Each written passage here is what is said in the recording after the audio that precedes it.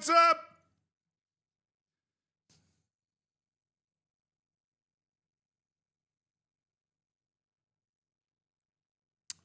That's right. My face was itching too much. So we have taken it back down to a nice soft beard instead of a massive beard. I hope everybody's okay with that. I hope everyone's okay with that. They're saying my tag. Wait, does it? I hope the change list actually lists me as part of the problem. I hope the change list lists me as part of the problem. Rui Patricio buff in the latest update.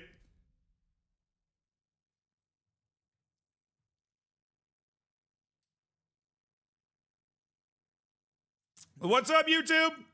How you doing? Got the flu, been half asleep all day waiting for the stream. Well, I'm glad I could make it. Just updated via Steam on MacBook. Tried to launch and it said game damage, moved to trash. Yeah, that's not great.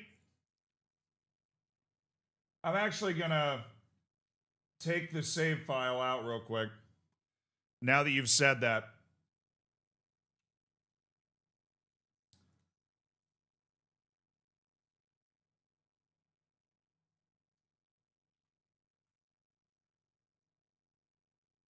I'm gonna just take the save file out just to, just to make sure that the game doesn't corrupt on launch and we lose the entire save. I'm just gonna pull the save file out. That just seems like a good thing to do. All right, I pulled the save file out. For those that don't know, Big Football Manager update has landed today. Spot, but thank you for the 43 months, my dude. Logie, thank you for the 30 months, 29 out of 30 in a row. What's the best way to save your dad jokes in a database?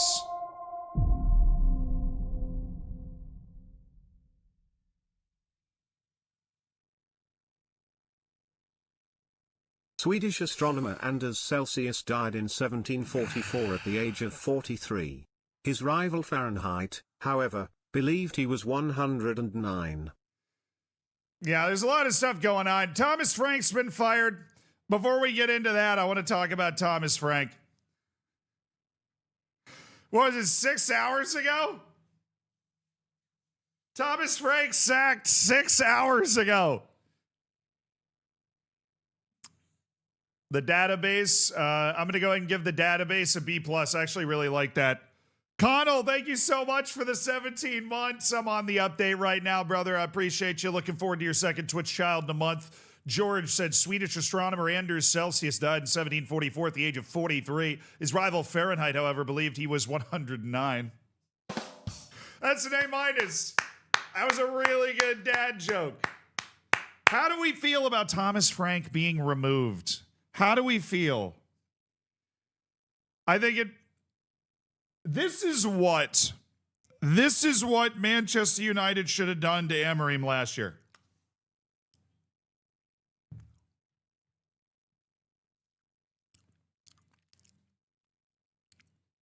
I'm upset as an Arsenal fan. I don't think it's his fault. Why would it not be his fault? I mean, obviously, I don't think Tottenham as a team is that good, but he's won one of his last 10 league matches. Connell, thank you for the 38 months. I tried to learn Braille, but I just wasn't feeling it. Hate it when that happens. B on that dad joke. Neum, thank you for the 16 months.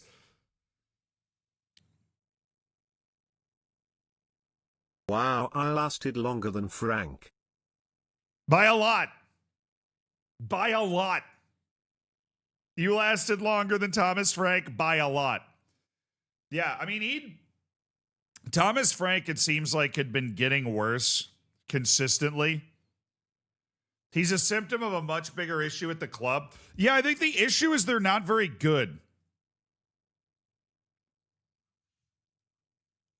So here's the funny thing. They fired Postecoglou because they thought it was one of two things, and they guessed wrong. So there were two options for what Ange Postecoglou did in winning the Europa League last year. Either he underperformed with a good team in the league, but was able to get them to play at the level they should be playing at in the Europa League, or he was able to take a bad team that played bad in the league and was able to squeeze juice from a stone and get them to win the Europa League anyways, and he was able to win the Europa League with a bad team. And it would seem that Tottenham thought it was the former when it was actually the latter. All Spurs' best players are injured. You know what? That excuse works for 1 year. It doesn't work for 2. The injury excuse does not work for multiple years. If you have injury issues that are causing you to be 17th in the league for consecutive years, you need to find new players that actually can play games. But it's just true. I'm just saying, there's a certain point where if you have overwhelming injury issues for 2 consecutive seasons, you have to find people that are actually able to play. The best ability is availability. Why is James Milner still in the league? The guy can do a job and he is available. You know what I mean? Like, how do those people sustain? You got to be available. Maybe it's their training methods. I mean, maybe. I'm sure there's all sorts of conspiracy theories, but I think the truth is they have too many injury-prone players that are very consistently not available to play when they are playing in the most physically demanding league in the world. Right? The level you have to play in and week out in the Premier League is very high physically. You also have multiple cups. You have the FA Cup and the League Cup. And if you're Tottenham, for some reason, you're still somehow in Europe. Right? Like, if you have the injury excuse works for 1 year. If you go into a second season and your whole team's not available for the second season, you got to find a new team. This season is suffering? Yeah. They're 5 points out of relegation. If Češko hadn't scored for Manchester United right at the end last night, they would be 3 points out of relegation.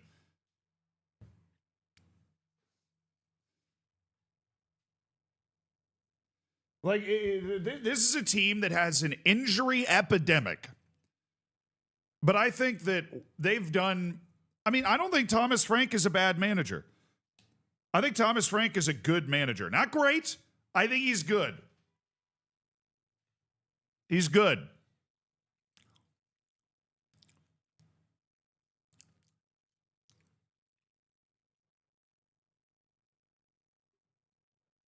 But, like, there are players out there that are able to play consistently. Sign them. The football manager attribute of natural fitness is very important when you're playing in the Premier League. You need a lot of players that are able to play a lot of matches and are able to maintain a high fitness level, and Tottenham can't do it. Their team can't do it.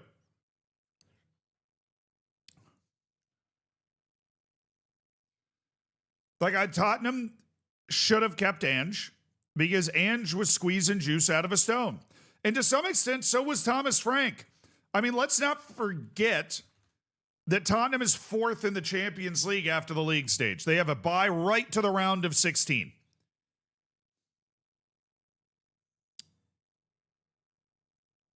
Right, I do love how that's kind of disregarded, obviously, in the assessment of Thomas Frank. He won 5 of his 8 Champions League matches. He only lost 1 of 8.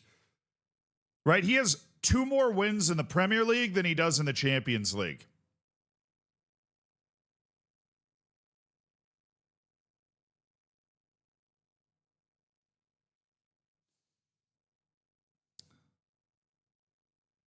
The players never wanted Ange. I mean, I saw some of them. I think like Mickey Van de Ven was talking about how Ange wasn't really tactically astute. Nobody would ever argue that Ange Postecoglou is tactically astute.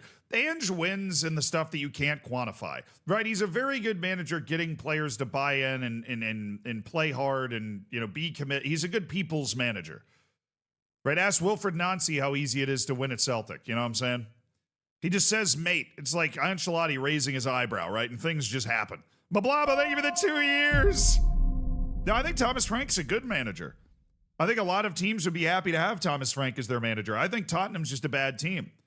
I think this is the same issue that's been plaguing Manchester United for years, is that the expectations outstrip the actual ability of the team relative to the teams they're competing against. You know, I think your expectation is to look at the Premier League standings, right? I think your expectation is to look at the Premier League standings and be like, okay, Tottenham shouldn't be down in 16th. What teams is Tottenham more talented than? Sure, you can get like a Leeds United, probably like Crystal Palace, Fulham, Sunderland, Bournemouth. I'd even give them Brentford. It should probably be Everton. But I mean, if there's a reasonable expectation that Tottenham's going to finish ahead of Newcastle, I think Newcastle has a better team. I think Crystal Palace is also underperforming pretty dramatically. But I think Crystal Palace's team, before they lost Gay,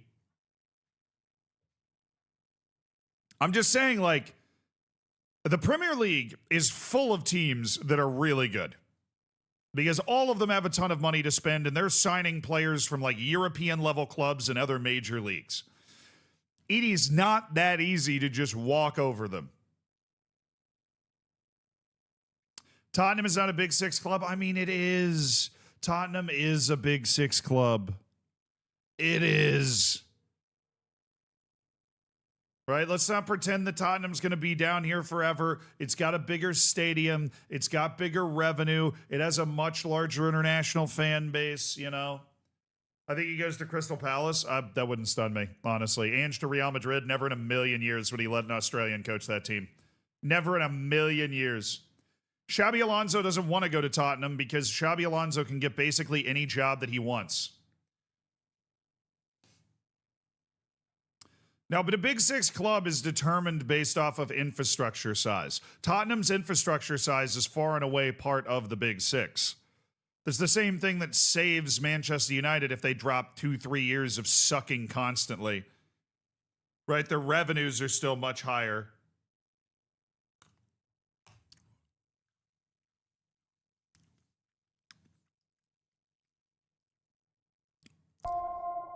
De Zerbi or Poch again? It could be Poch after the World Cup, but are they willing to wait that long? I would have a hard time believing Poch is going to leave the U.S. in a lurch right before the World Cup. Tottenham. Kappa, thank you for the 2 years. Congrats on the Diamond Bacon, brother. Hell yeah. Hell yeah. Yeah, I think Xabi Alonso is waiting for Slot to get sacked. I would agree with that 100%. Yeah, I think Thomas Frank leaving. I honestly, if I was Tottenham, I wouldn't hire a manager for the rest of the year. I feel like you just need a vibes guy to come in and be like, look, we're talented enough to not get relegated here, lads. Let's just play hard until the end of the season. And then, you know, try and sign somebody in the offseason. I think you bring that vibes guy in as an interim manager and you try and get the vibes back. Get that new manager bump, new guy in the locker room. We're all in this together vibe. Dele Alli back as a player manager. Robbie Keane makes his triumphant return.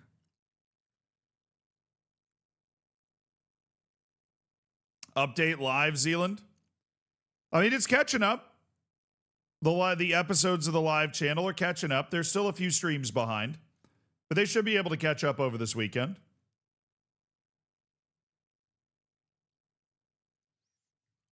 I think Slots out after the last game, maybe. De Zerbi, I don't know about De Zerbi.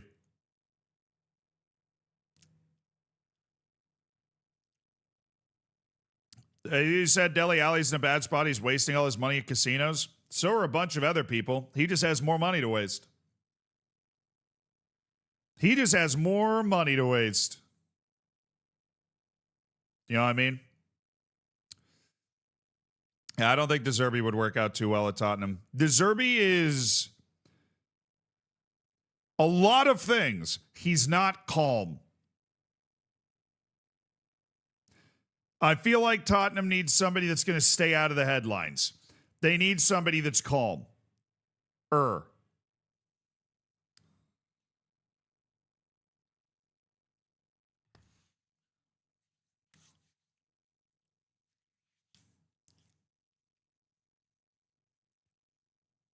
Claudio Ranieri. Dude, honestly, Gareth Southgate might be...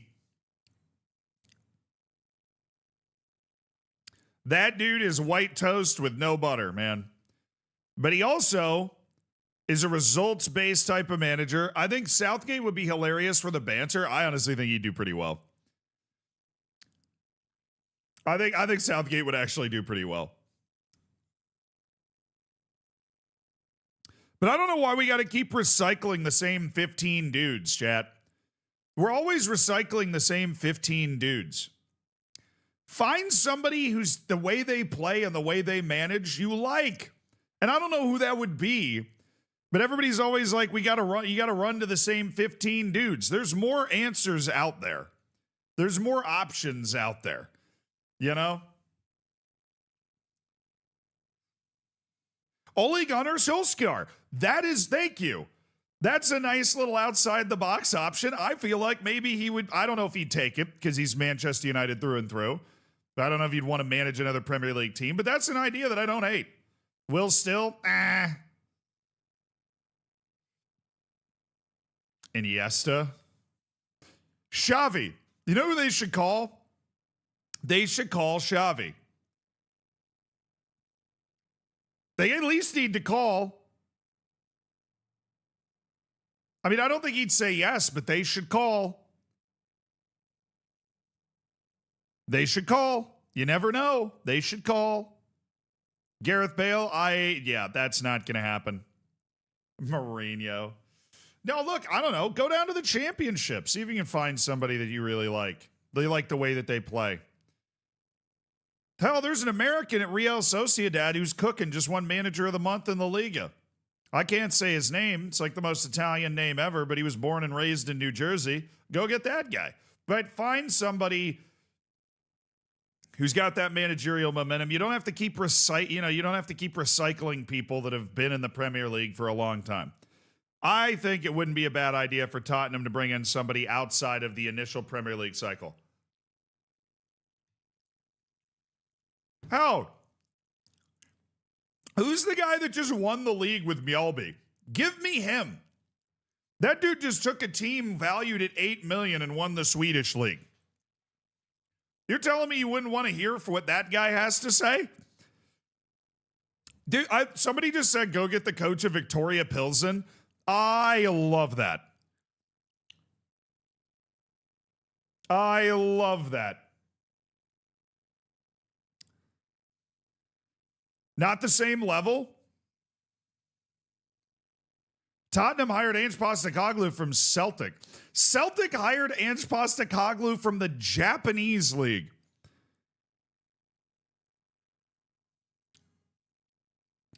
I mean, obviously, if you hire somebody from Sunday League to coach in the Prem, it's not really going to work out. But I think it's a little disrespectful to say a team that went unbeaten in the Europa League stage is like such a different level from a Premier League team that they just wouldn't understand how to coach the team.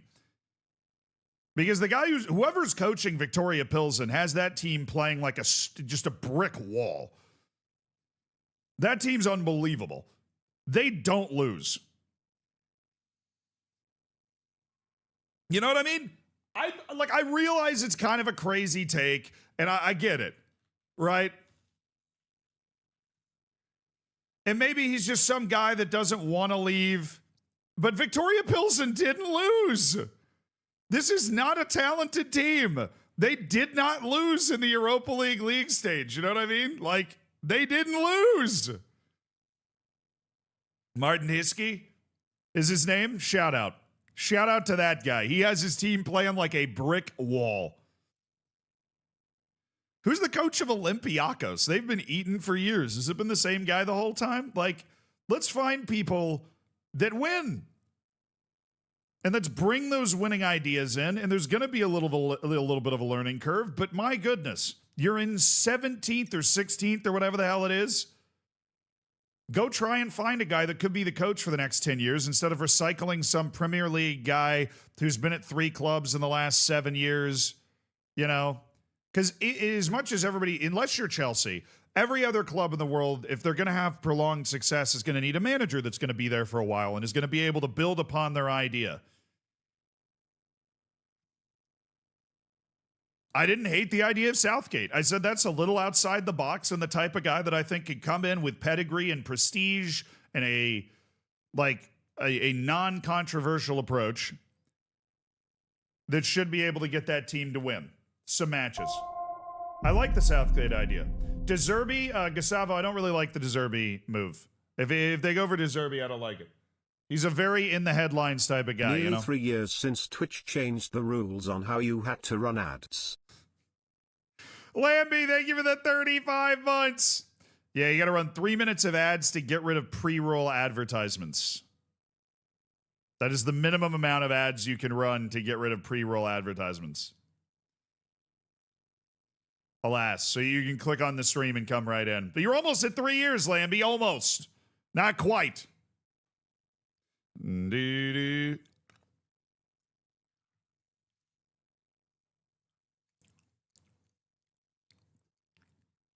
Or you sub, and if you subscribe, you get literally no ads on Twitch. It's nice that way, isn't it?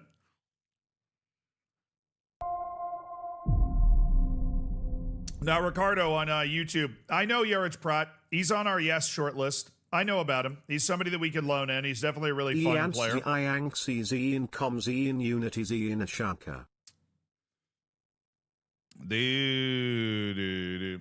You're talking about Victoria Pilsen doesn't lose, but they lost 3-0 against last place a couple weeks ago. In the league? Are they terrible in the Czech league?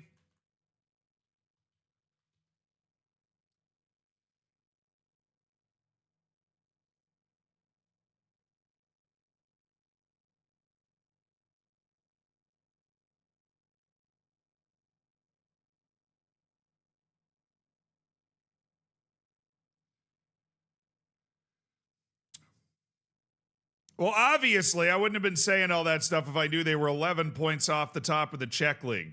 All right, so maybe he's not the choice. You gotta factor that in. All right, you gotta factor that in. Gabrielle, thank you for the prime. Yeah, Slavia Prague doesn't lose in the league. They've just been smacked around in the Champions League. I think they finished with like 4 points. I know they didn't make it out. Oh, no, 3 points. They had 3 draws. Bad in the league, good in Europe, perfect for Spurs. That's so true. But I mean, I just think there's, thinking outside the box a little bit when it comes to the managerial hires might not be the worst thing in the world. It's a very narrow-minded coaching search field most of the time for these Premier League clubs.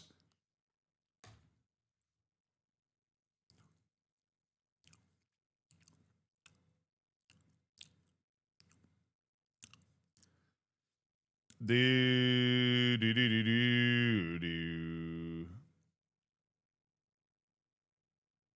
should get Amorim and trust the process.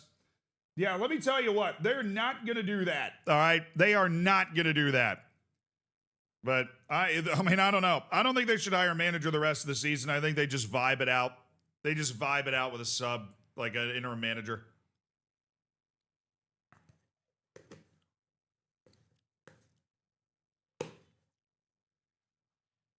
What's Tony Bennett up to? Now you're talking. Go get the old Virginia coach. Go get the old Virginia coach. That's the way to do it, baby. All right, it's time to look at the new Football Manager 26 update. Change 26.1.3. This is the change list non-exhaustive. If you guys didn't notice, there is an update, which I believe I've already downloaded. Or I can't because the game's open. Oh, shoot. I don't know what change I made. Whatever it is, it doesn't matter.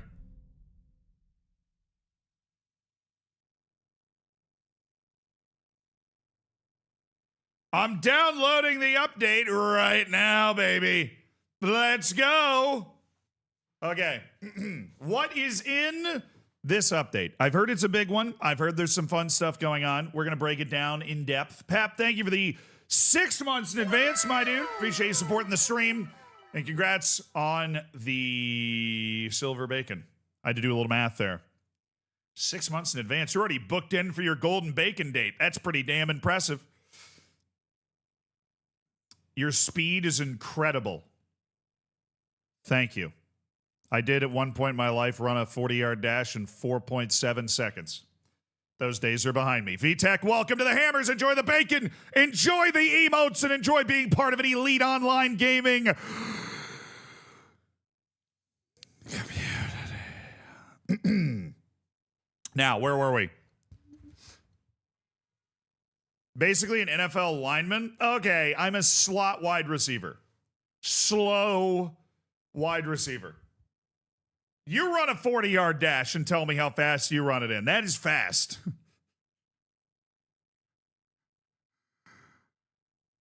They updated the title for the page now. This is the one they posted yesterday when they announced that it was delayed until today.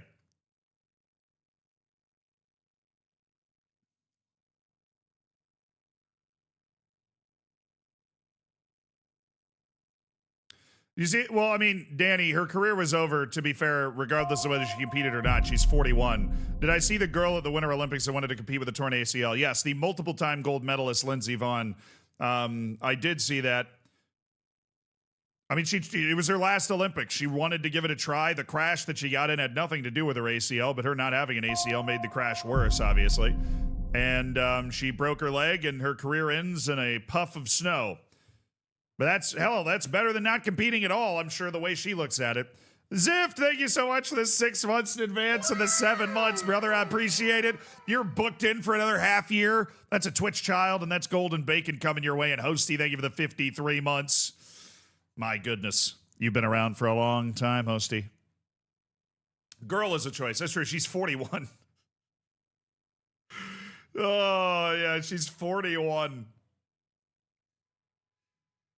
Yeah, she could have just not competed because she tore her ACL, but she decided to go out there and give us a pretty iconic crash to end her career, and I respect the hell out of that. Yeah, there's a lot of crazy things that happened. Okay, is this some newer update list? Is this some newer update list that you're posting, J-Leb? Now live. Yeah, it seems like a better one to read off of. All right. Yo, Majid, come with the 5 gifted subs. Thank you for making 5 people's days, brother. Supporting the stream with kindness, giving 5 people no ads for a whole month. Crotax, Snevia, Moose, Danda, and Big Head. Enjoy the bacon, enjoy the emotes. Hell yeah. Hell yeah.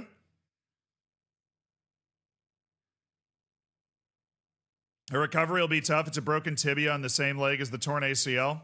Yeah, what do you fix first? I imagine you heal the broken tibia, and once that's healed, you do ACL replacement surgery. So that's going to take like a year. That'll be fun.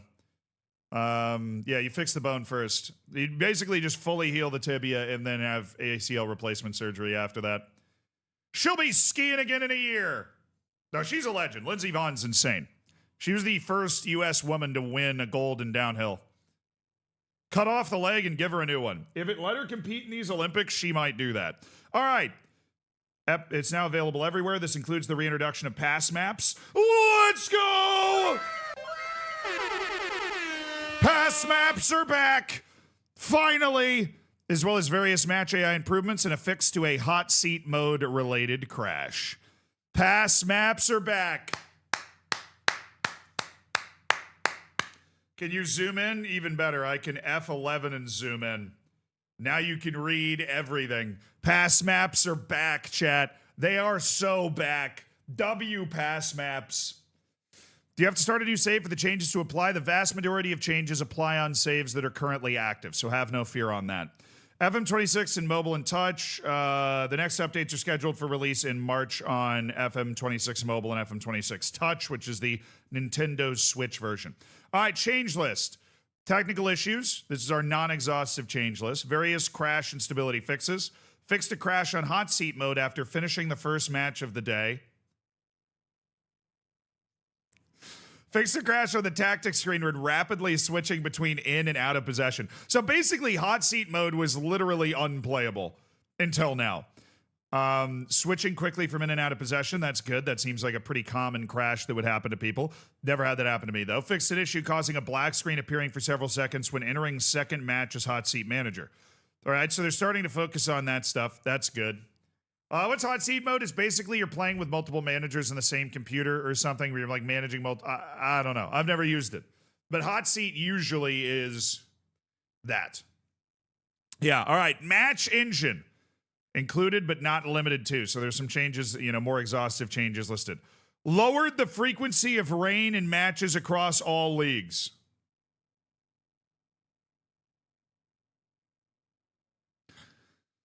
How am I supposed to bless the rains down in Africa if now it is not raining in Africa?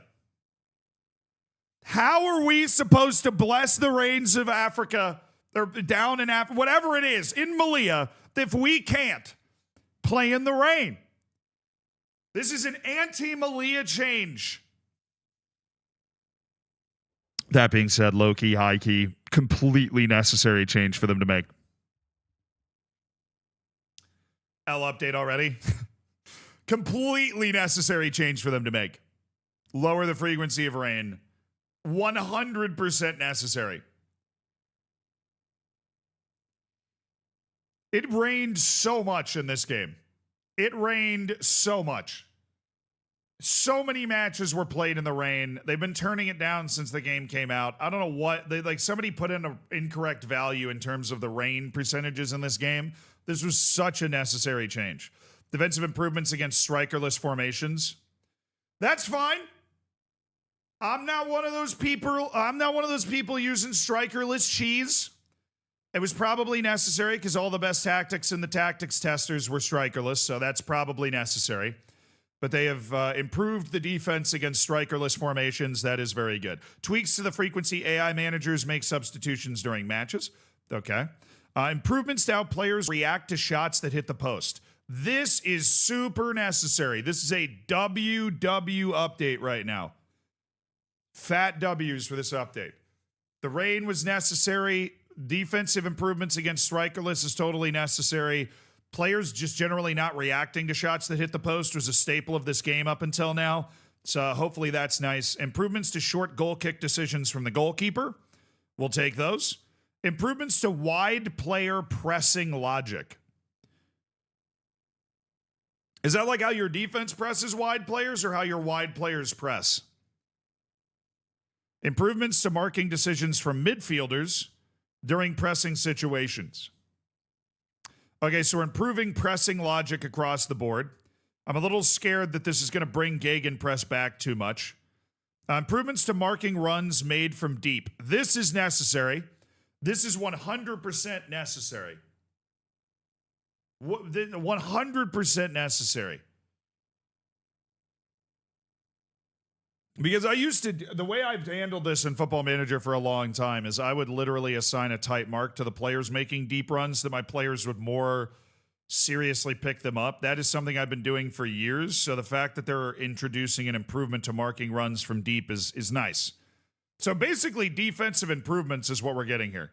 Improved dribbling logic to allow the dribbler to perform 180 turns where appropriate instead of running into a dead end.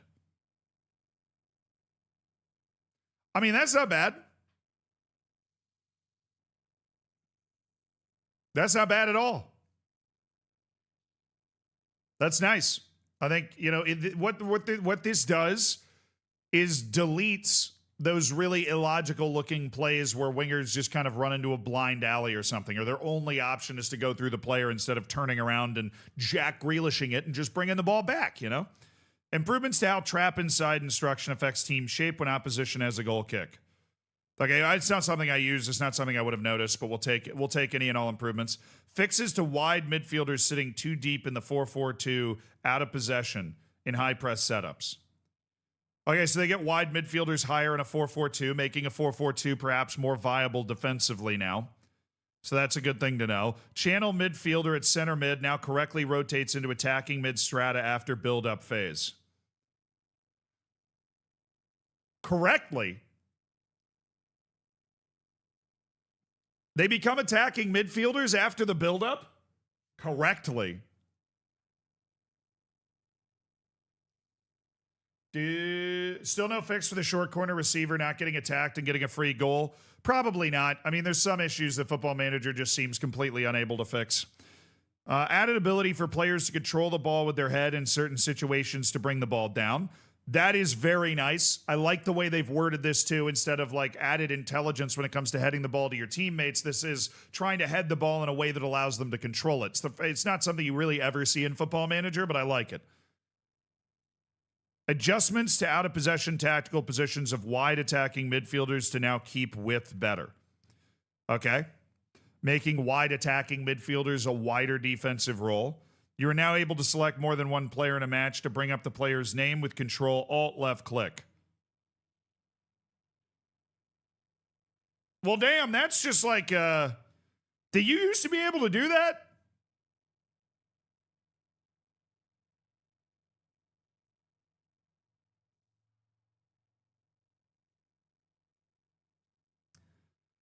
Well, I guess they brought it back then. I don't remember if you could do that or not. If you used to be able to do that, I didn't know how. If you used to be able to do that, I did not know how.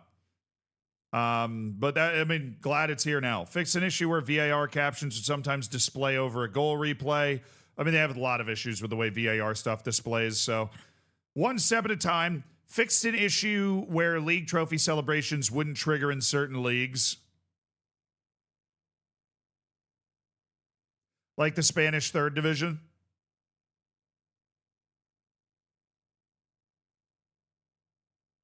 Anyways, assortment of animation fixes, increased quality of the 2D discs when on 2D classic view. Okay.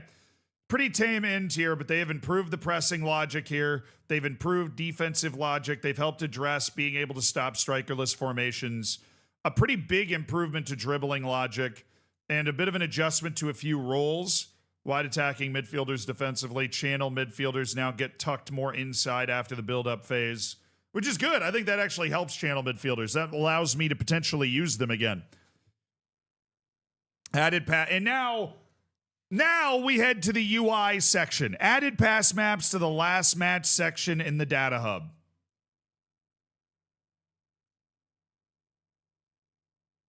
This is a video they've shown us here. I can see pass maps are already like behind my head. Let me move my head real quick. See, they're over there. But now you can click on the pass map and it will give you a very detailed pass map breakdown of where the passes are going, what passing combinations are most successful, a little summary that, you know, points you in what direction to look at. And this is a little improvement here. You can now click on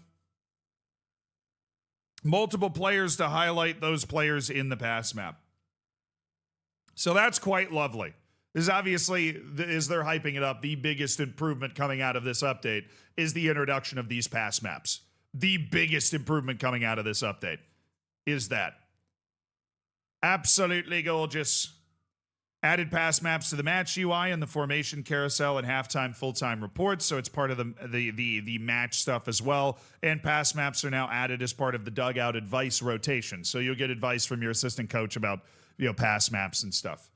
Added icons next to the shout instructions on the shouts drop-down menu. So we got icons for our shouts. That's pretty nice. Added latest scores in live league table to in highlights tile that opens from pressing the stats button in the top right. All right, so there's more added to the during match stuff. Improvements made to the club league history graph. For sickos like me, that's greatly appreciated. That is greatly appreciated. The pass map looks good during the match. I mean, we'll try it out in a second. Fix an issue where latest scores dugout event would inform user about a goal before it happened. That's funny. I didn't know that was happening. I didn't know that was happening.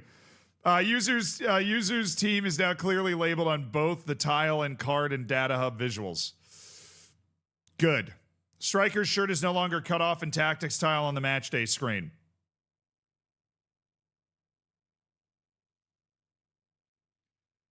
Thanks, Adblock Plus. Why do you do that sometimes? Like, hey, do you want to donate $100? Every once in a while, they're like, hey, we've updated our app. Do you want to donate $3,000? Yeah, it leaked. That's the worst part about that attachment by far. Very needy.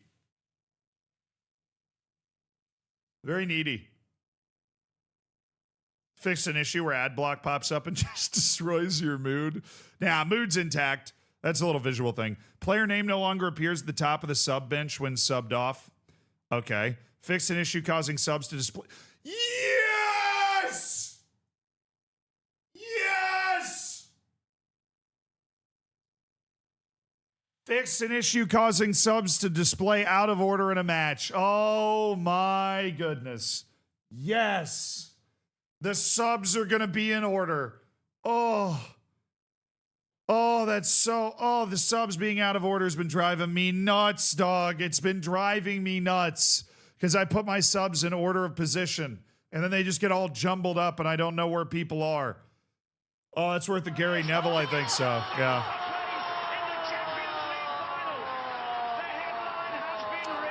That is, they've hidden that. They've hidden that down here. Penalties scored during a match are now visible within post-match news. Didn't know that was an issue. Fix an issue causing the past winner's card being empty for certain competitions. Sucks for them. Added a formations tile on the post-match match report card.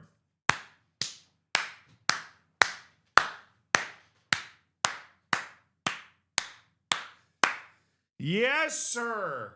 Yes, sir. Yes, sir. We needed this. This is when you're going to look at an old match. You can now pull up the formations of the teams on a card there. Added a scroll bar to tactical styles on the training schedules card. Okay. Added a carousel in the medical center tile so users can view U21 and U18 injuries. Okay, that's just their little dot thing they love. Fixed an issue where the incorrect out of possession roll tile would appear on player instructions out of possession.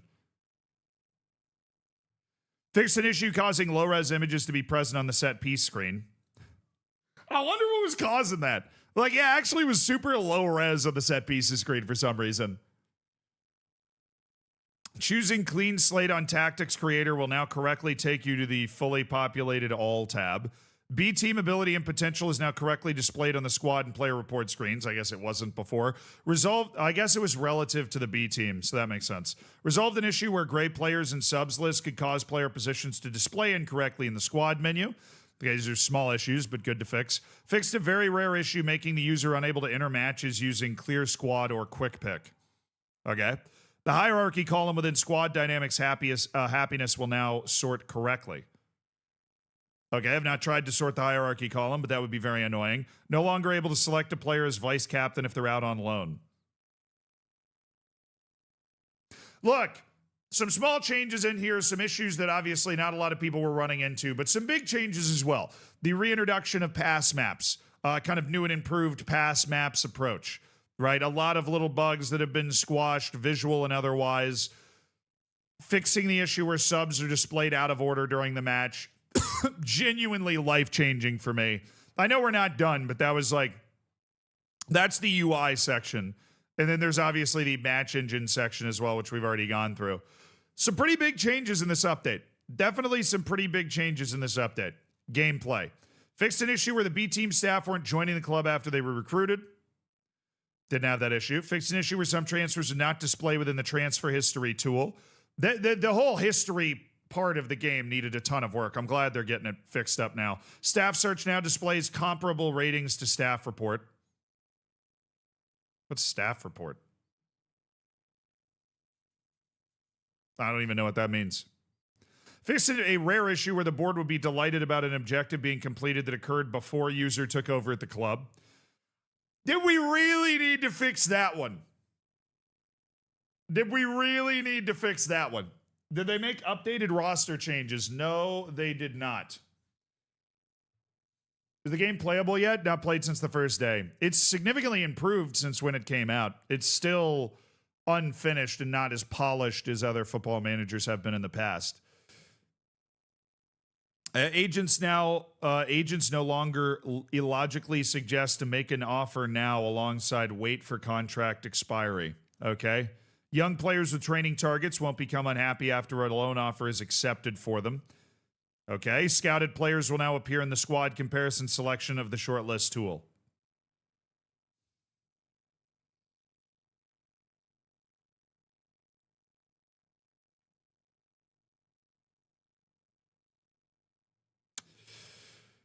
Scouting, you can now compare players that are just scouted. You don't have to shortlist them to be able to use the squad comparison tool. Now, these are still just bugs that they're squashing, but we'll take it. Tweaks to Saudi clubs making repeated lowball offers for star player. Good, more Saudi money. Teams should no longer take excessively long to appoint a new manager. Fixed an issue within match meetings that would state that the team could qualify for the Premier League when it should be referencing the Champions League. Somebody just typed it in wrong. Yeah, I never realized. The funny thing about this, chat, is I've run into this multiple times, the whole scouted players appearing in the comparison tool. I had never realized that it was because you had to have them on a short list for them to appear there. I would be looking and I'm like, well, the comparison tool just seems broken, and that was the actual reason. UAE clubs now have more realistic number of first-team players, okay. Advice button no longer shows when user's manager is unemployed. Tweaked the AI logic to ensure when you use the Ask Assistant button to select an MLS squad, it will no longer breach the salary cap. They were just giving you a squad that didn't fit in the squad registration rules. That's crazy. The user will now receive a message that a requested coaching course is confirmed rejected by the board. User is now able to manually select coach assignments for Bro, I swear they're watching the stream. I swear they're watching the stream because we just went through this last offseason trying to set our U19 coaching assignments, and we ended up having to auto-select them because we couldn't set them ourselves.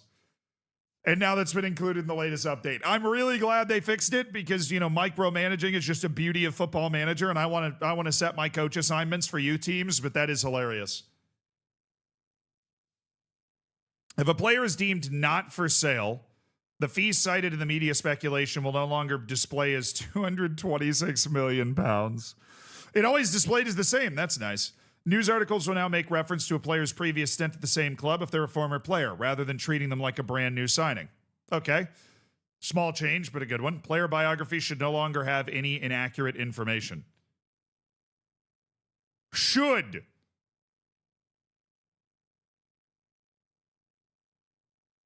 Set transfer status action is now correctly disabled for non-contract players. Nice.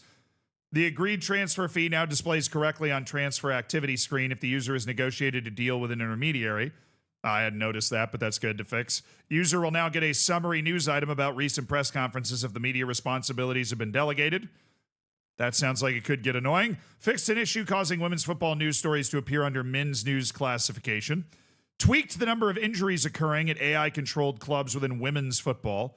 NWSL clubs now are no longer given sponsorship deals with relegation clauses within women's football because they can't get relegated in the NWSL. Adjustments made to female player wage demands in the Australian League. So the last couple are cleaning up some issues they had with women's football, to be expected considering that it was just added to the game this year. And then in-game editor, a couple of adjustments to the in-game editor. The editor icon is now correctly enabled when on the first team card. In-game currency will no longer change if user edits financial information with the in-game editor tools. I've run into that problem before when we were messing around with what were we messing around with? I think it was the save we did for charity where we kept going into the in-game editor and the currency was just jumping all over the place. It was going back to pounds all the time.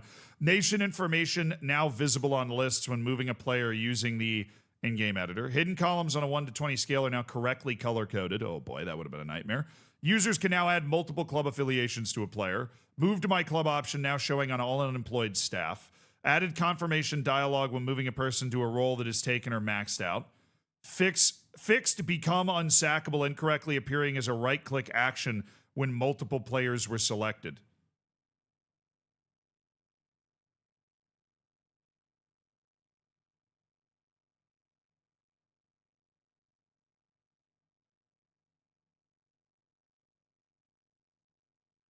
What are you guys doing with the editor, man? What are you making multiple people unsackable?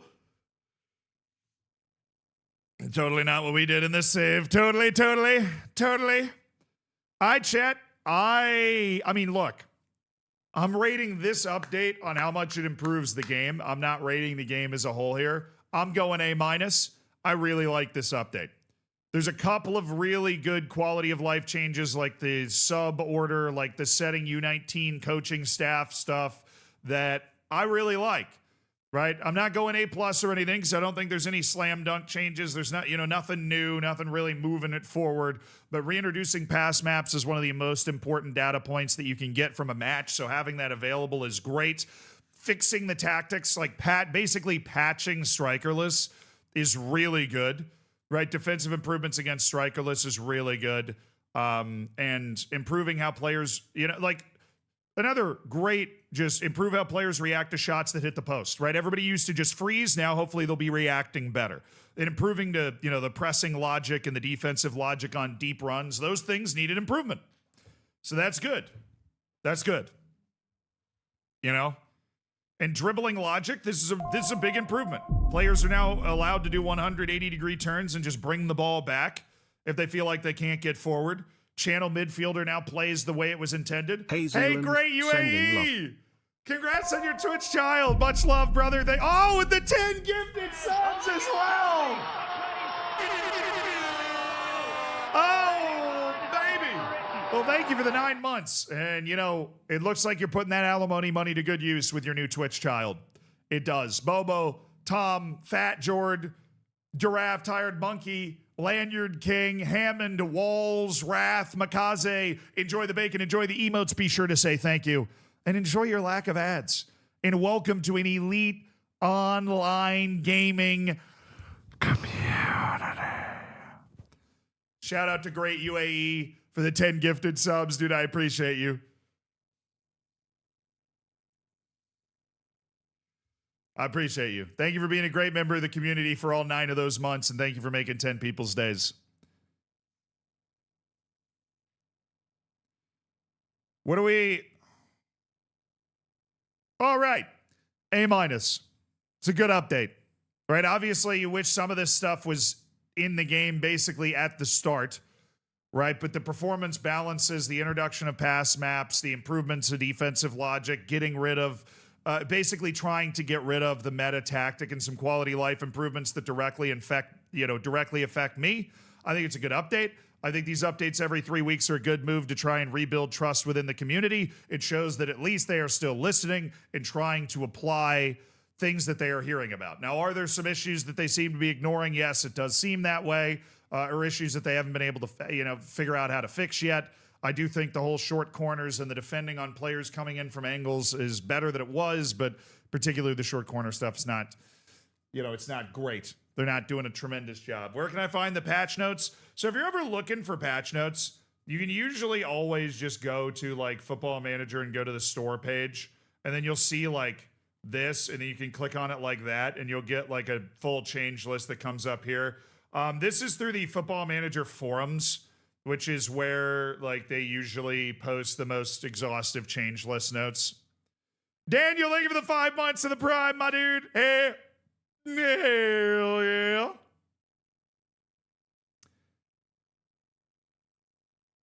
Yeah, unfortunately, they haven't done any database updates to add the Marshallese national team or me specifically. I thought he said no ads. No, there are 3 minutes of ads an hour on this channel on Twitch. That is the minimum requirement to get rid of pre-roll ads so that every time you click on the stream, you're able to come right in without having to watch an ad. If you are subscribed, of course, there are no ads. Or if you pay for Twitch, whatever it's called, Twitch Turbo or something, it's like a subscription service. It gives you no ads on the whole site. Yeah. Update good. I said A-. I mean, obviously, a lot of this stuff you would have loved to have been in the base game, like pass maps in the first place. But in terms of where the game was before the update and where it is after the update, I'm going A-. I think it's a good game. Or I think it's a good update. I mean, hold on. You can enable ads for subscribers.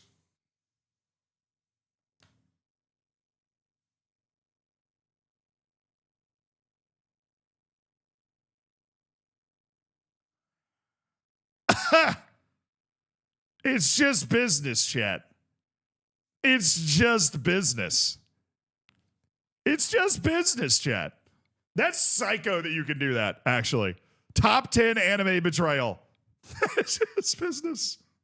Don't all sub to Lelujo. Don't act like Lelujo doesn't play ads to his subs. There's no way he doesn't.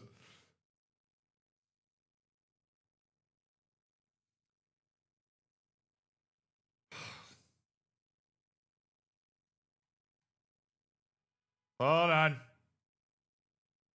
I get anti-tamper support.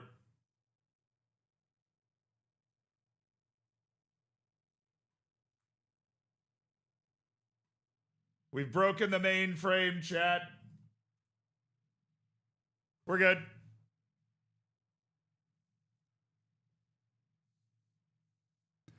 Yeah, it's been happening ever since I installed the Stadium Pack. Yeah. It's all right. It's something with the way the installation of the Stadium Pack messed with the data of the game. When I removed it and put it back before, it's thought I was tampering ever since. Yeah, but it literally just pops up with this thing, and then you copy and paste the thing it pops up with to like confirm my installation, and then it's fine. I don't really know what it is. And the game launched for me. Somebody said that the game crashed on launch after they installed the update, so we're good. Noob Gaming, thank you for the Prime. Appreciate the bacon. Enjoy your lack of ads, courtesy of Jeff Bezos. Thanks for spending $5 of Jeff Bezos' money. That fourth plastic surgery is going to completely bankrupt him now. All right, Pedro Lopez is on his way back, chat. We've got a match immediately. Welcome back to the Melilla journey. Welcome back to the Melilla journey. We are third in La Liga after 14 matches in a really grueling transfer window where we've been a team. We built a team that goes out there and competes. We've got Real Valladolid, one of the newly promoted sides we're playing against, but they're up in 10th, only 6 points off of us right now. So we just got to keep our head down, keep competing. You know, we're off and running this season. We just got to keep playing hard, right? Because our goal this season, we know how quickly fortunes can change. Our goal this season was survival. Anything above that is gravy train. Our goal in this season is to survive. And whatever team's going to help us do that. Olmedo, Petrov, Murcia, Setford, Haroun Ibrahim, Hennig. Gabriel Johnson going to be removed for Paul Duran, our captain, who is now fit after an injury. Matos, Yanez, Quieto is back. Nino is now starting.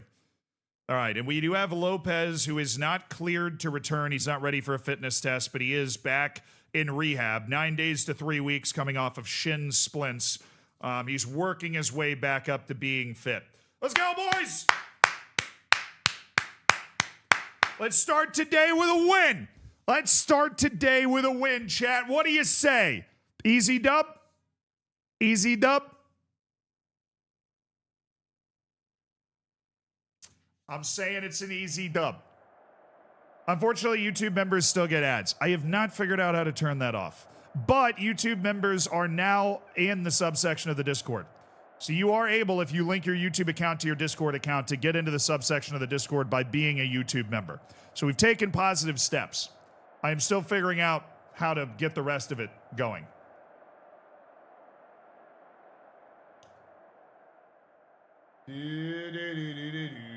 Ooh, Lord. It's a good girl to me. What happened with Ungrianu? We sold him. We sold Bogdan. Unfortunately. Oh, we play them back to back? I guess our Copa del Rey match against Valladolid is next. Let's show them what we're made of. At home against Real Valladolid at the Alvarez Claro. Rylick, oh, dude, it's good to see you. Congrats on the 4 years. I'm 4 years old. Woo. Wow, you're almost able to drive a car, dude. That's crazy. Thanks for the Prime. Discord alternative soon? Yeah, we'll see what happens with that face scanning stuff, dude. That was kind of shooting themselves in the foot there. Let's go, baby. Real Valladolid against UD Melilla in La Liga. Two teams that competed in the second division together last season and have both made a very good start to life in the Spanish top league. UD Melilla has made a particularly impressive start, existing in the Champions League places for a little while now, but starting to get a little dose of reality. All right, boys. Obviously, there's been some changes to the match engine, so we got to be finely attuned here. But they have not made the other team better at defending short corners. Ay, Quieto, keep it down. Well worked, boys. Well worked. Well worked, boys. Well done. Matos. Quieto. Haroun. Quieto! You know, Daniele Quieto's hunting his shot here, and we look like the better team, so we like that. No abject horror coming out of the update. We seem to be playing the way that we play. I mean, it's not like we played strike. Oh my, dude, Quieto! Find better duct tape to hold yourself together. My goodness, man. He's missed 57% of his time since he signed for the club. And that's before whatever this injury is. God, he is just he comes in, misses 2 chances, and he's toast. Oh my goodness, Nino. El Nino. Grab your umbrellas. El Nino is here. Ref, that's a foul. Beautifully done. Beautifully done by El Nino. Now, we might have to sell Quieto. A guy that misses over half the time, you just can't rely on him to be around. You can't build your team assuming that guy's going to be part of the starting 11, right? Give those minutes to Lopez, give those minutes to Habib, and we will grow a new star winger. Nice camera angle. Fraga. Guy must be really good at FPS games. Okay, can we not? Thank you, Olmedo. What are you doing there? Duran. Ooh, Yanez. Good touch. Yanez has his man beat. Into the middle. Oh, Hennig. Oh, Hennig. Oh, Hennig. Oh, that was it. Oh, that was such a good chance. The late crash from the wingback. They didn't pick it up. Habib, pen. That's in the box. It's totally in the box. That is totally in the box. Habib is so shifty. Oh, it's in the box. What?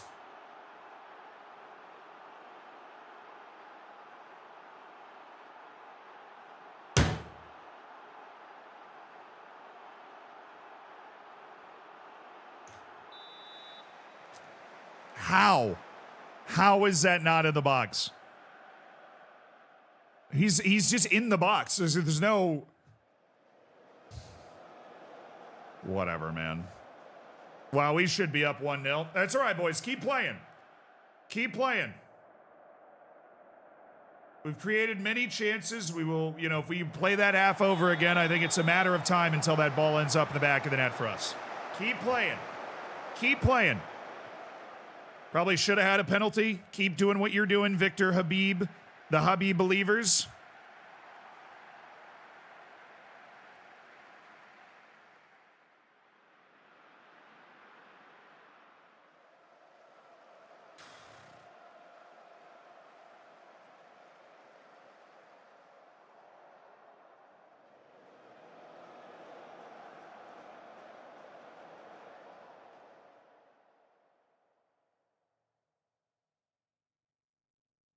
All right, boys. Manu Murcia, who still has not been called up by Mali, by the way. Regular starting center back every match for me. Malian, not ever made an appearance for the national team. All right, Yanez. Oh, sick move. Nino. Haroun. It's Hennig again. And this time, he makes no mistake. Max Hennig. With the late crash. Great skill from Yanez. Nino back to Haroun Ibrahim, who rolls it through to Hennig. I don't know what the keeper's doing. He gets caught moving across the goal, and Hennig just rips it hard and on target, and that's the way to do it right there. Check the pass maps. So it's halftime, full-time, and during highlights, right? Oh, there it is. There it is. I mean, yeah, our overload is on the right side, so this is what we want. And Nino has been really involved in that kind of build. Dude, look at Hennig. That's Habib. That's Hennig. I mean, we have the overload on the right side because we have the overlapping center back, and then the finishing part of the play is off to the left. That is very informative how ridiculously aggressive Max Hennig is, how far up the field he's able to get before he starts hooking onto those passes. Check the shout icons. Parade, just an angry face. Nice. This feels almost a little gotcha game, but I'm with it. Duran. Oh, it falls to Nino. To Hennig! Again! No, no, no. We're good. That was on. This was on. Onside. Max Hennig's having himself a game. Yeah, everybody's super onside. Thank you very much. Nino keeps it down, brings it back to Hennig. Lovely finish. He could have a hat trick, dude. Nice, boys. Nice. Yanez, you're out. Carvalho, you're in. Nino, I've liked the way he's played. It's not showing up in the match rating, but he's been influential in the right positions. We're going to let Duran and Matos stretch their legs out here. And I'm going to put Crosso in. The way in the pass map we've been playing, I think Jean-Philippe Crosso's skill set suits better than Nino's. So Carvalho, Crosso, and Sergi Mayans comes in for Madu Mercia. Maybe that's why he's not getting called up by Molly. The dude sucks. Hey, Hookem, thank you for the $2 donation on YouTube. Is that Kurt Hennig, Mr. Perfect's relative? I don't know. I don't know who Kurt Hennig is, but I've seen multiple people reference him as Mr. Perfect. His name is Maximilian Hennig. He's a left back. Might be worth the search. Hennig corrals it. Hennig on the prowl. He finds Crosso, and it's 3-0. Max Hennig cannot be stopped. WWE wrestler? I got it. The Crosso to Crasso, Max Hennig to Jean-Philippe Crosso. 3-0. Not exactly what I brought Crosso in for, but you know what? We'll take a goal anytime they want to give it to us. Oh, Habib. Professional foul there by the 19-year-old. Professional foul by Victor Habib. Did this patch buff Melilla? Looking like it. Now, we are playing another team that got promoted with us, but they're also 10th in the league right now. Oh, yeah, Duran. Olmedo. Beautiful. Petrov, keep it moving, keep it moving. Okay. They're not pressing hard enough to cause problems there. Ooh, Jean-Philippe Crosso in the channel, beats his man. Crosso's in on goal! Ah! Jean-Philippe!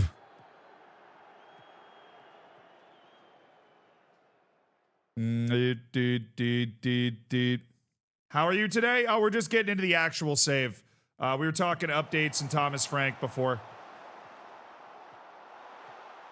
I forgot to check the reactions to that post hit. Ooh, Duran, keep it moving. Ooh, just kidding. He can score those. It's not my favorite play, but he definitely can score those.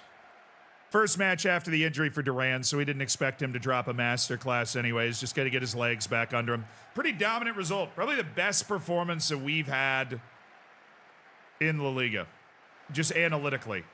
I mean, that was a really dominant go out there and win. We got all 3 goals in the second half. It was 0-0 at halftime, but Max Hennig popped off. Yeah, I mean, he's in one of the most important spots in our team. He's the guy that arrived. Okay, what's the injury?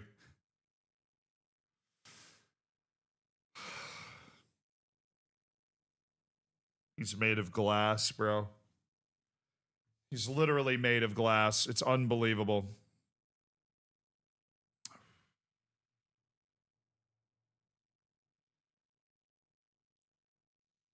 Two months with a fractured foot. He's going to, at the end of that injury, he will have missed over 65% of the matches since he signed for the club. He's a good player. We like him. The guy cannot stay healthy. It's impossible for him to stay healthy. It's impossible for him to stay healthy. I don't get it. He cannot stay healthy.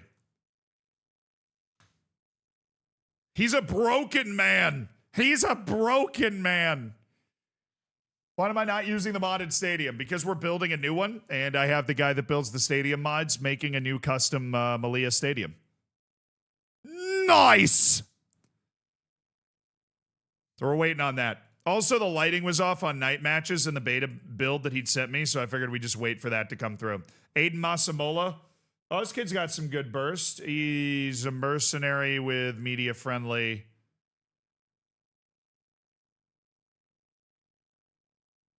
Yeah, he's kind of on a young 18 side. We've got to be close to being done with that U20 World Cup scouting. I mean, it's unbelievable. When's the new stadium due? 7 months from now, end of the season. It's be coming in right at the end of the year. Our financial situation's looking really good. I mean, yeah, we're due $47 million.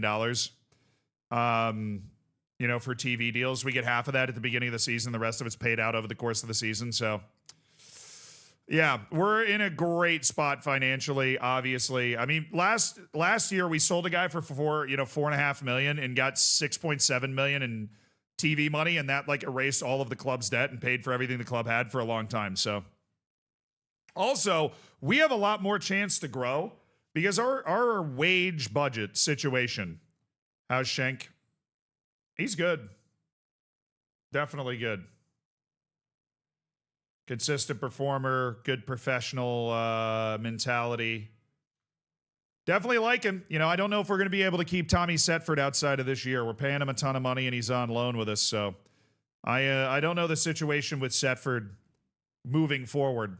Have you considered players don't want to talk to you because they would be embarrassed to play in Tingus Pingus Park?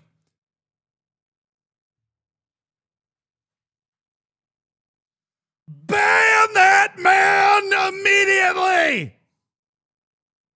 Ban him! How dare you slander Tingus Pingus Park? How dare you? It's Tingus Pingus Park.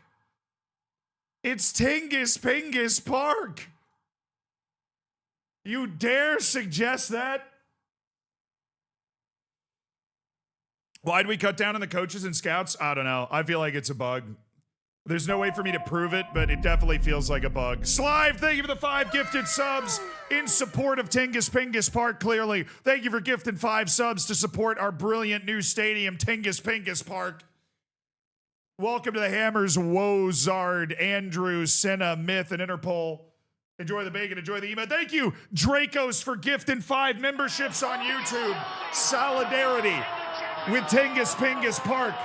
If you're a new member on YouTube, enjoy your green. Enjoy being part of the Hammers, and I'll see you in the subsection of the Discord as well. All you got to do is link your YouTube account to your Discord account so that I could steal your biometric data. I'm just kidding. But thank you, Dracos, for supporting Tingus Pingus Park with 5 gifted memberships. Soap McLavish, thank you for supporting Tingus Pingus Park with 5 gifted subs. Fish, Appellate, Chris Woe, Minetio, Sacklespore. If you get one of these gifteds, be sure to say thank you. But it is clear, chat. It is clear to the world, thanks to Slive, thanks to Dracos, thanks to Soap McLavish, that there is support out there for Tingus Pingus Park. All right? Club legend Tingus Pingus deserves our support.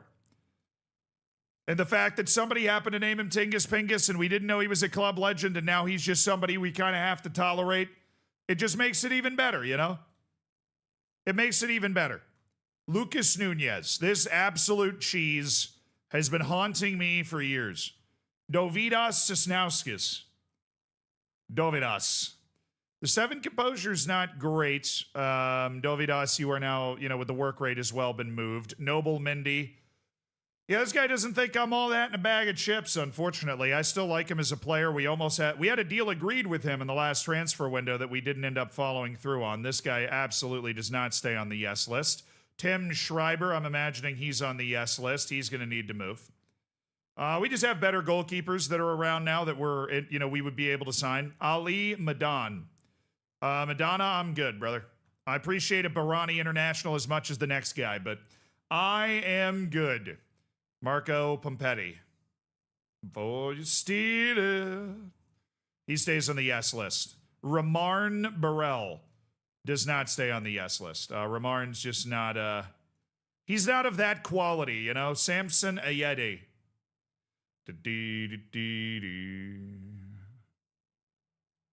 Maybe list. Yakov Medic. I love Yakov Medic. Absolute fiend. A weapon of mass destruction. This guy does not like big matches, we've discovered, so get him out. Get him I'm away from me. writing a book about cyclones and tornadoes. Make him But right leave me now alone. it's just a draft. I don't want to talk to him. Trickster, thank you for the 42 months. That was terrible. B. That was a terrible dad joke. B. Why is it called Tingus Pingus? Because our assistant coach at the start of the save got renamed through you can like redeem your channel points to name a staff member. Somebody named our assistant coach Tingus Pingus. Turns out our assistant coach was a club legend, so when they built a new stadium, they decided to name it after the club legend, whose name is Tingus Pingus, thus giving us the beautiful Tingus Pingus Park as our new stadium. Rattlebert, welcome to the Hammers. Enjoy the bacon. Enjoy the emotes. Did I ever name a B team coach for you? Let me check. So we did go through and do all of the naming. I'm just going to check real quick. Hockey sticks. Yes. You renamed Moreno. Or no, you renamed... Oh, Tingus Pingus Jr., yes. The head coach of the B team is named Tingus Pingus Jr. now. Yeah.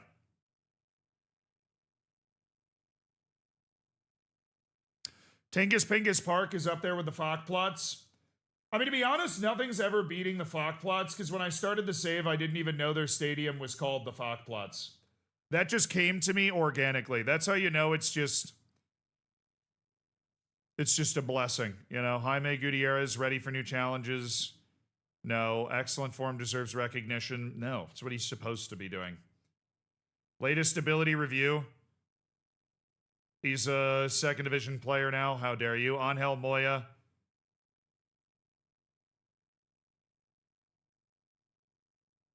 He could be a La Liga left back. Nice. Keep improving, man. Miguel Rubio is not getting that much better. He should be. All right, Copa del Rey against Real Valladolid.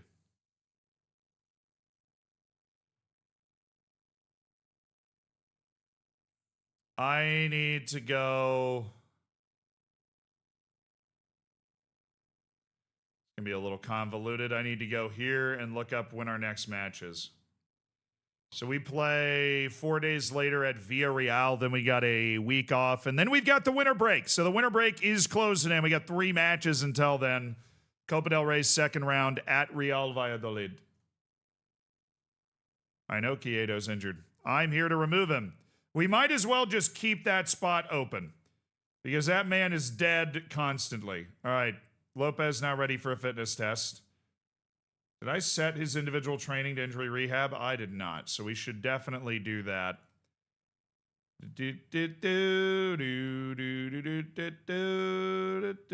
All right, Habib.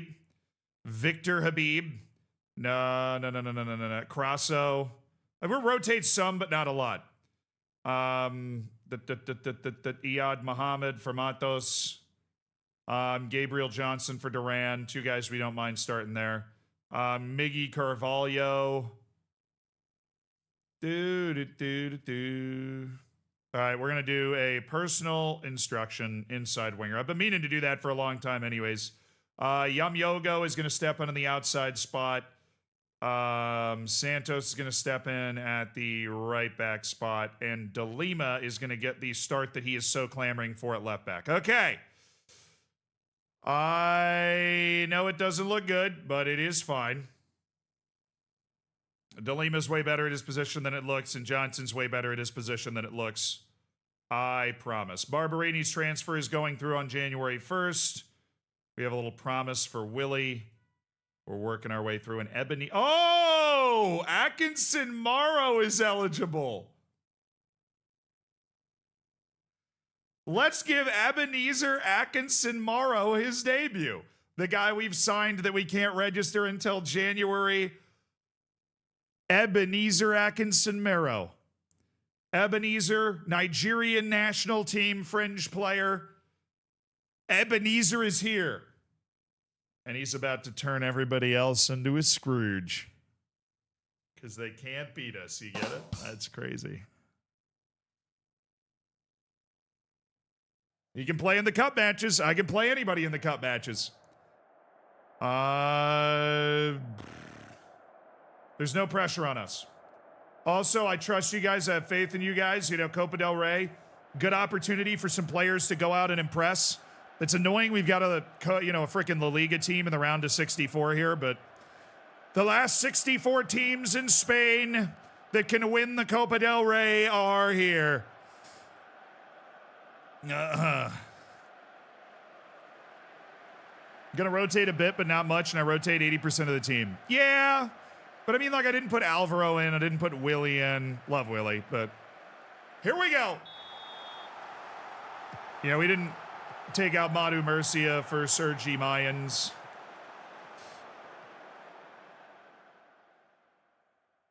Let's see what these guys can do. We put in like some kind of first team players.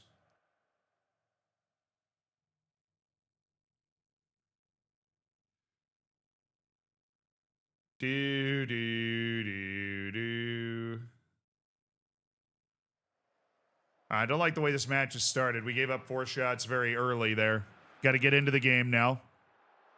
Did you beat them like 10 seconds ago? Yes, we were at home, and we were pretty dominant, obviously, in that match, but every day's a new day. And Cup on the road's way different than League at home. But yeah, rare instance where we play the same team 2 matches in a row. No start for De Leon. Yeah, I want to get Habib up to speed now that Quieto is out. I still trust Jeremy De Leon.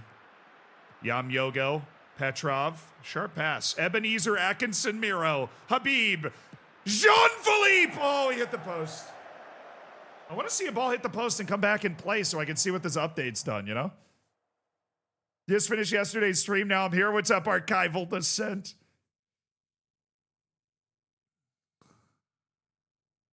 What year am I in?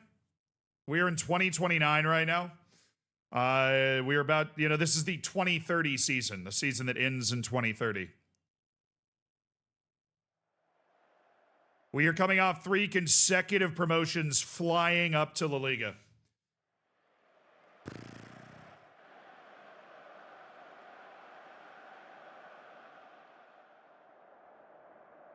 We can still win this match. Keep working hard. It will come.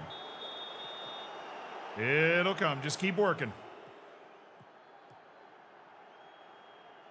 It's there. It's there to be taken. They had their quick 5. Okay, they're getting quick shots out of the second half as well. I don't like this.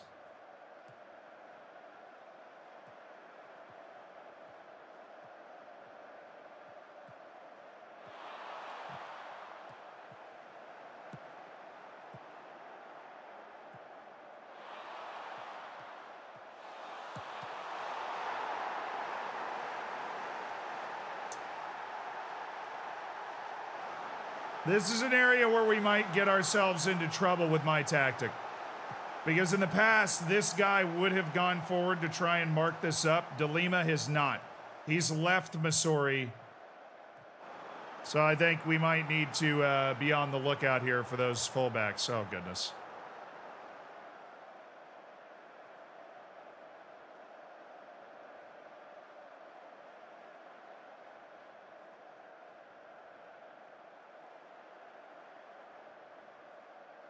Yeah, like we need...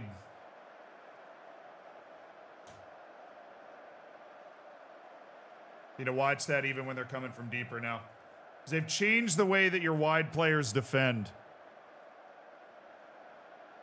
This was a very realistic looking goal. I got nothing to knock in the match, you know, in the game for the way that goal happened.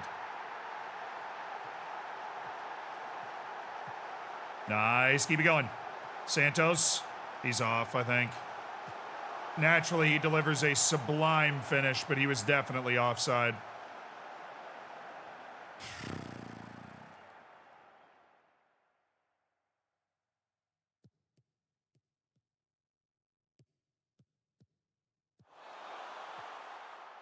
Nice, Habib. Let's go.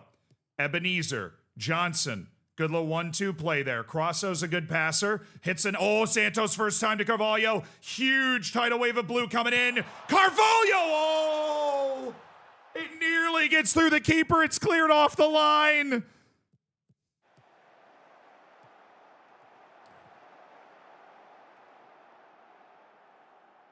All right, sub. Nino, you're in. We're going to do a full wing change. So Yanez is coming in. De Leon's coming in. Full wing change. DeLima's struggling. We're going to go Max Hennig. We're going to actually let DeLima try and work his way out. We're going to let him try and work his way through that. Duran's still working through some match sharpness stuff, so we're actually going to do 4 changes, 56th minute. Get the boys in there.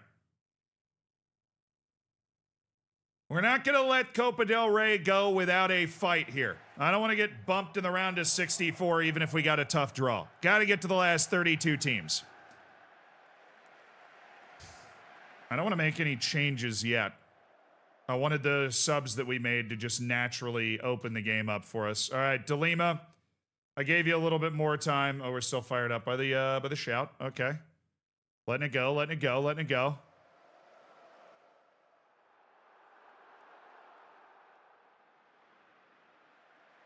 All right, now it's time. Hennig, you're in for DeLima, who's been dog water. Not done with the changes. I want double overlapping center backs. The longer we have possession, the more pressure we're going to be able to apply. And I want in possession to be higher tempo. I want out of possession. I want us to raise the line and apply serious pressure. And then in order to do that, we're going to have to move our out of possession up. Press. Ebenezer, press. All right, the big change is coming. And I didn't change my mentality. Let's go, boys. Get the change in. Thank you. Let's go, gentlemen. Gentlemen, we create. We create something today.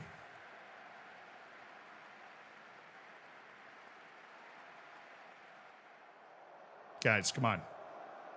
We got to get a highlight going here. Ebenezer Atkinson Miro. Go forward. Throw yourself into the box with reckless abandon on offensive plays, Ebenezer. Create that overload that Santos and Hennig and Yanez and De Leon and Yamyogo and Madu Mercy are able to find. All right, shouts in. We need a highlight, chat, or else this is going to be very, very depressingly quiet. I do not want us to go quietly into that good night. Thank you very much. Thank you. Finally. First highlight in eons. And it has to be a goal.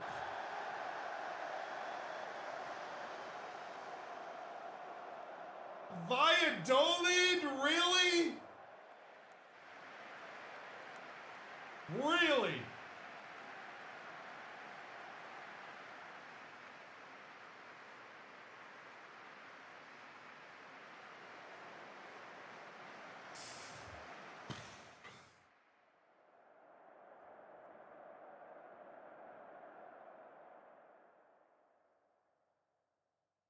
That's because I didn't sing the song. You're right.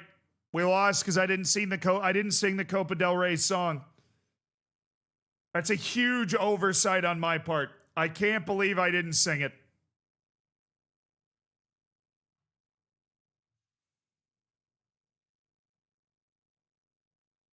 That was all on me, chat. I didn't sing the Copa del Rey song. I didn't sing the song.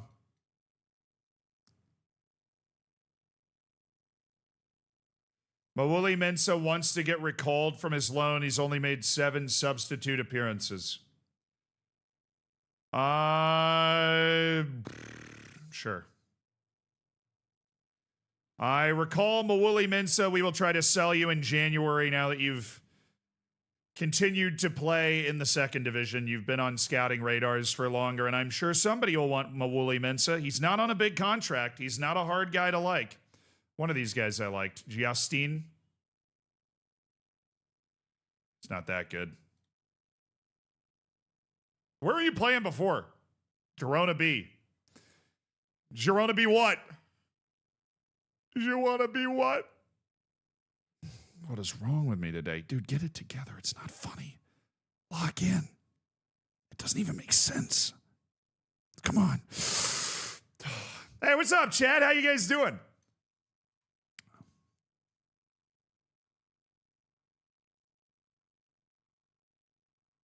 Yeah, just let this kid go. He's not good. He's not good enough to play at the level expected of this club. He's not good enough to play at the level expected of this club. That's okay. Most people aren't. I love that Simeon Petrov is just finding it, like at 29 years old, finally getting exposed to a higher level of competition. He's like, wait a second, I'm better than I thought I was.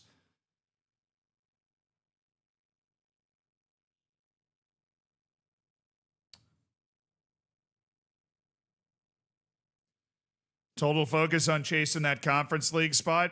Yeah, I guess. I mean, we're out of the cup early. But I would prefer to have won the entire cup. I think that would have been a barrel of laughs and raise our reputation by making a deep cup run. But if you ask me whether I'd rather beat Valladolid in the league or the cup, I would have said I would have rather beat them in the league. So, we did do that. We beat them in the league. That's pretty nice. I'm happy we beat him in the league. Copium. I mean, it is Cope. Of course it's Cope. We're at Villarreal today. Haroun Ibrahim, you're back in for Santos, please. Yamyogo, you're out for Alexi Olmedo. Setford, Petrov, Murcia, Ibrahim, Delima. You definitely didn't earn more playing time with that performance. All right, Ebenezer Atkinson Miro, not eligible yet. Matos comes back in. Johnson's out for Paul Duran.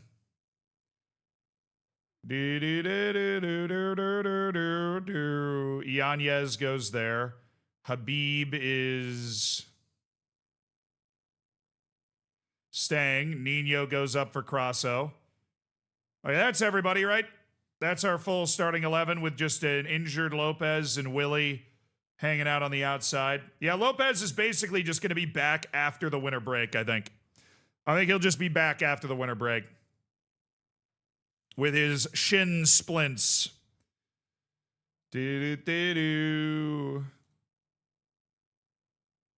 selected 11 substitutes of a possible 12. Well, guess what, Willie? You're back on the bench, baby. Come on, we freed Willie. We have freed Willie.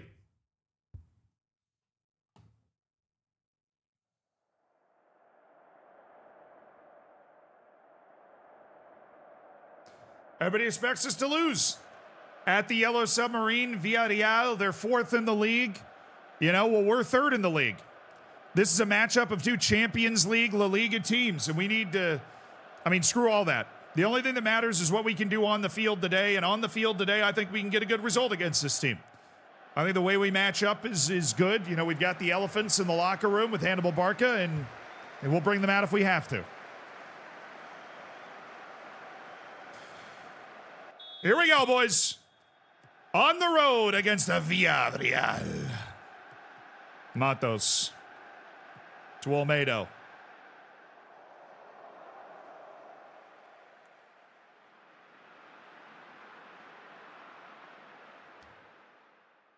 Do-do-do. Do-do-do-do.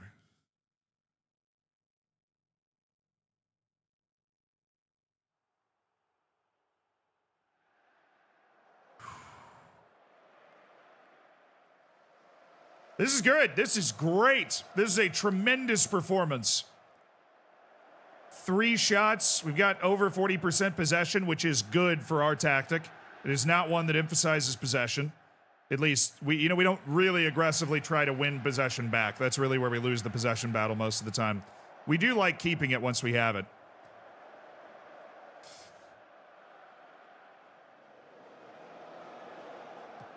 Right side struggling a little bit.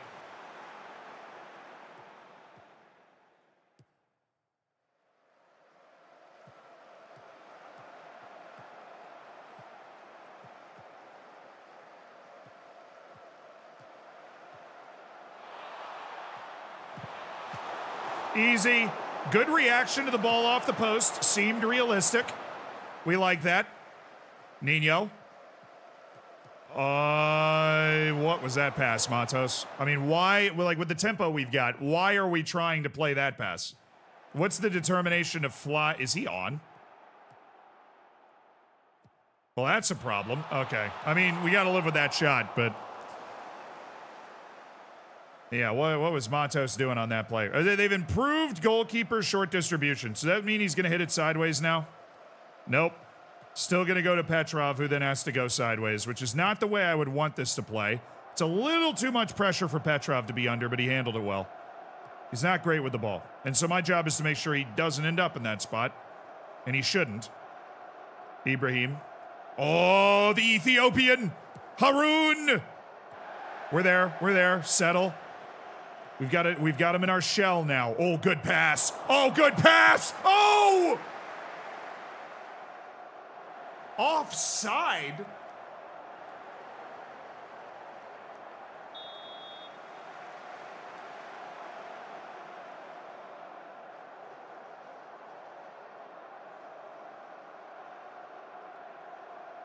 Habibi with a beautiful ball, and Duran, I thought he was shooting it, but he tried to lay it off for Nino, who's apparently off. Great play by Habibi. He's a very good passer. Oh, Habibi! The Habib believers. Duran, Nino, Max Hennig. Max Hennig pushing the tempo. Habibi! Victor Habib pulling the strings today. Making defensive plays.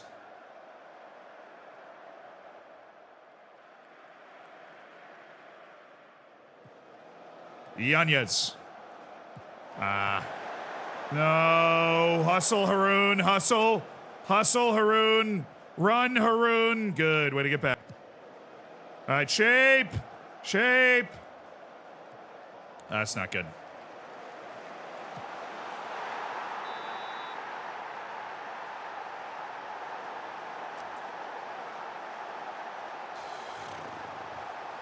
He was on.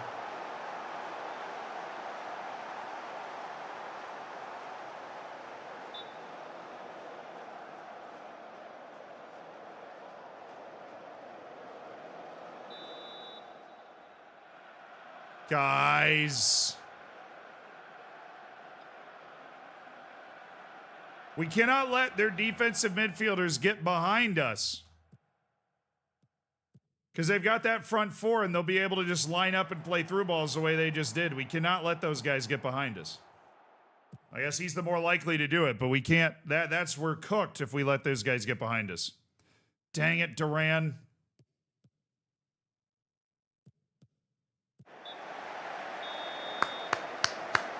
We're battling. We've had a few chances, and it feels, I feel hard done to be down right now. I'm proud of the efforts. Keep going. We can win this. That's how I feel.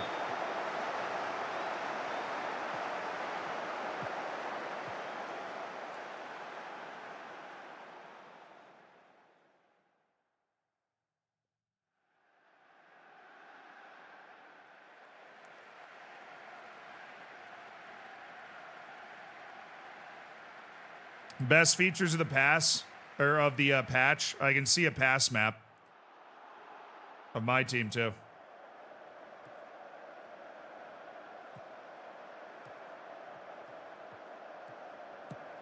Nice, Murcia. There you go. Yanez. Yanez. Oh, good couple of switches. Hennig gets it under control. Hennig beats his man. Duran!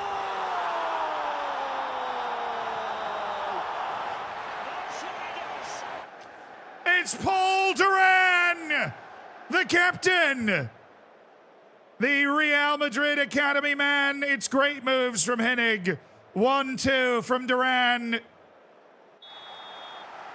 And UD Melilla maintains. No shook me all night long.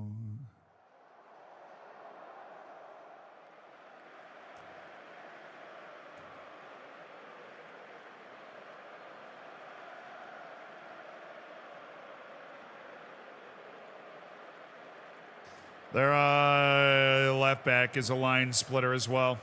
Got to watch out for him. Yeah, Hennig, shut him down. Good, stay with him.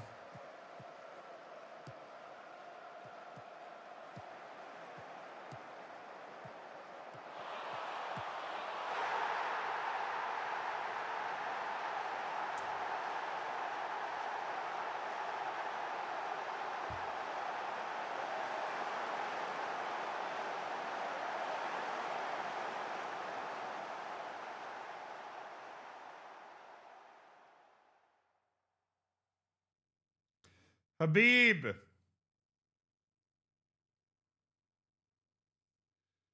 You're out.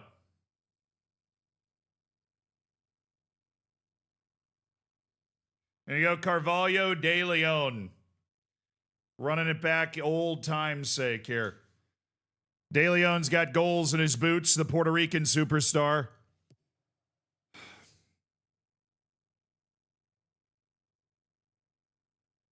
I mean, it's just a bad line. It's just Madu Murcia didn't keep the line. Olmedo and Murcia just out of it.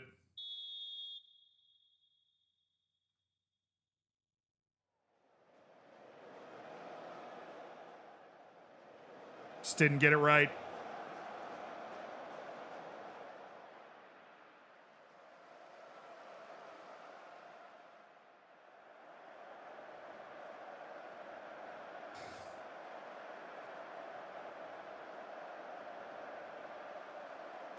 DeLima, get Hennig.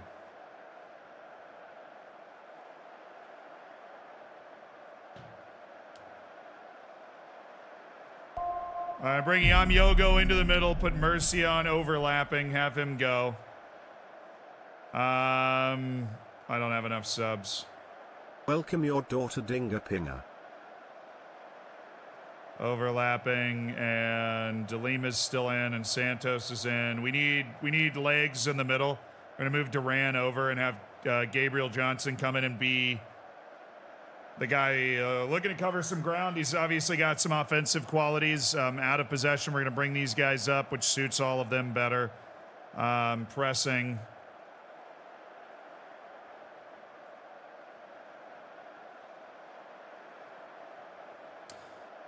All right, team instructions, bring it up.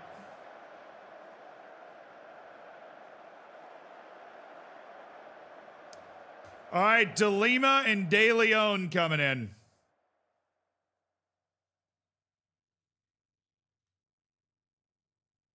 Come on, boys, something, anything. That's got to be our ball. That is our ball.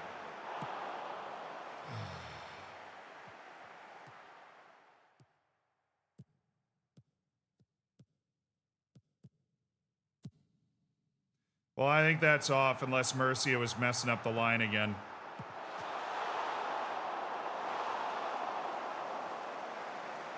Come on, boys. We're competing really well. We just got to keep competing. We got to give ourselves one more chance. Don't be disheartened if they create something. That's kind of the point. We're trying to open this game up and get the numbers forward to give us a chance. Dang it, Nino.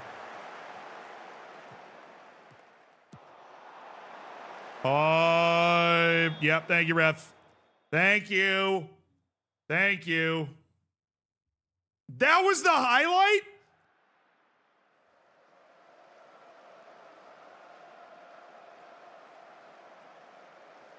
We actually ended up winning the XG battle in this one.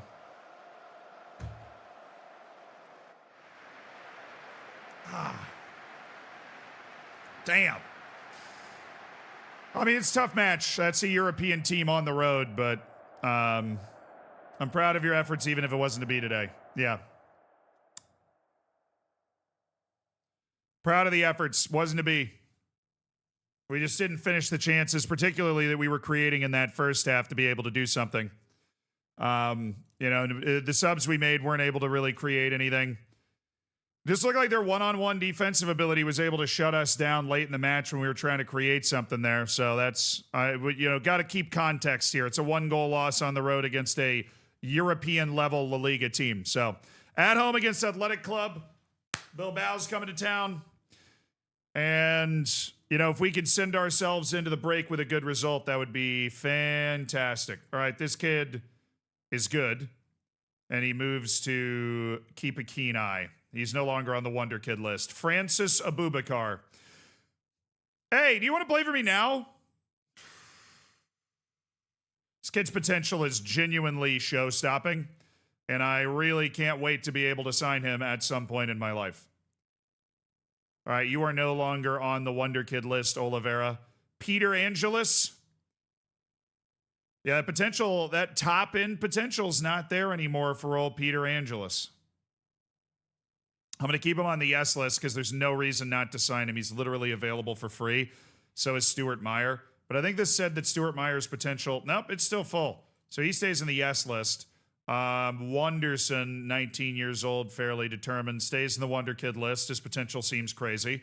Frank Abubakar Diallo is already on enter.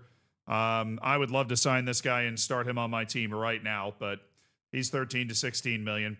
Ibrahima Balde of Erode, a target forward who's got a certain amount of game, but not enough that I'm like head over heels. Jose Calderon, great basketball player. He is at best an okay footballer. We're going to put him 6 months in the maybe list. Really just this next transfer window. And then Marian Huya. We have not finished scouting him. So why don't you go finish that scouting report and then come back to me? Looks like we've cleaned up all the guys that we were actually out there to scout. Now we're just keeping our short lists updated with our scouts, and that is where we want to be. How'd you set up your scouting? I have scouts looking for end-of-contract players and free players. Every once in a while, I create another focus to have them go out and find new players that could be incredibly talented, that would be able to help us. But most of the time, I've got my scouts just working hard on getting scouted all the people that I'm manually putting through, like all the kids at the U20 World Cup. Jean-Philippe Crasso believes he is not playing enough. And oh, come on, Crasso. You're playing plenty, Jean-Philippe. You're playing plenty.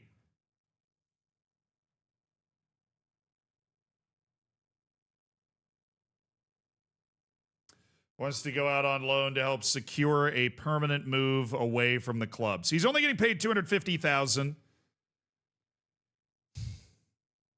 It should be fine, right?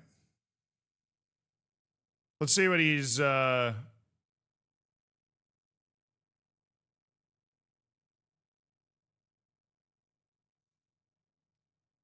think your concerns are fair. We're going to try and satisfy this promise for Crasso. We're going to try and satisfy this promise. I think he's a good player. He's a guy I like to have around the team. Yeah, Villarreal's a very good team. I saw the guys playing that game. We're playing in this last Monday. They smashed Espanyol 4-1. A little food poisoning for Yamyogo. Can't trust the commissary French fries, man. I've been telling you can't trust the commissary French fries. Ali 22 can now speak good Spanish. Italiano 9625 can now speak good Spanish. Good to see members of our staff learning the local lingo in Melilla. Yeah, the Stream Element song command's been mostly error the last couple weeks. It feels like I might need to just redo it. I heard about Leicester's... Oh, boy. Oh, dude, I thought he was out for 7 months. He's out 2 to 3 weeks, which is basically just this match, so it's not a problem. Because we have the winter break coming up after this match, so it's totally fine. We have a full month off after this match. Setford's missing 1 match with a groin strain. We're good. Yeah, I thought he was out for 7 months, and I'm like, thank goodness January's right around the corner. Because we would need to basically acquire a new goalkeeper. Yamyogo back from his food poisoning. Vale, okay. Language learning development. That's We're like hooked on phonics over here. Yep, you know that. You know who's in? Alvaro, baby. Alvaro's in. It's what he does. He comes in and helps out the team in times of need. Yeah, we'll put up 2-3 friendlies during the break when we're coming back from it. Resumes light training. Okay, Pedro Vale speaks fluent Spanish. Veers is now homegrown. Olmedo just setting the standard. It's amazing what happens when you give those Barcelona kids the opportunity to play every week at a high level. They can grow into a real beast. Yeah, we're in European spots right now. Arch, thank you for the 100 bits. We still haven't played Real Madrid, though, and they're like cooking the league to an unbelievable extent. We're in fourth. Rather unbelievably, we are maintaining our spot in fourth after the loss of Villarreal. It's only our fourth loss in 16 matches. Full training for Lopez. All right, we might be able to get him up around the bench going into this match. We need to bring back Frias for this game. Crazy idea from this guy over here. Crazy idea from this guy. All right, how are we doing with our numbers? We have 26 scout priorities. I think we still have a couple of youth World Cup guys. I think we still have a couple of youth World Cup guys that we're working through. João Victor, not one of them. All right, and we're going to create a new recruitment focus. Any position next. Current ability is the 4-star level. Improve. And this is going to be a top priority, sending any scouts we've got to go bring in some potential improvement players into our recruitment focus. All right, meantime, we've got Athletic Bilbao, as we've already discussed. Lopez is cleared for 45 minutes. We're not going to risk a re-injury. We're just going to run the bench the way we have it right now. Our goalkeeper, of course, being injured. So,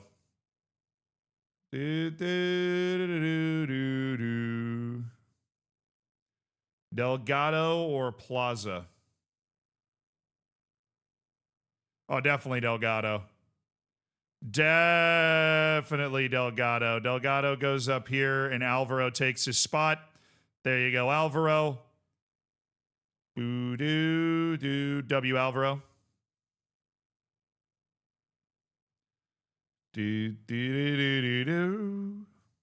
Don't want him doing anything fancy that gets us in trouble. All right, Alvaro in, Olmedo, Petrov, Murcia, Harun Ibrahim, Hennig, Duran, Matos, Yanez, Habibi, Nino. Yeah, no changes for me here. No changes for me here. I guess what we want to roll with. Getting some interest for Carvalho. I wouldn't be opposed totally to moving him in this transfer window. I think we might be cycling through our bench a little bit in this transfer window. Also, a couple teams seem to be interested in got a Bundesliga team in Nuremberg and a Belgian team interested in Olmedo. Definitely an amount of money out there that I would be willing to accept to move him. But it'd be a couple $1 million. You know, but we're that type of club. We should be able to start command those types of transfer fees. I know Iyad Muhammad's not necessarily going to command those, but... All right, team's ready. Here we go, boyos. Here we go. Why not Rui Patricio? Because I sent him into the 7th ring of hell. I made a deal. That's how we got triple promoted. Out of water. I have to fix that after this match. All right. Give these fans their money's worth. All the best out there. All the best out there at the Alvarez Claro, a unique La Liga environment with under 7,000 fans. They've been given a one-time pass to use this stadium while they construct their new stadium here in North Africa because of the continental difference that travel would require to a regulation stadium. They still sit top 4 in La Liga at the moment, unthinkably, trying to go into the winter break in such position at home against Athletic Bilbao.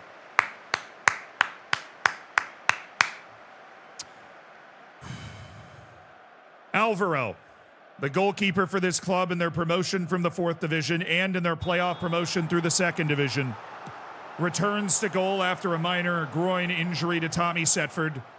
Outside of that, it's the same starting lineup that lost 2-1 at Villarreal over the following weekend, or the previous weekend. Okay.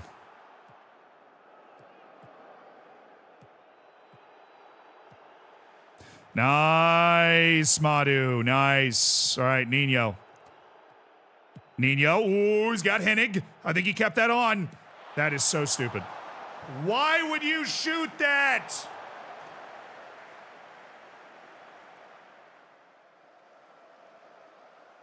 Why would you shoot that?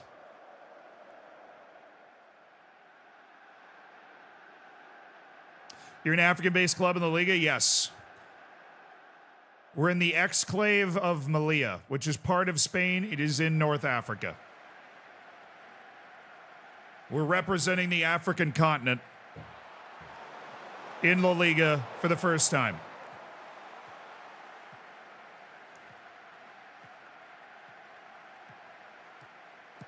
Away, goodness. Got to at least compete for it, Max. You can't just stand there. You got to compete for it. It's the free headers you got to worry about.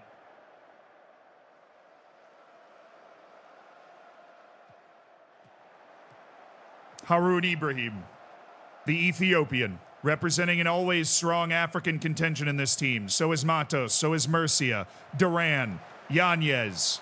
Back to Paul Duran. Duran. Oh, Duran with the dribble. Oh, Paul Duran. Olmedo! Lovely save by Unai Simon. That was passed with precision into the corner by Alexi Olmedo. Guy's still jarring to me to see a name like Unai Simon pop up. And I don't believe that our team is competing at this level. We've risen up so fast. Olmedo. Yanez. Yanez squares it up to Olmedo again. Hennig. Matos. Matos is going to take it wide!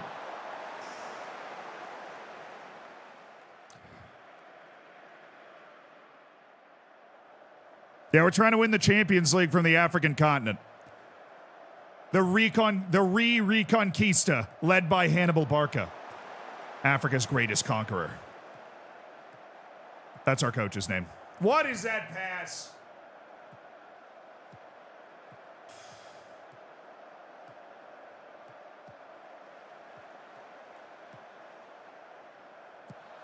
Well, he's got to be off.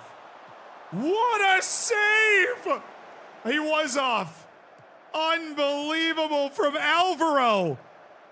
A point-blank denial to send a message, even though he is flagged for offside. Alvaro says, "You shall not pass."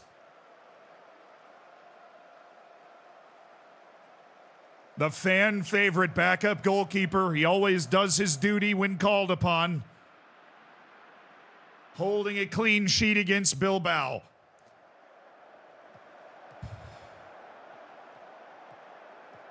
Duran.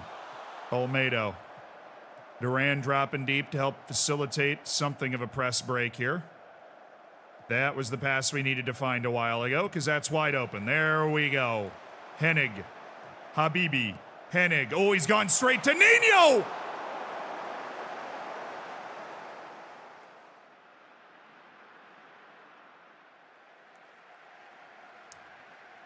Good touch. Good touch. Keep focusing on the shots we're getting on target here. Keep focusing on the shots we're getting on target.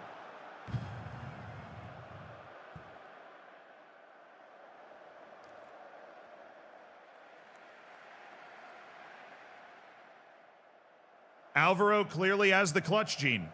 That's why we've won 2 promotion playoffs with Alvaro in goal in the 4th division and the 2nd division. If you make him play 38 games at the La Liga level, he's going to be outed for not having all the skills needed to compete at that level.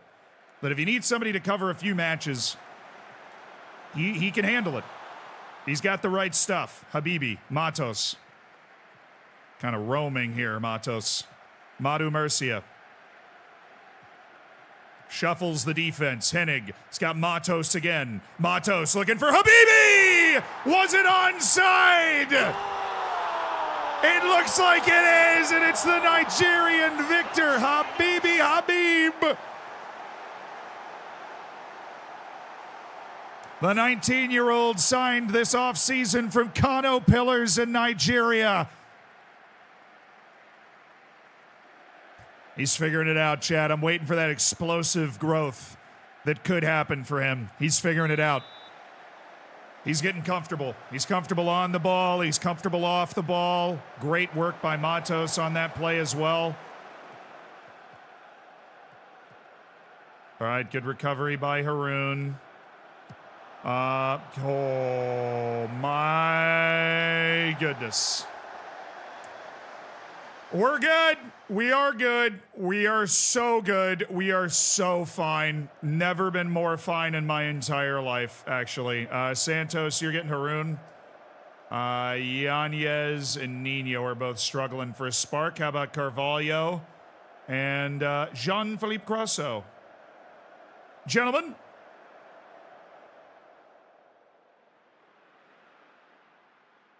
Keep it moving. Ooh, what a pass by Petrov.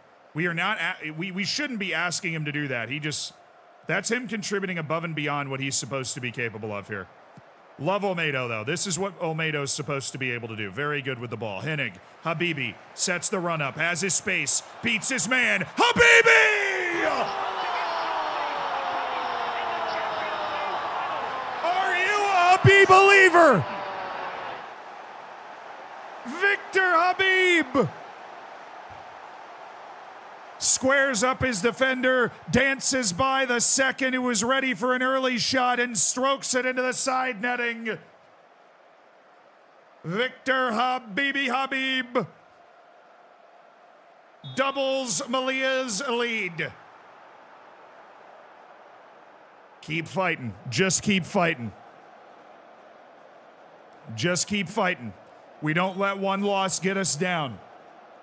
We show up, lunch pail in hand, to fight again. Johnson's feeling aggressive. I want Johnson in. You know, Duran doesn't really offer the athleticism.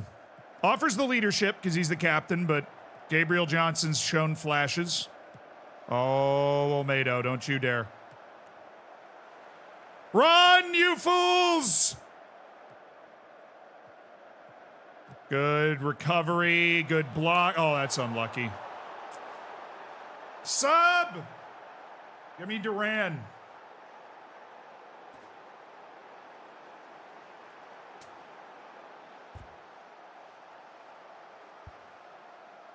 Sub!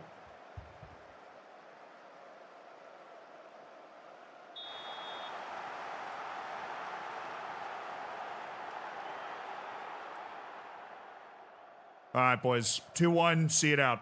That was an unlucky deflection off the block shot. It happens when you cede pressure. You know, we got broken down there to get them all the way in front of our goal initially, but this is about survival here. Stealing. Oh.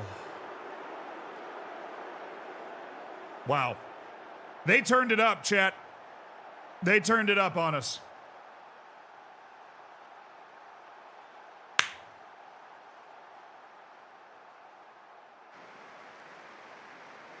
Damn throw-ins. Nobody, you never have enough people to cover the guy throwing the ball in. Santos got beat to the spot. Sub!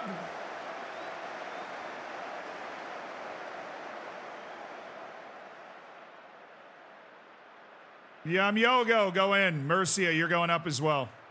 If we do get sustained possession, I want to put them under a little bit more pressure here at the end of the match.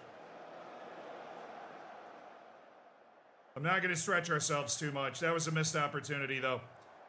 You're up 2 goals into the final 20 minutes, and they just jumped on us. We weren't even close to stopping that second goal. And to have it come with a throw-in hurts, but that's really a good opportunity. Like, what the throw-in offers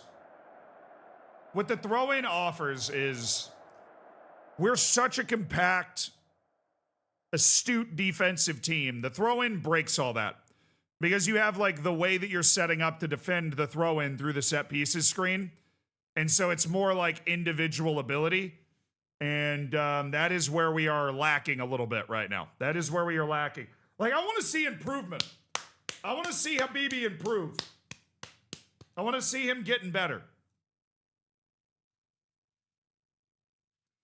I want to see him getting better. He needs to be. He's got this potential that's, supposed to be way up there. I want to see him getting better.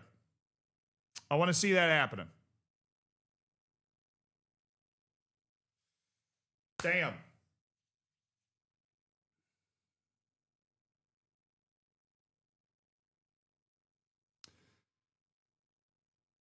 Yeah, I'm also afraid that his potential might be a bit misleading. That maybe he actually doesn't have a lot of potential. All right, we have 24 days, chat. Let's get our friendlies scheduled.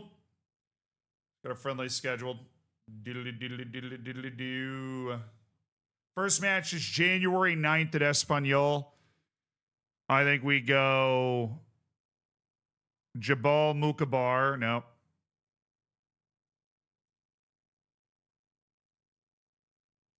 Mosfez at home. I think we go the 2nd. And I think we go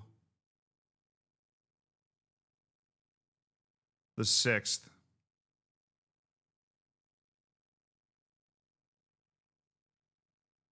We'll run out against Barca's B team. All right, we'll do 1 starters, 1 backups. All right, nice. Now, let's reframe. How are we going to approach this transfer window? I think we've got a couple of guys we'd be interested in moving for sure. Iyad Mohammed's not getting enough playing time for his taste, so he's ready to head on out. We're going to go ahead and let him go. Obviously, Ebenezer Atkinson Miro is the guy that's going to step into that position. 2 teams are interested in Mawuli Mensah for a transfer. We want to move him, obviously, as well. We didn't want to give him a new contract, basically, to re-up him for the top flight. So we'll make sure that he is transfer listed. And potentially raise that asking price to $200,000. And hopefully he doesn't have any issue with that, and just see if we can work our way to that. Barberini's already leaving on a free deal to go to the 2nd division of Argentina. Have fun. Any other transfers out? We do have quite a few promises out right now. We have Willie, who's been promised the playing time. We've got Marvin De Lima, who's been promised playing time. Carvalho. Iyad Mohammed's leaving, Barberini's leaving, Mensah's leaving, Crosso. And Joaquim Cayesanda is going to have his loan recalled on the 1st of the month. So that opens up a center back spot on our team. We don't necessarily need to fill it with a center back. But it does open up some spots. Maybe we save that spot until the end of the transfer window and we go after it with like a loan. I don't know. We could go after it for a loan spot. If they're willing to meet our valuation for Alexi Olmedo, I'd be more than happy to talk. I think Yamyogo can do a pretty good job in that Olmedo spot.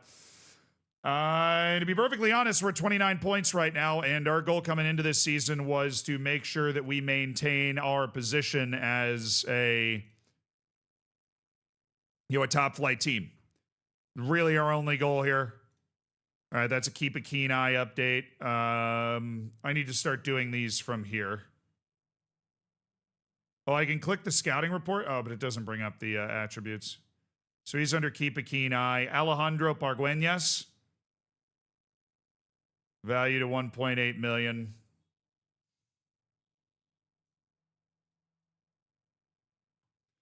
Eric Soro.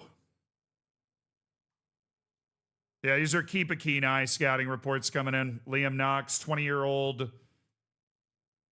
He's definitely not a yes guy. Tal Alawa. This definitely would have been on the yes list. Rami Kalaila from Palestine. I think he's just switched over to the Palestinian national team. What list do we have him on? Keep a keen eye. I think we move him to Wonder Kid list. Mohamed Haytoumi. What's his valuation? 6 to 7 million. I mean, I should have that money, but I definitely don't right now. He's just started to get into the Moroccan national team. Kola Nami. Still plays in the Nigerian league. Wouldn't be a bad pickup as a second goalkeeper now that I think of it. So definitely a good guy to keep in the back of our mind as a potential guy. Okay, Vangelis Mavridis, David Dunn. I think he's just in the keep a keen eye category. Mohamed Abdallah, 24 years old, not on a team, obviously has great value. Think he would count towards our foreign player registration, though. Where was Abdallah before? He was rocking it out with Al Ahly, but not playing. Pretty crazy he wasn't playing on Al Ahly.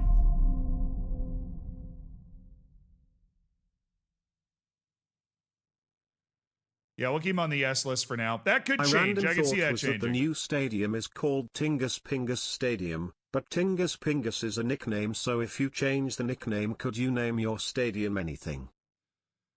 Theoretically, yes. Theoretically, yes. I could change the nickname of the player and then change the name of the stadium to anything. But Naberto, what is going to be better than Tingus Pingus Park? Didn't you have an unregistered player, Atkinson Mero? Yeah, he's going to take Mohammed's spot. Ziad Mohammed's got teams interested, and he's a good player. All right, Freddie Vargas. Yeah, I'm kind of sick of these Venezuelans. I already got one on my team, and he's hurt all the time. So Israeli players also count as foreign, so he's a fully foreign player. Makes him a little tougher to deal with. Sinali Diamande. Very good center back. And that is why his value is up to $8 million. And Efron Mason Clark.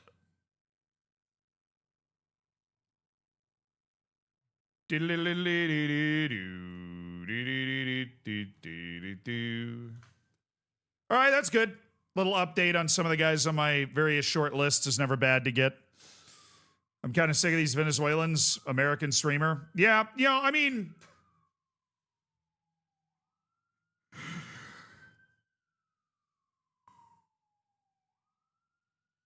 Timon, thank you for the 40 months. Everybody relax. Everybody relax. In-game. In-game. I'm in-game. I'm in-game. In-game. In-game. We're going to have to sell Willie, chat. We're going to have to sell Willie. It's going to make me so sad. Countdown continues to the Melilla election. 10 days away. Kenny Patrick speaks Spanish. It makes me so sad. He's just not going to get the playing time he wants here.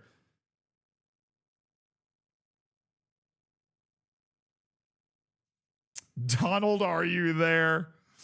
Bring back a Demi. He doesn't want to play for us. He thinks he belongs at a higher level than that, unfortunately. He thinks he belongs at a higher level than that. Whatever that means. All right, our first friendly is on the 3rd of January. Team reports on the 2nd of January from the winter break, just after the New Year's, come back in, train for a week, and then we hit the season running again. How can I check if my game is updated? If the update comes up on Steam, you can see it at the bottom of Steam. You click there, and if there's an update there, but you can't apply it, close the game first. Gideon and Goyi, isn't this the guy who has like no potential? I really need to go outside more. So uncertain future after a fight. He's listed at 6.2 million. 4 recommendations. Otman Busaid. Well, everything but the 9 pace, dog. Pavel Buka. Yeah, they pitched me Buka before. He's definitely good. He's on my maybe list right now. Just kind of hoping you guys were able to find some new players, but whatever. I don't think we've gotten our youth intake preview, have we? I mean, we've invested really aggressively. We've been really aggressive, that is, trying to get our youth invested in, and we've invested in our youth a lot. Youth recruitment. He won't do junior coaching as much. It's been a little disappointing, but, what are you going to be able to do? Some people just aren't into the kids. Wait. Hold on. Okay. Jeff, is that you? The New York financier?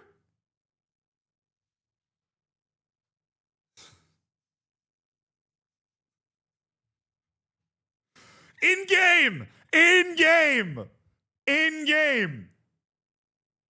In game. Junior coaching in game. In game.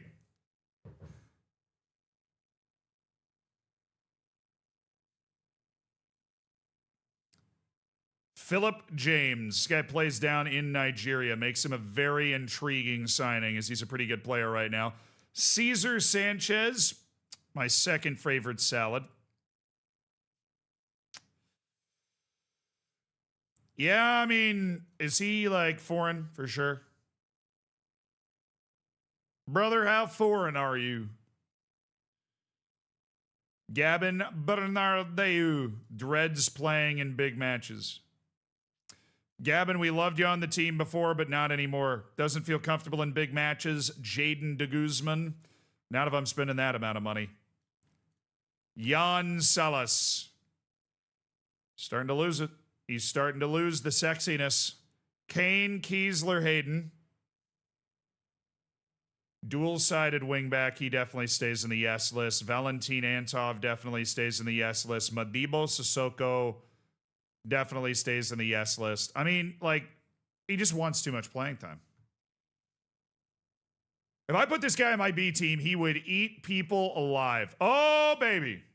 We had a 100-person scouting list come through. Lock in. Give me some scouting music. Give me some scouting music. Give me my scouting music immediately. JJ Bull, you're up. Give me my scouting music. Turn it up. Sorry, YouTube, you can't hear it. Axel Perez, Castillon B. Oh, I'm sending them, JJ. With impressive attributes and high determination.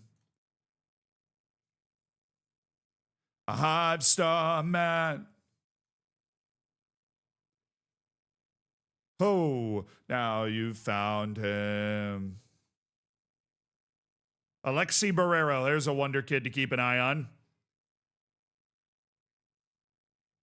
Marvin Schlotterbeck, I can see your potential ability. Hot diggity dog.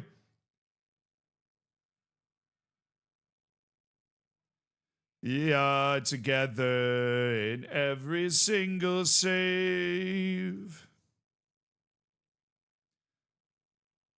Oh, I get 5-star potential. Yes, I do.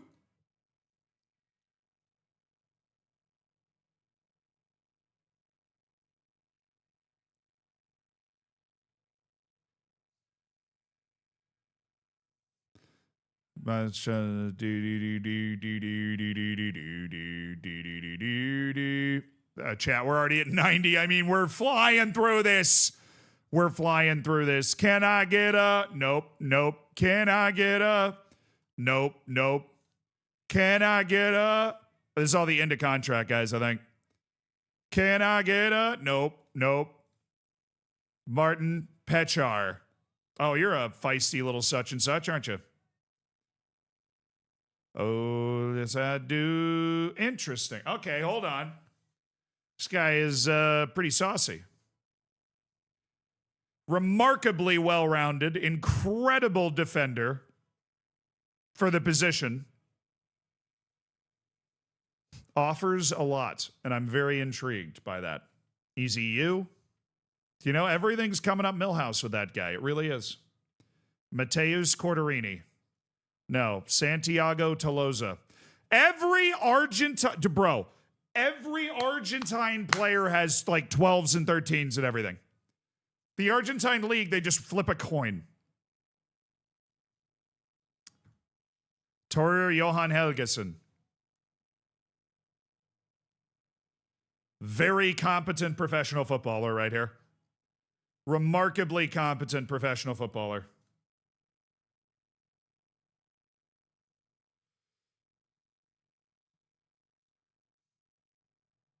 Ezekiel Oviedo. No. Emeka Peters. No. Kali Sene. My potential ability. Arner Sigurdsson. 30-year-old Malmo striker who's getting paid big money. We'll keep him on the end of contract. Mika Koskela. Mika, he's got that 19 jumping reach. I see. Ruan Oliveira. This guy is a non-EU player.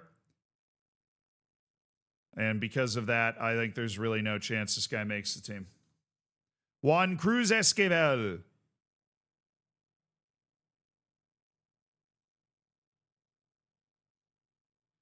Malik Mbai. No. Remy Labou Lascari of Guadeloupe. We've already got one Guadeloupean player. Got a match report on him. Why are we getting a match report on Remy Labou Lascari? I mean, he actually goes on the maybe list for a year, but still. Why?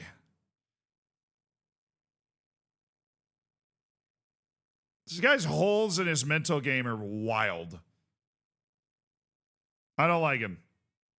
He confuses me emotionally, and I am going to prioritize myself. I am going to prioritize myself.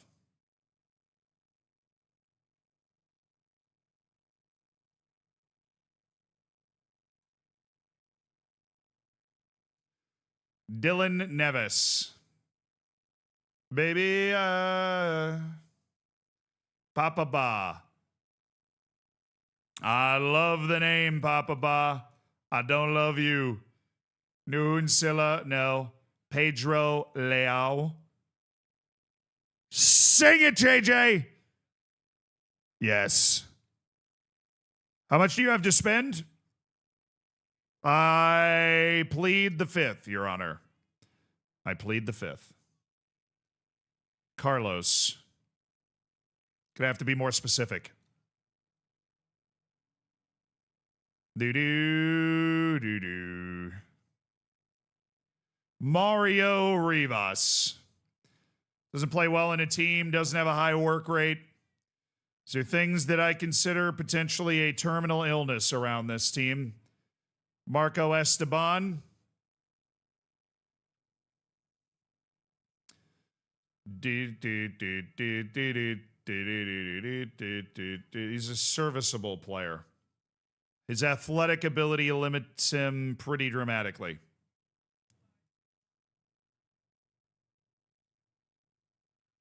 Manu Gonzalez. What do you got, Manu? You've got nothing. Absolutely nothing. Tim Vanden Hevel.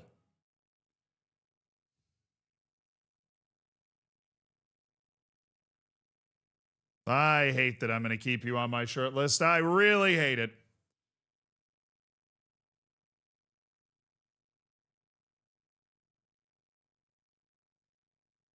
Chumi.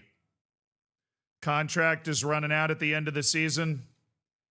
Never know which one of those guys are going to become the guy you really want. Zidane and Nusa, yes. Usama Zamraoui.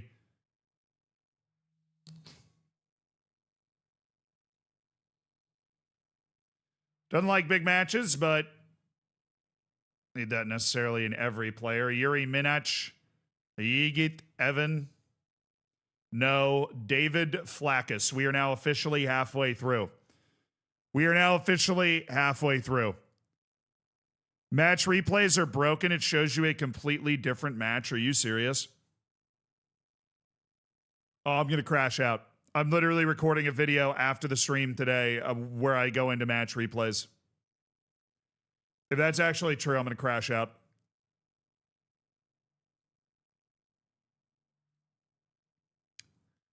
Lautaro Landero. Scout him. We apparently don't have a lot about it. Why is every update game breaking this year? I mean, I guess because they're just rushing it out. What did they do that would break that, though? They didn't really mess with, like, schedule. I guess they messed with match reports with the tactics. They added the tactics to the match reports. That's probably what would have messed that up. Together. I love Abbas Baji, but stop Hey recommending guys, him what's to up? me now. Ismaila Wadrogo. Capita.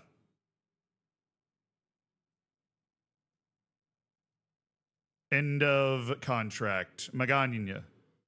Magana. Good player now. Just saying that he doesn't have a lot of potential. We don't see the potential in his game, and so I don't see it. Mateo Mejia.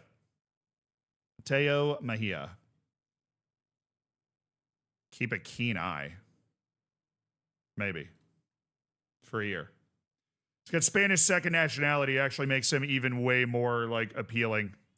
Freddie Vargas, Usman Busaid. This is this guy. Listed by Al Nasser. What's his wage? Oh yeah, absolutely not. Absolutely not. Awad Al Abdallah. Nasir Eskandari. His contract's running out. We might as well.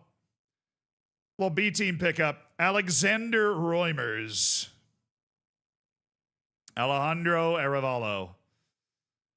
His contract's running out. We'll at least keep you on that list. You wouldn't make any other list. Robin van Kruisen.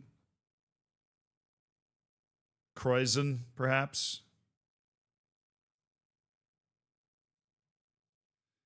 I do want a 5-star man. The minimum release me clause, I'm yours. Oh, I get 5-star potential. Yes, I do. Steph Schroeders. Rodri. Not that one, the other one. End of contract shortlist. Beautiful. Mohamed Kone. About nothing but R-Tide baby. Loaned to ASEC Mimosas from Blackburn. Okay. It's a little weird. Bit sus for me, really, but Samu Fernandez. Dude sucks and he's not getting any better. He's not reaching that potential. If his life depended on it, he would not reach that potential. It's out of his reach, man. It's out of his reach. Luis Chacon.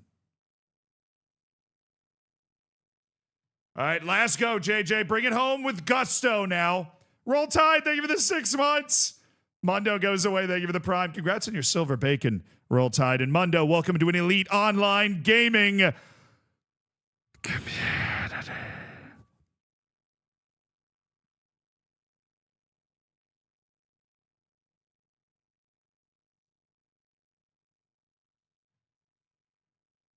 Faisal Al-Sheri. Are you on the Wonder Kid list? No, we're just keeping an eye on you.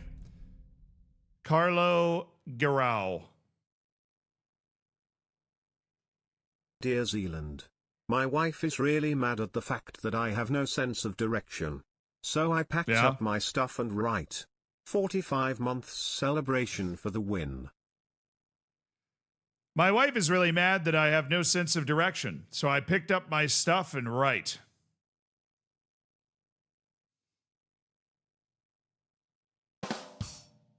B plus.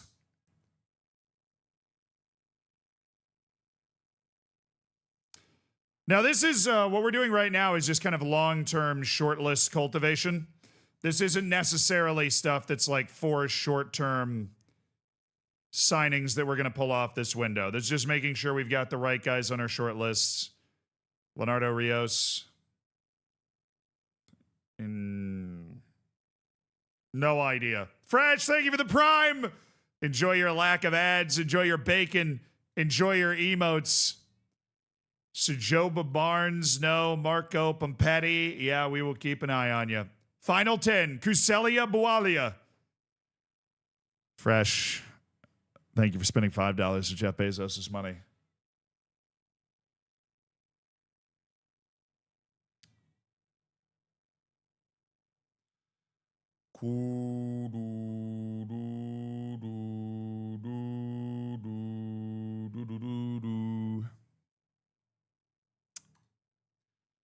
Boalia, you are a cheap option that does improve the team pretty aggressively. I will at least, you deserve to be on a list.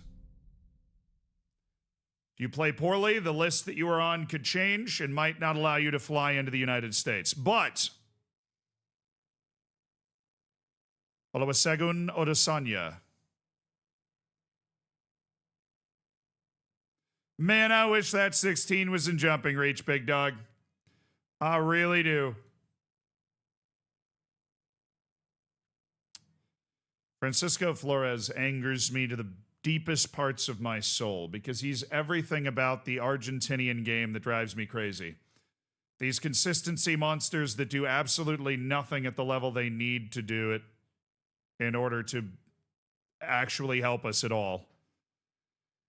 They just hold water, man. They just hold water.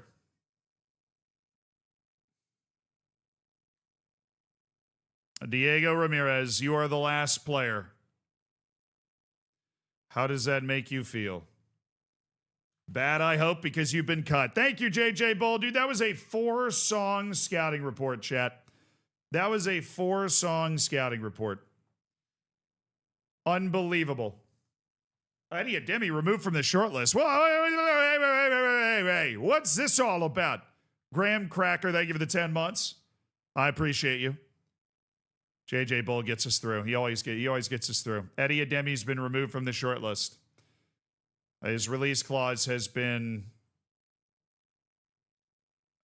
left us. He is now no longer a financially viable transfer for us. All right, that was a 100-player recommendation group there. North Carolina signed Gonzalez. Belize player Orlando Gonzalez.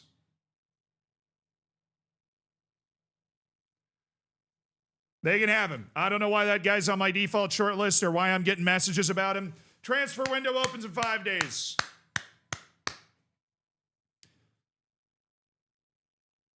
Otero shining for the U19s. We love it. We love it. We love it. Oh!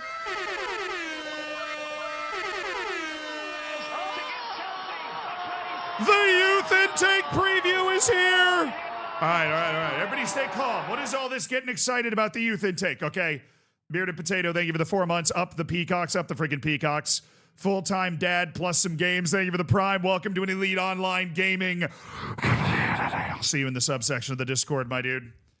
All right, you ready? Setford resumes full training. He'll be back for our warm-up matches before the resumption of the season.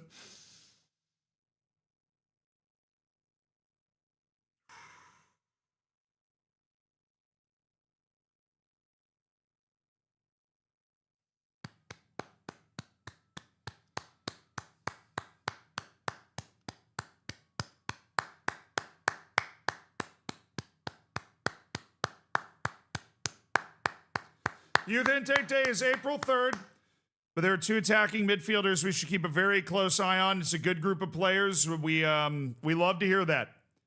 That doesn't seem bad.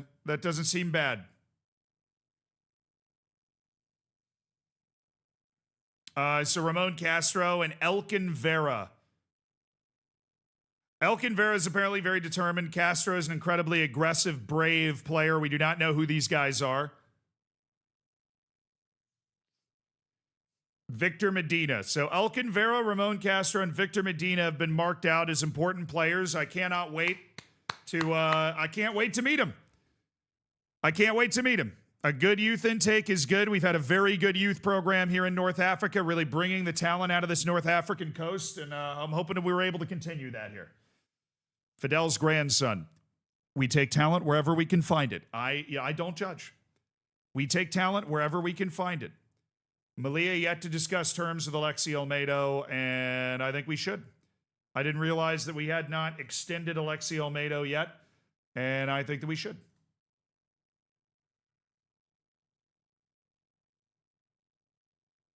He went back up to important player. It's fun. He's not asking for a big pay raise, which is nice. He's asking for a 5-year deal, obviously gives us a lot of control, but right now he is the most trusted starting defender on our team, I would say.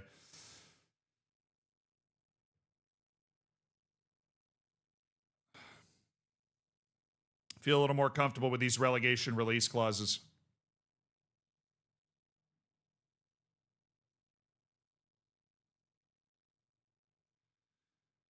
There you go, Olmedo. There's anybody else that we forgot we hadn't extended?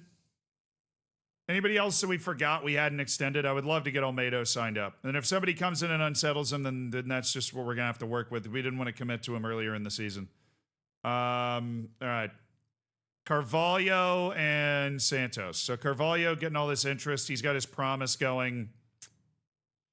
Yeah, it's tough. Santos, I think we're just going to let go at the end of the season. I think we'll just let him go. There's not a ton of value in him as somebody that we want to re-sign and then sell again. So I think Olmedo's really the only one that we can re-sign right now. And Carvalho, we're just trying to keep happy with his playing time. If we want to re-sign him, and if not, we're just going to let him go for free. But I think the max value we had on him was like $1 million at some point. Miguel, the center back, out on loan. Okay, he should pop up right here. Election day arrives. The identity of the club's president for the next 3 years. It's been Eusebio Calzada since we started getting promoted.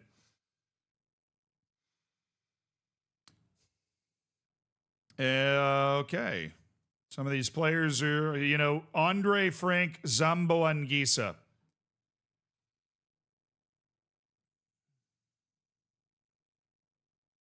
Under no circumstances.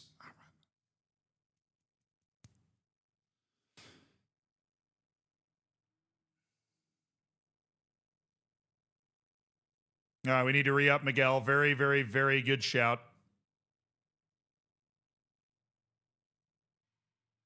Still a lone player for us right now, but he's working his way towards being a first-team type player. He needs another year or two of seasoning.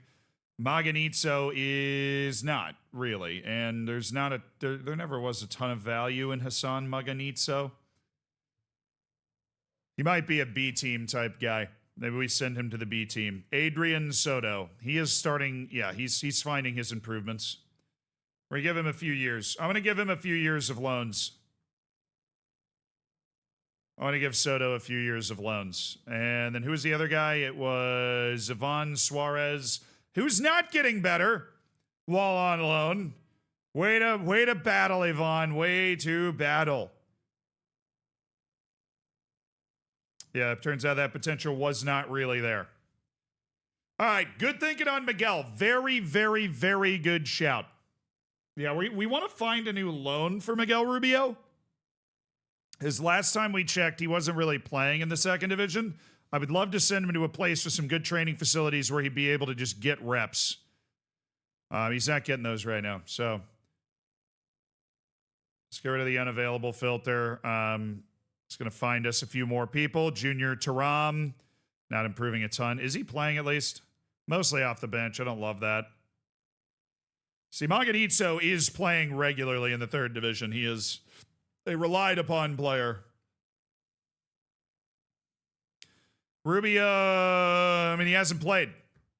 He literally has not played. So I would like to recall him from his loan. He's not playing at Albacete at all. He hasn't complained because he's a tough dude, but we loaned him out to get him minutes. Like Alan Vega's gone down to the fourth division, decent training facilities, and a chance to just go out there and play. And that's what these guys need. They need their reps at this point. They need their reps.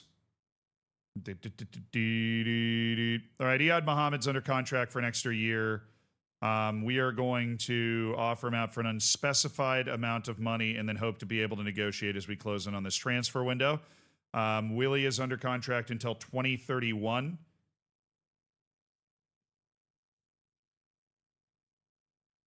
Gonna be tough for us.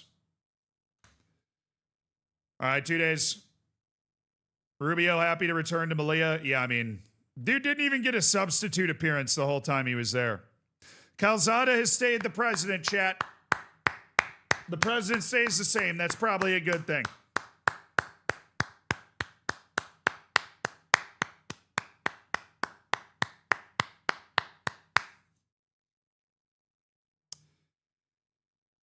That is good stuff. Continued improvements to youth facilities and training facilities are ongoing as we upgrade our club to the level it's supposed to be at. He won the election by a comfortable margin. I mean, we've been promoted every year that he's been the president, so I am not surprised by that. So, Miguel Rubio, now that you are back, we would like to re-extend your contract. And this is going to hurt me way more than it hurts you, but we have to upgrade you to that.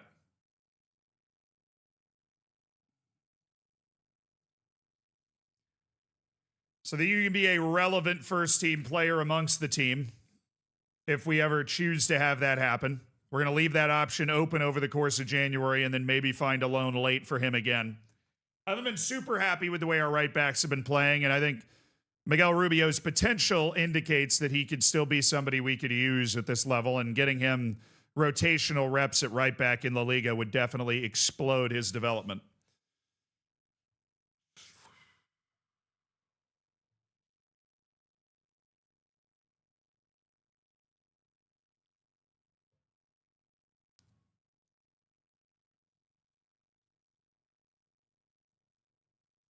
Torreira Johan Helgeson signs the deal, and the transfer window chaos is closing in. We got some short list updates. What do we got? Marian Huya.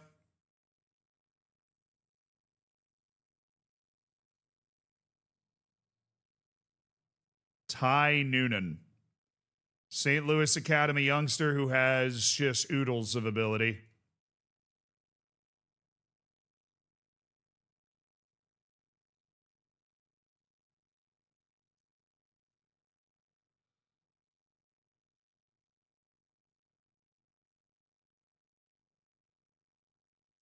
I mean, this is one of those guys that it's like, it is such an obvious move to sign this guy. He's free. He's at St. Louis's academy. He's literally free. Leipzig's after him. His ball control, his athleticism is already at a level where this guy can compete in La Liga for us right now.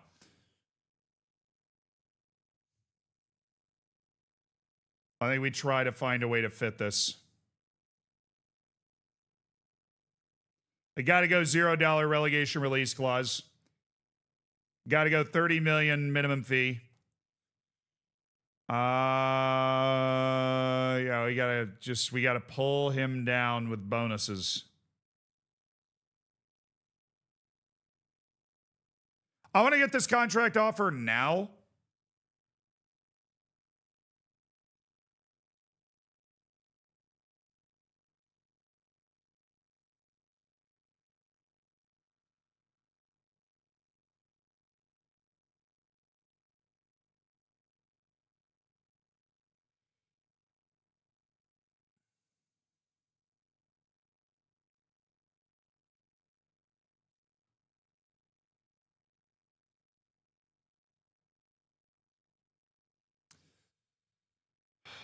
So difficult to talk to. Okay, we're going to try and back out. We're just not going to call back. We're going to lose this number. We need to open up a little bit more wage budget before we do that. Toshio Ringling. Yeah, he just goes to the Wonder Kid list. I mean, he's not a yes list guy. Jordan Iglesias. So mad. This isn't the guy I was thinking of. Never mind. Matteo D'Onofrio.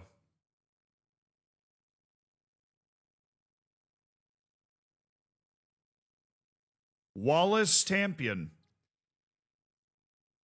You know what, Wallace? You're not actually that good. Yerich Prats. Very fun striker. Roatesh, of course. Pedro Villar, of course. Mario Contero. Alexander Alstrom.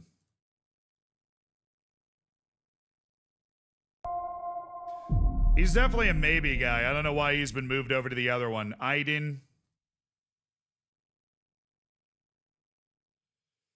Nicola Pepe. Sorry, Nicola. You're no longer good enough that we find you intriguing. Alemania. Agustin Almeida or Almendra.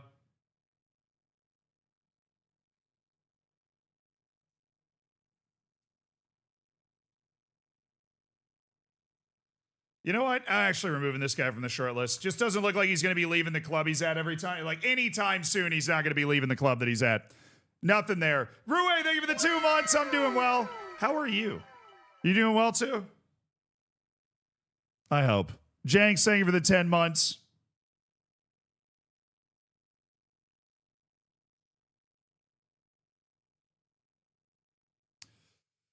Does he have a transfer budget to put into wages? He might be. We didn't fully blow that negotiation. Not yet, anyways. Plus, we have 50% transfer revenue retention right now.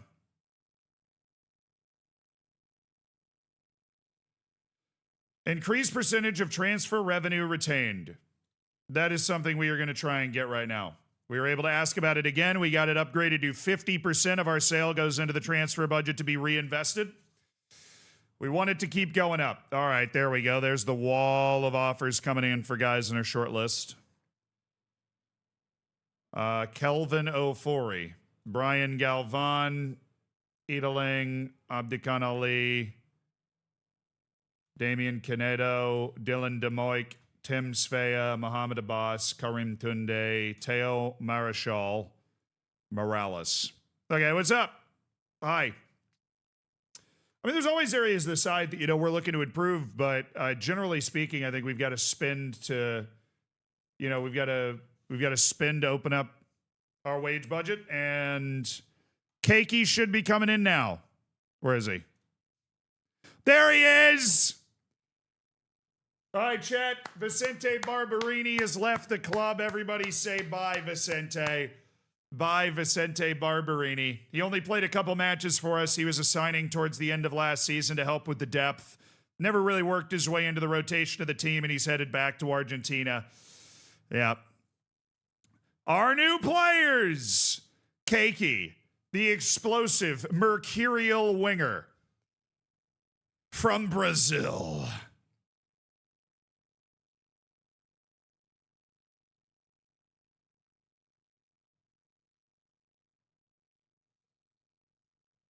Somebody that raises the standard of our team to bring Keiki in. Christian Parra, now 20 years old at the time of signing. Somebody that I believe we are going to look to loan out right now. I'm going to list him as available for loan and make sure that he is a part of the senior squad for this run-in. And the third player is St. Vincent and St. Grenadines International, Keith Brown. And Keith Brown is going to be sent to the B squad to hang out and just vibe. Because his potential isn't actually that good, so we're just going to send him to the B team to do his thing. Keiki, how you doing? Training. I don't know if it works on that screen, but I know. At the end of the transfer window, we'll set up the training. Keiki is in.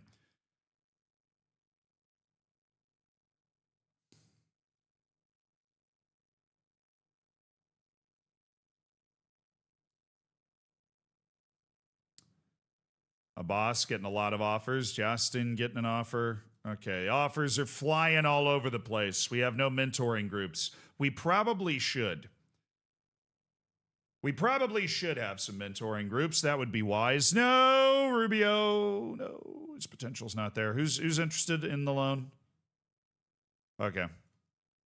Now that potential's no longer full 5 stars on Rubio, I think we definitely we just look for that loan deal that's going to give him, good playing time so he can go out there and get those minutes that he needs, sign that contract, take that loan.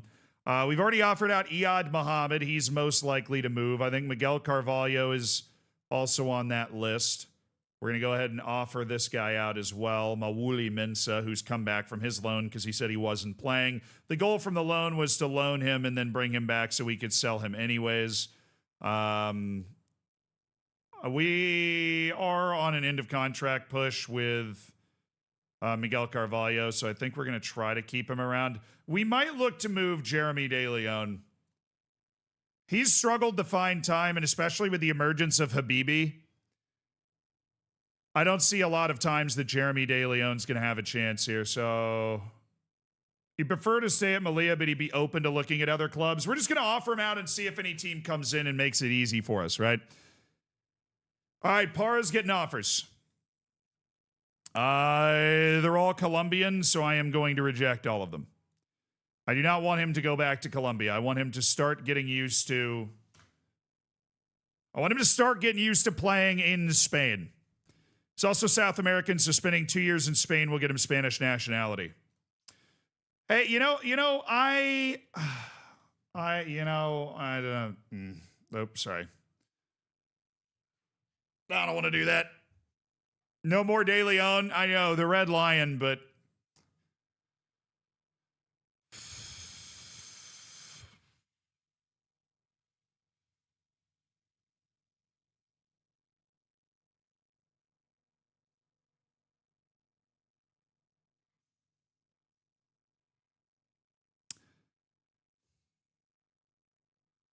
am I reading that right?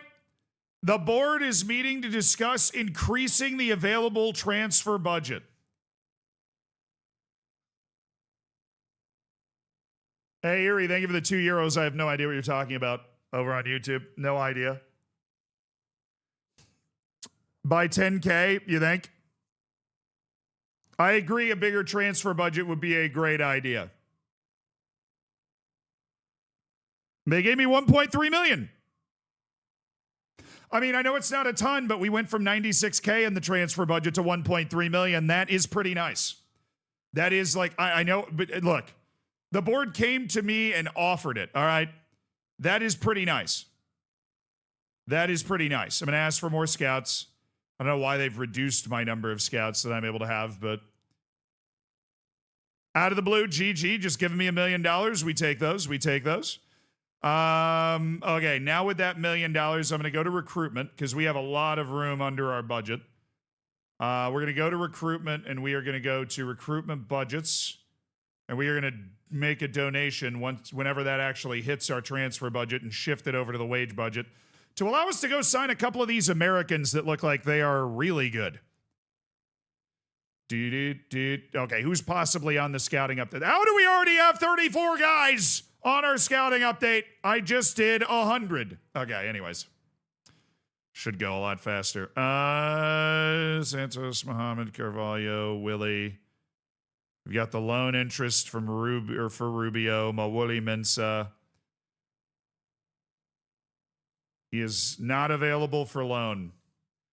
We are looking to do a January sale of Mawuli Mensah. Let's get over to January 2nd now. Please, please, please.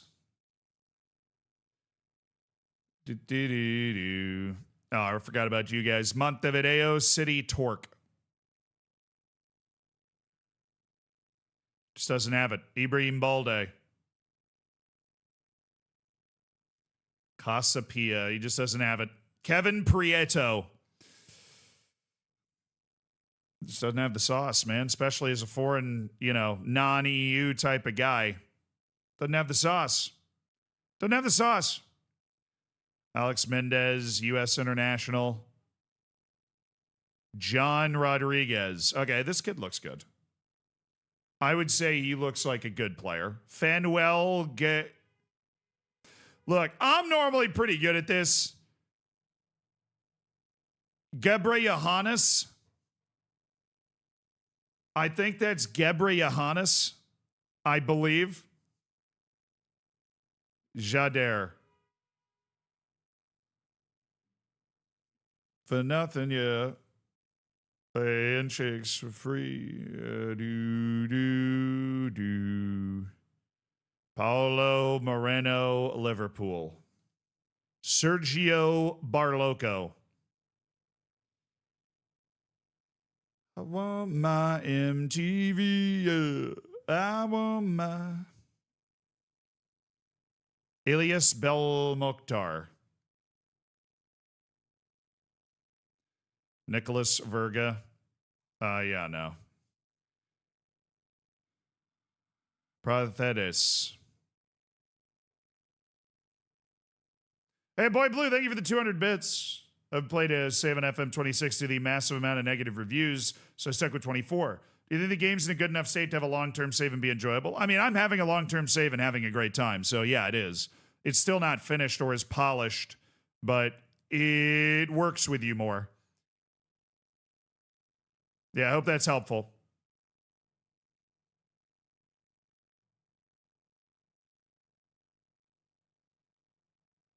A Peruvian? Yeah, he's kind of a Peruvian wonder kid.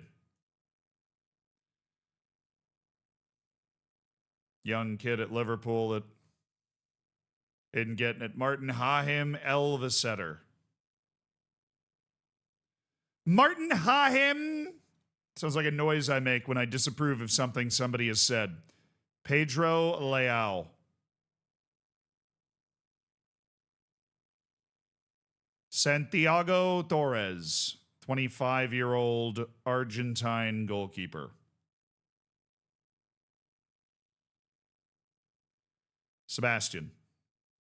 Contract's expiring at the end of the year. I think there might be some value in signing him and developing him through our youth academy, which is quite vaunted. We've got good coaches now.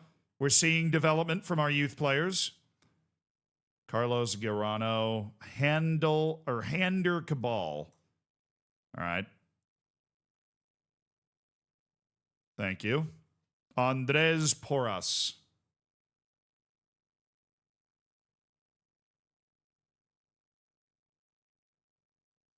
I don't need to look at how much I can pay each player right now. I need to shift the money over that we just got in the transfer budget over mostly to the wage budget, and then we can look at it.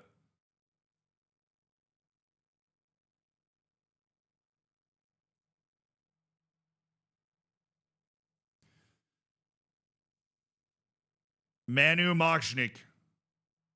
No. Jay McAvoy, North Irish International. Playing at Bournemouth. None of that, all of that causes problems for me.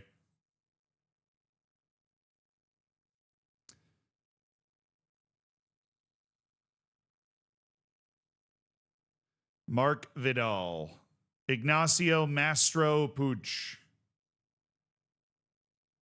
Salifu Suma. Jean Ingles. Wonder what languages he speaks. All right. So did it update? Yes. Shift that budget, brother. Shift.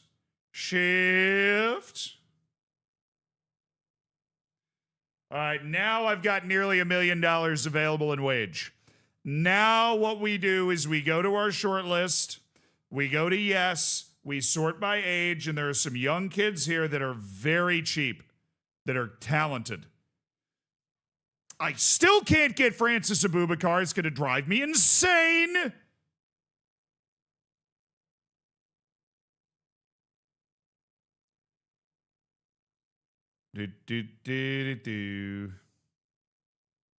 Stuart Meyer is available, the 19-year-old American.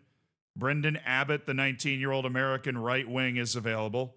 I think smashing into the U.S. youth teams is the way to go. Ty Noonan. Ty, listen to me, brother. Listen to me, brother. Brahim Tato Chip, listen to me.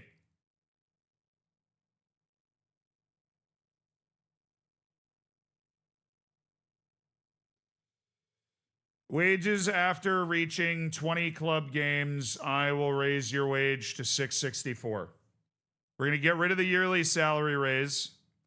We're going to raise the minimum fee release clause to $60 million.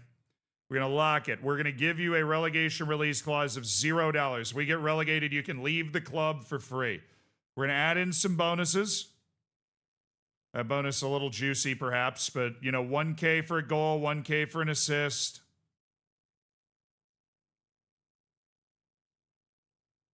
Okay, now we're able to keep negotiating here.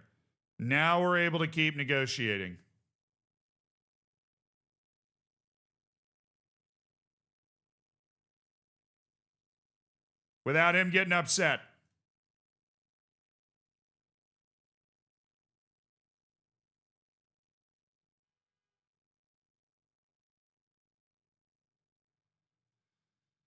I mean, this kid looks special, man. This kid looks really special. St. Louis has got a real stud in their academy. He looks really special.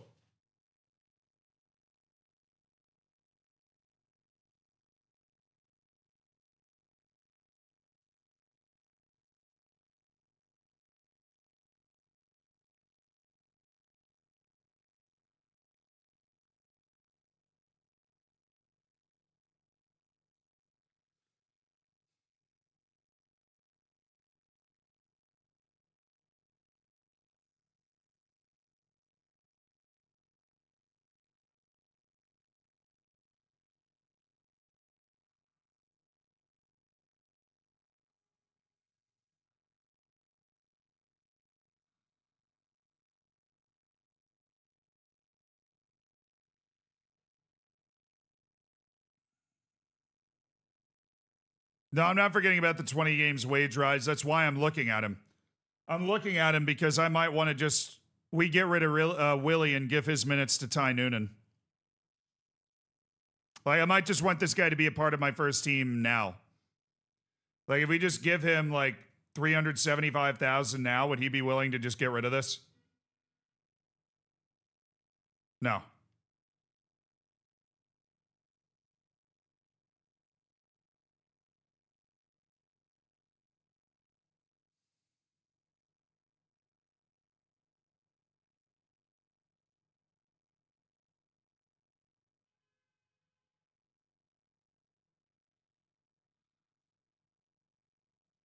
You win Spanish Young Player of the Year, you get 200,000.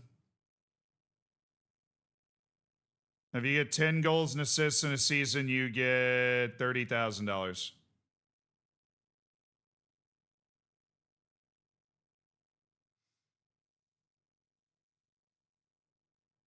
I am sweating!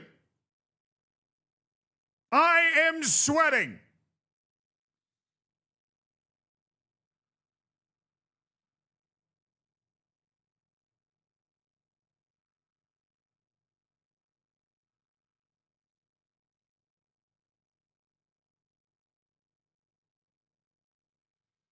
Oh my God.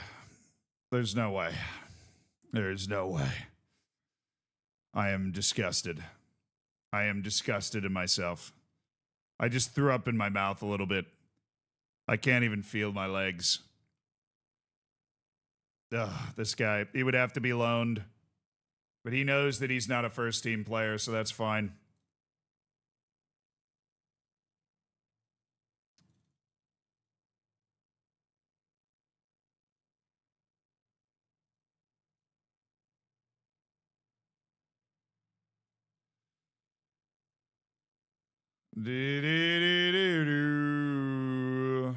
Nice. Brendan Abbott's like, absolutely. He's model citizen too, so he will reach it. We just need to bring him in. I mean, there's a couple of Americans around here, chat. There's a couple of Americans around here that have got the sauce. And this kid's got, if he's got any potential, he'll reach it. Because that model citizen. Stuart Meyer, incredible size. There is a use for this man. I don't know what it is, but there is a use for him.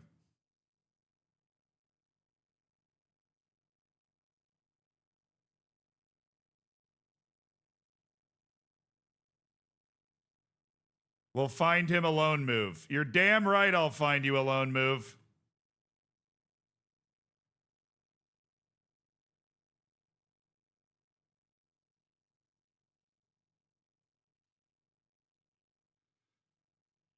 $77,000 up front for Stuart Meyer. We are rating the U.S. youth teams. Everybody except for Ty Noonan.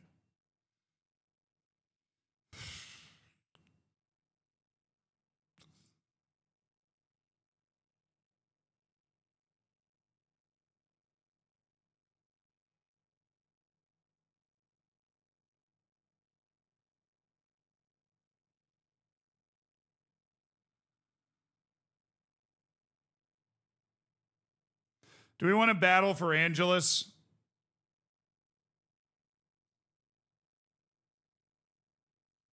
I mean, what are they offering him?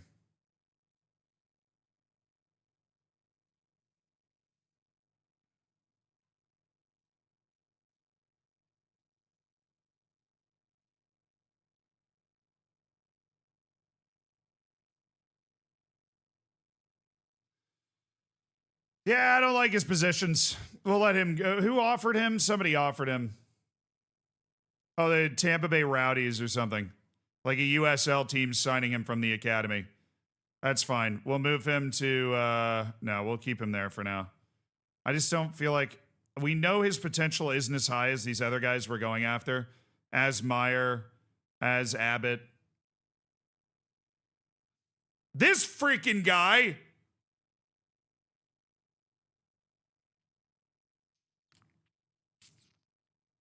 This freaking guy.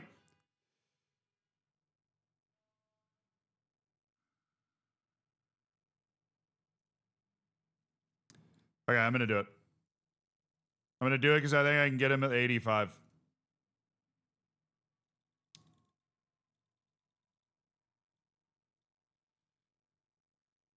You cool with that, Angelus? You got any, no, he's just American. Okay. Damn. I cannot believe I bricked Ty Noonan again. I cannot believe I bricked Ty Noonan. I can't believe it. I'm disgusted with myself that I bricked Ty Noonan. He's the most exciting one. Yeah, the guy's 18. He's just signed with a new club recently. Leipzig and Salzburg have both made offers for Stuart Meyer, so I don't think we're going to get him. I am willing to up my offer somewhat. I will give him over $100,000 a year. Because he's obviously a good pickup. Offers made for Luca Diaz. Loan offers made for 16-year-old Daniel. No, he stays.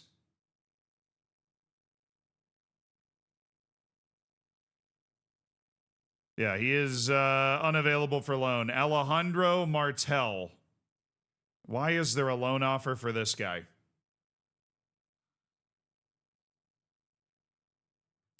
Genuinely no idea. All right, Kai Sand has been recalled. Our loan conditions were not being adhered to. Yeah, well, that was kind of a mutual agreement. We just had other players we preferred, and Simeon Petrov ended up being an absolute diamond in the rough, you know? He was an absolute diamond in the rough. All right, we got to readjust the team a little bit here. Setford's going to take this spot from Delgado, and Setford's going to go back into the first team. Ibrahim Hennig, Duran, Matos, Yanez, Habib, Nino. Johnson's away at Africa, something or other. Kaiki is here. We haven't received word on our offer out of De Leon. Obviously, Kieto's basically an afterthought because of how often that he gets hurt. And Ebenezer is also somebody that's going to be around this right now. All right. Anyways, where am I going to put Ebenezer? Because I feel like he is a potential first-team player. Genuinely feel like Ebenezer's got a chance to be a guy that just runs with the first team nonstop. Are we going to put him in over Matos, or are we going to put him in over Duran? I think we put him in over Matos. We'll try that now. Let's go. We've increased our transfer revenue percentage. W board.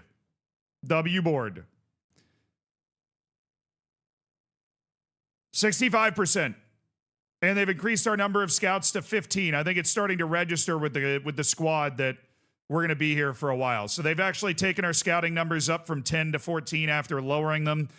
I'm going to ask for an increase in coaching staff as well. That's a good indication that there is a lot more meat left on the bone for us to increase the size of the coaching staff. Yes.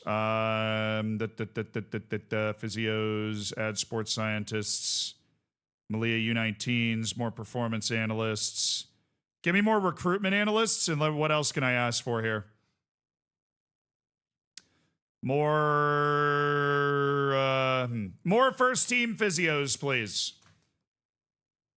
Allow us to be able to treat all the guys on our team now. Thank you. Soccer Dad, thank you for the prime.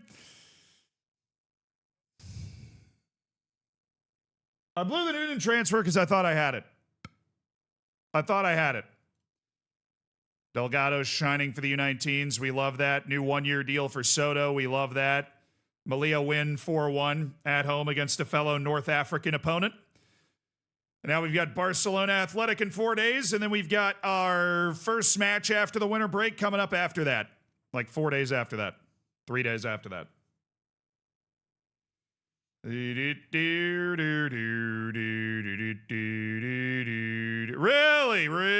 Okay. Paul Rodriguez getting an offer. Who offered him? Liverpool FC and Gil Vicente. Don't I have somebody out scouting him? It's on our damn Wonder Kid list. Rashid Abdullahi. Important player from Montijo, 4th Division, adequate facilities, and professional. Yes.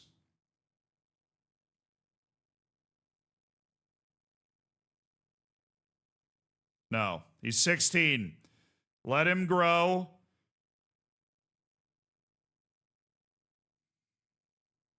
That's second division Germany. Is that actual playing time there?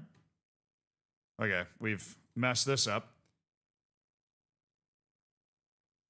Yeah, regular starter with SV Ulm. And regular starter down in the fourth division. I'm assuming you're professional. Yes, awesome. I'm okay with either of those offers. Whichever one he's willing to take. No offers for Jeremy De Leon.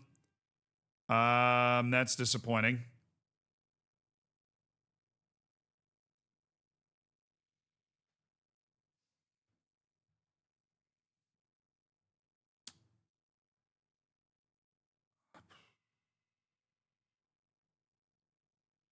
No interest in Jeremy De Leon. We're not militant about wanting to sell him yet, but that's good to know that he would be difficult to move. That is good to know that he would be difficult to move. They've increased our number of physios to 6. That's good. We'll be able to treat all injuries at all times now. Really don't need to go higher than that. Coaching staff, please. Come on. You allowed me to hire 13 coaches and then cut it down to 11. All right, man. No recruitment analysts allowed either. Just a large collection of new scouts that we're going to be able to go get. Keklos removed from our default shortlist. He's still transfer listed for $35 million. Man, the battle for his signature next year is going to be legendary.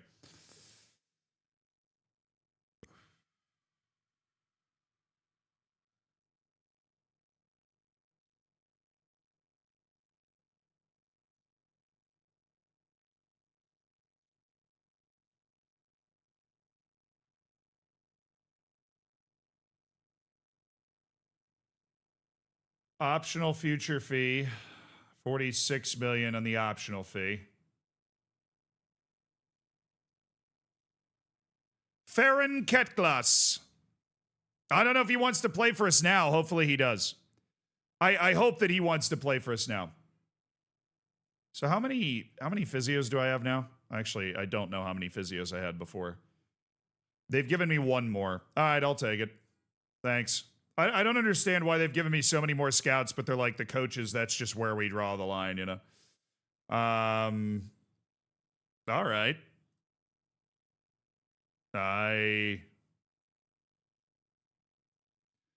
Anybody?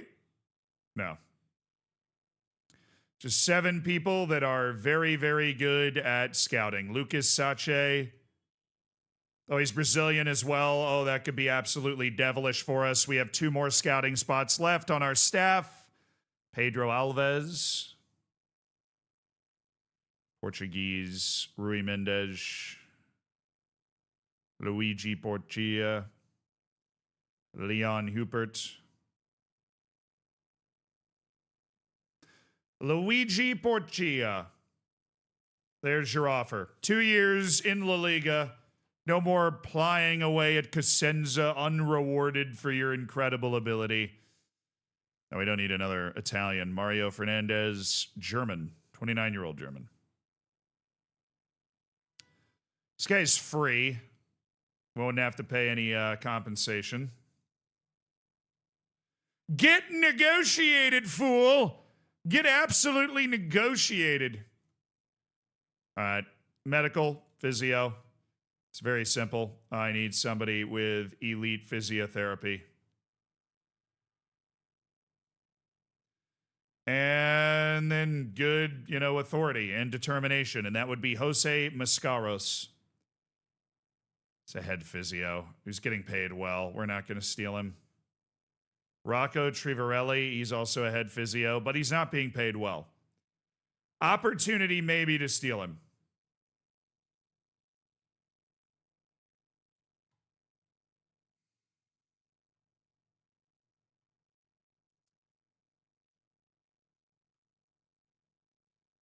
That guy. Then we've got 6 physios. So if we have 6 players injured at a time, we've got a physio, like a separate physio available to treat all of them. More time on the Harvey Vale offer. I mean, what did they have a deal? My goodness, Crystal Palace are paying $16 million for him. That is unbelievable. That is genuinely unbelievable. All right, Iyad Muhammad.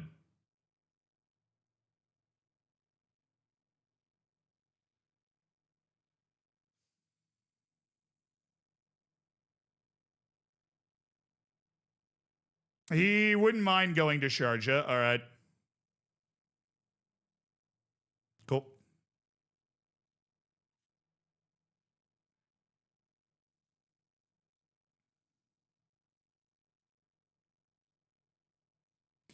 $825 for Iyad Muhammad.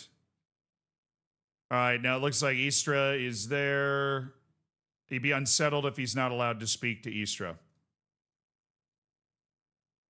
All right, here's the deal. I think we can get more money from you. Really? Well, good news, man. We've accepted one offer for you already, so you should be very happy with that.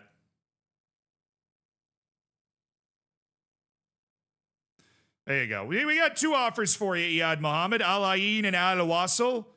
I mean, great chance to go play in the UAE. I believe they're both UAE teams, if I'm not mistaken. Great chance to go play in the UAE. Really. All right, we're waiting on Mawuli Mensa. His offer out, I expect to attract some offers as well. We got Angelus. That was fast. Holy. All right, Abdikan Ali, probably. Dude needed to sign for a team or else he was going to get in trouble. We have signed 18-year-old American Peter Angelus.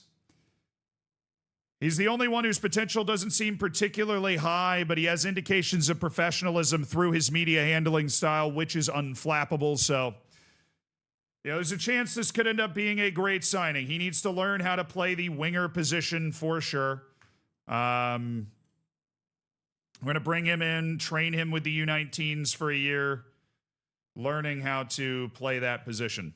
But, our raid of the U.S. Under-20 World Cup team has unveiled a couple of academy players that are worthy of the jump up, Worthy of the jump up. Nice. Send him home 2 to 3 days. Okay, Peter Angelus. Peter. You're going to spend the rest of this year in the U19s.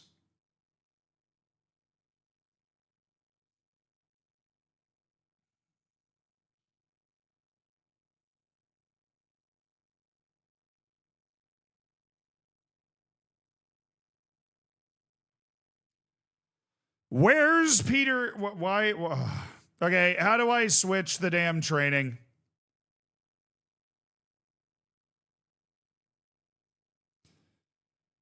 U19s.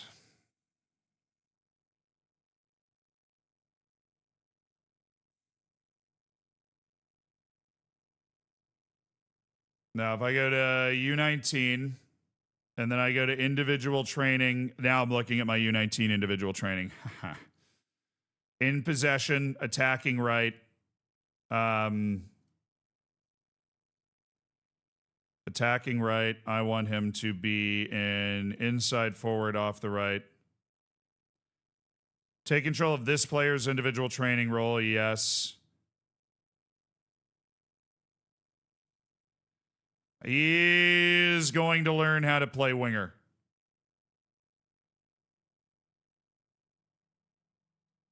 He is going to learn how to play winger over the rest of this year, and then we will look to loan him out to build up his value after that. But he is useless if he doesn't know how to play advanced winger. All right, Abbott. Welcome to the team, Abbott. What you got for us? Brendan Abbott, 19-year-old model citizen winger. Potential is rated is quite high, signing in a $90,000 deal. That model citizen means you could literally put this guy on Mars and he would develop. That potential has held. That's very nice. We're going to bring him up to the senior squad and put him on the loan list immediately. And we are looking to loan him to anywhere we can get our hands on in Spain that will give him the playing time he needs. So good signings. Good signings. I mean, we're just using our wage to sign a couple of young, promising players we can get our hands on completely for free that have, potential to be La Liga level players.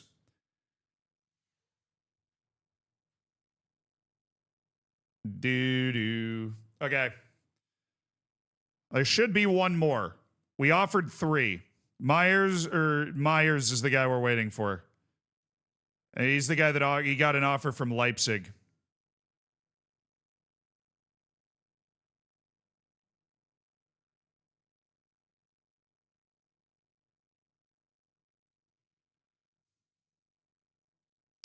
All right, contention for Miguel's signature is now starting to reach a fevered pitch, it would seem.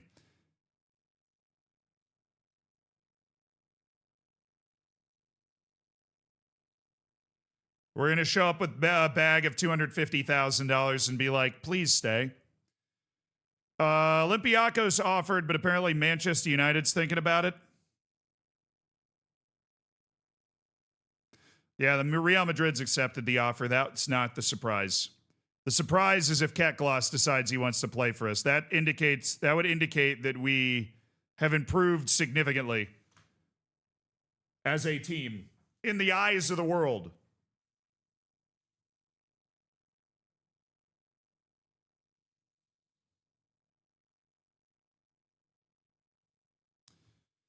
So we're waiting on Meyer.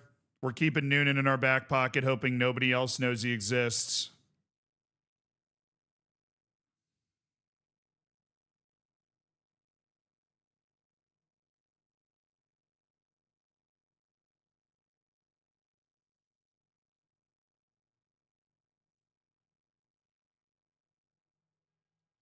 Yeah, we're probably going to lose Miguel. It's just bad play on my part, dude.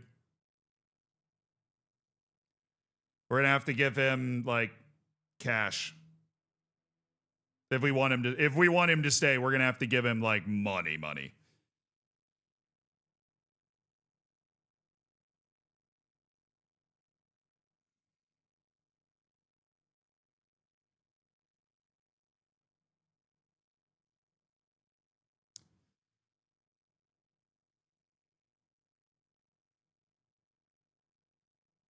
Nah, they're semi-pro.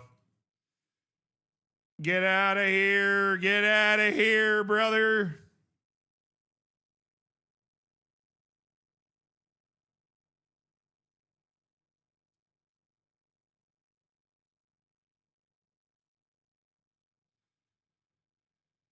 All right. The Miguel, that would make me very, very sad.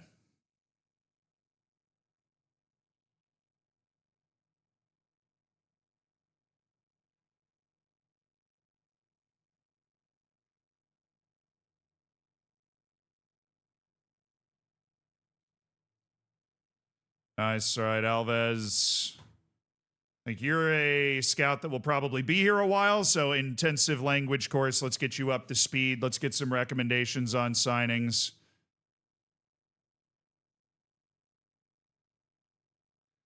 I think Miguel wants to stay. We'll see. I mean, that's a full-blown first-team contract that we're giving him there. All right, we beat Barcelona Athletic 3-0. Nice. Espanyol in 2 days. And Rubio's signed his new deal, and he's ready for a loan to the German second division. I am really hoping they actually play him. I'm really hoping they actually play him. So he's got a first-team contract. He's headed to the German second division. Rubio loan completed. I spent all the wage budget that you gave me. I need more.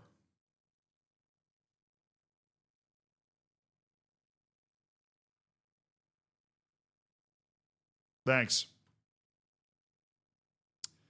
I spent all the wage budget you gave me, and I need more.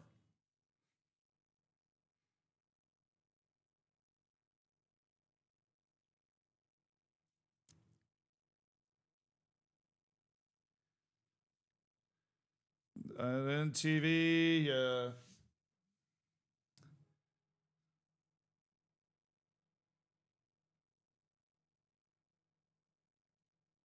got him.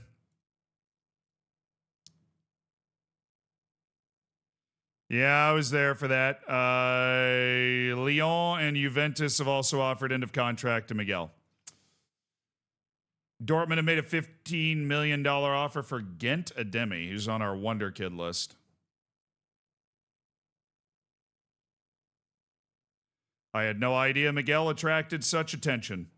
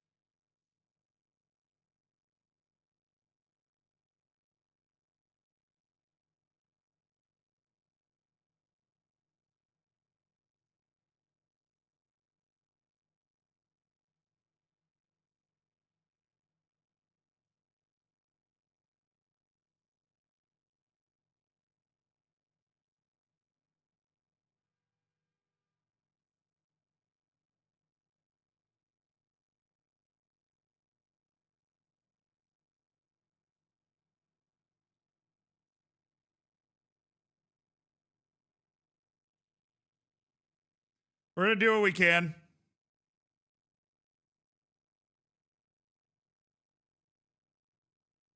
We're going to bring him back from his loan.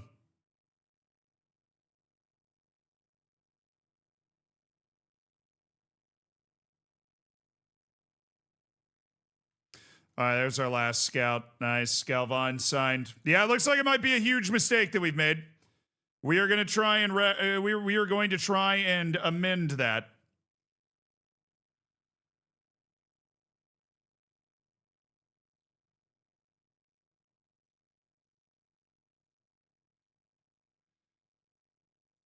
We're going to move him up to squad player and try to persuade him that way. The problem is his contract is still... There's no way when you amend the contract to go back and be like, hey, we want to give you this.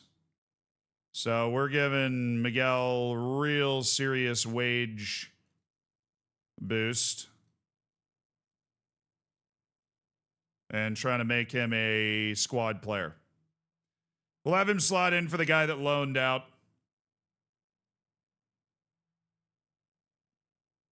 We'll see. It might work.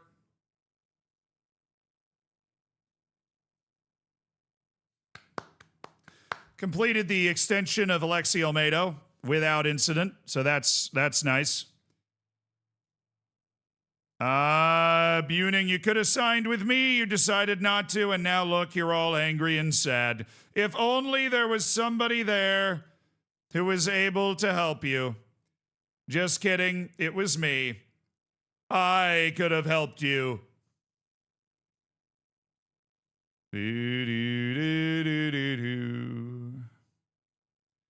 Josue Padilla. Jose Alejandro Picon. Tom Amerman.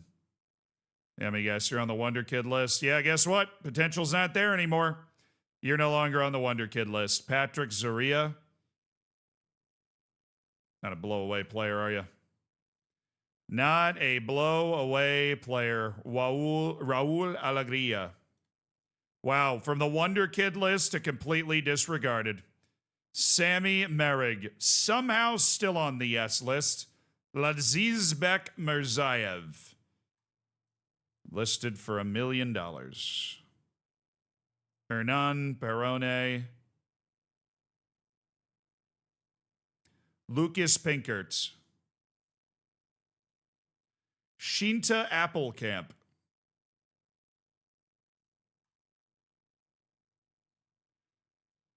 You're going over there. Diogo Sousa. It's a good goalkeeper. I'm guessing you're on the yes list. You are. Of course you are.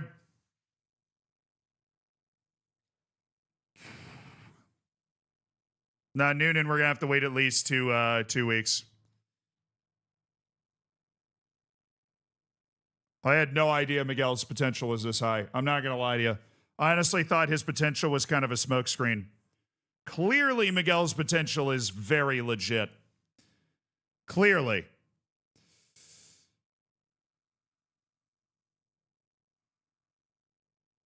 Oh, nice. They got an embargo, so the impending takeover has failed. There's an impending takeover, so Abdullahi is still available. Let's offer him out.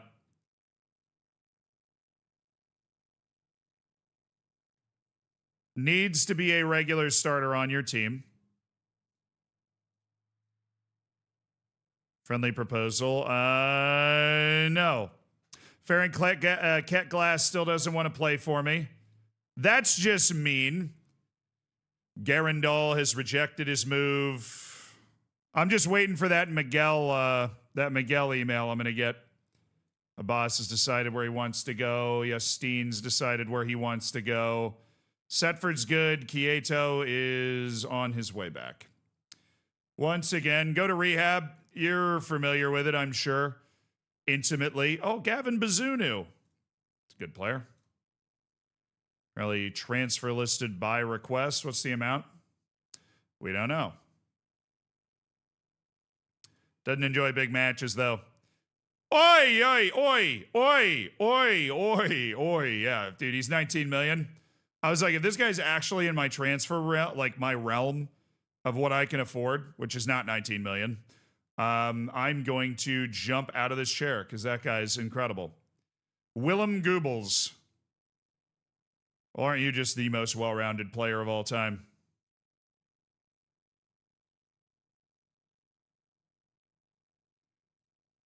Murphy Cooper.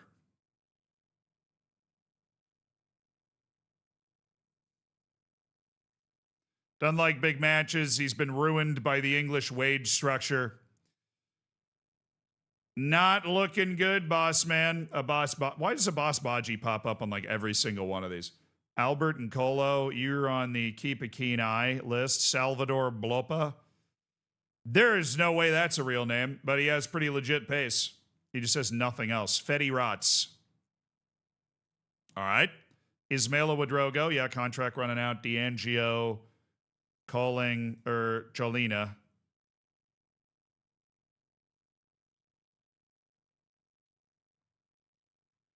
Kelvin Mbumbo.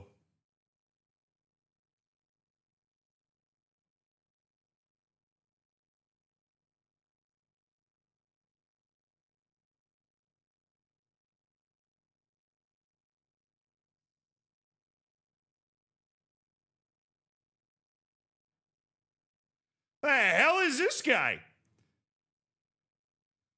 He might be legit. He might be super legit. Transfer listed for $1 million, which we should have after we do a little transfer maneuvering with Iyad Muhammad and Mawuli Mensa.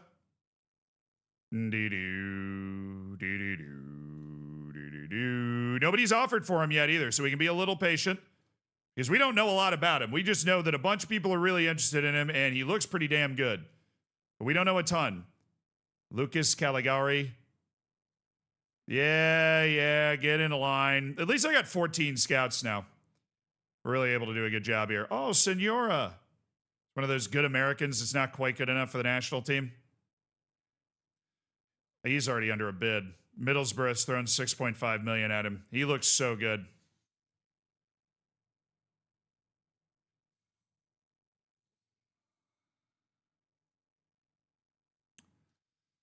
Can't jump out of my skis yet. He's not good enough that I'm going to find a way to get 6.5 million to throw at him, and I don't think we'd be able to do that anyways if I could. All right, welcome back after the winter break. Here we go.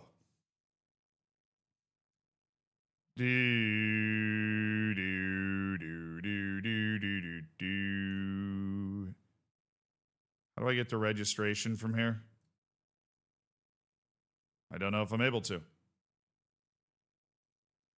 I might be stuck. I'm not stuck. Beautiful. Just wanted to get Kaiki registered. Oh. Who's the guy that we are selling that is actively leaving that we haven't unregistered yet? There he is. Our second foreign player, Kaiki. Alleged non-EU player. All right, match day. Squad. So he's good to go. Johnson, on the other hand, not available. Quieto, I'm assuming, yeah, he was not cleared. Oh, Miguel. I got to register Miguel. Sorry, take me back again. My bad. I got to register Miguel. You wouldn't understand. It's complicated.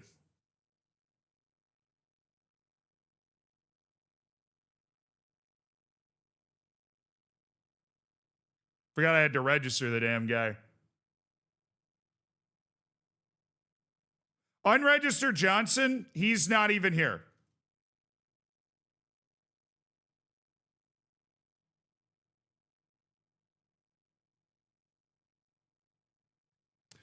We can't register him because his wage is below the amount. So we can't actually let him come in and play, which is a little annoying, obviously.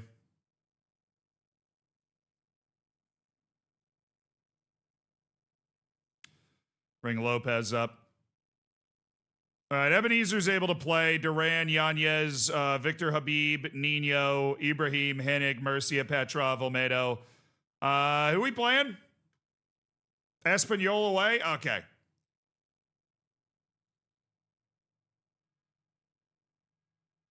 We got this. Let's go, boys.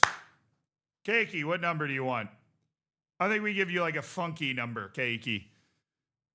I think we give you a funky number.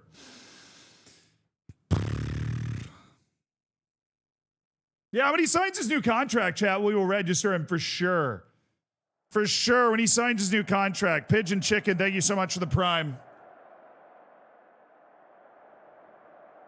The reason we didn't resign him this last offseason was because he was upset that we didn't loan him out. So we loaned him out, never upped his contract. Come on, boys. Come on, boys. Espanyol hosting the stunningly resurgent Melilla in the league debut of Ebenezer Atkinson Miro, as UD Melilla try to somehow hold down a Champions League spot in the face of everything involved in a lot of transfer drama. A couple of Americans have been signed.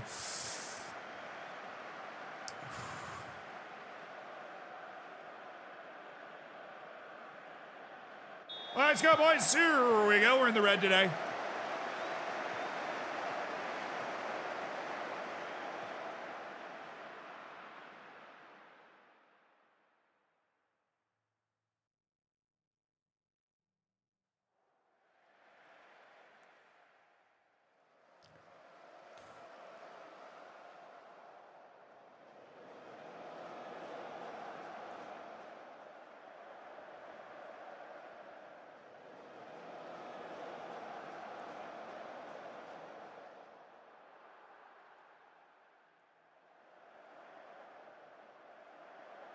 Let's go, boys.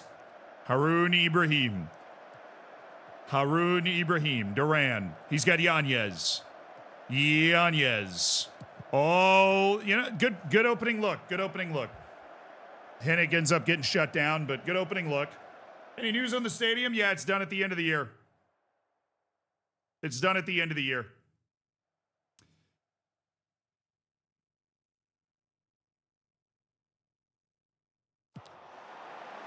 All right. Win this ball. Attaboy Murcia. Win the second ball.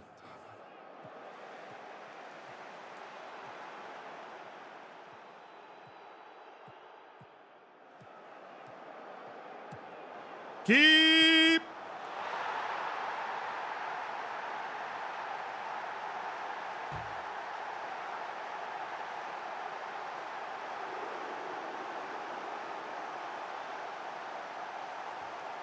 That's why Arsenal doesn't play you, Tommy.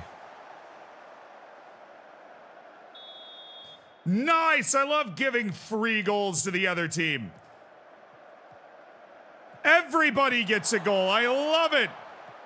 That's a nice pass.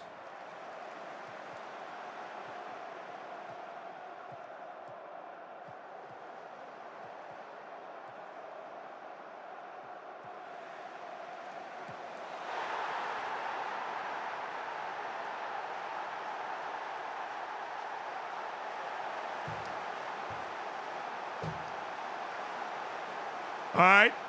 It's going well, obviously. Obviously, it's going super well.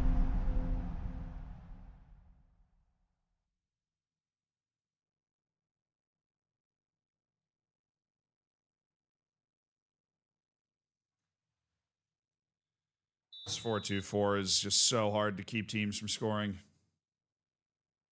Especially when we give them one for free.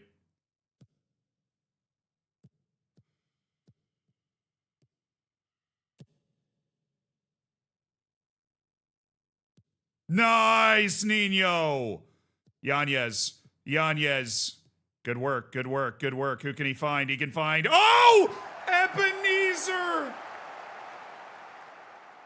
Oh, that would have brought us back. Oh, Ebenezer.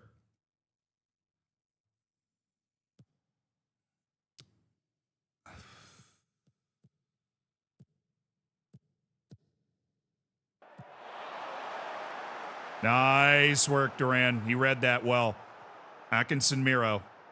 Petrov. Duran, keep it moving. Good. Their press is obviously a problem for us because they have the 4 guys up at all times. Nino. It's still us. Duran's there. Ibrahim coming in. Ebenezer. Been with these guys a couple of months, so he's not like super new. Oh, good pass! Come on, we are still in this game. We just got to get one of these to go in. That was Habibi. Ah.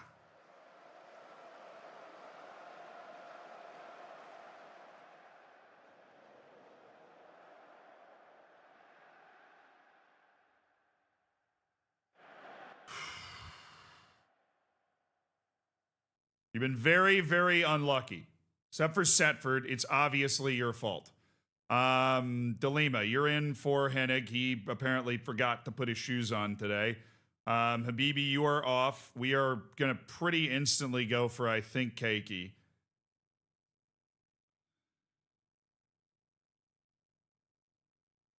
Now, Lopez is back and Lopez is ready. We're going to bring in Pedro Lopez and see about that pace. Petrov's not doing well. I'm going to go with Yamyogo. Their press means we really need to be able to pass, and that's not Petrov's game. So we got to know that. Halftime substitution, Yamyogo much better with the ball than Petrov. Ooh, nice move, DeLima. All right, boys, these are some changes that should really help us out now. DeLima, Lopez is back from his shin splints. We're super happy to have him back.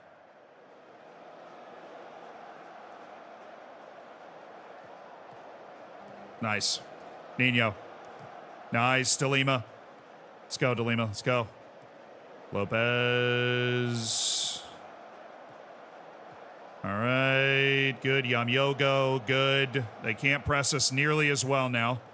Almeida. Harun Ibrahim. Oh, Nino! Please be on. Please be on. I'm going to attract it being onside here.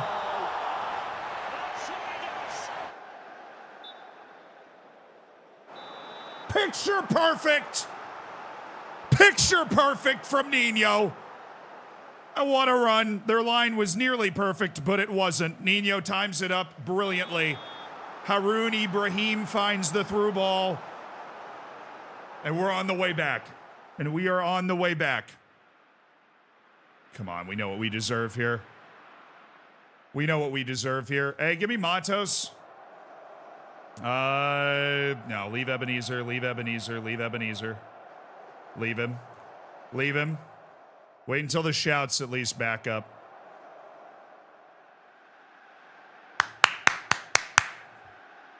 Come on now. You know you want to give me the goal. You know you want to just pass it backwards into an empty net. I had a crisp $5 bill for you if you pass that ball into your own goal. That's not good.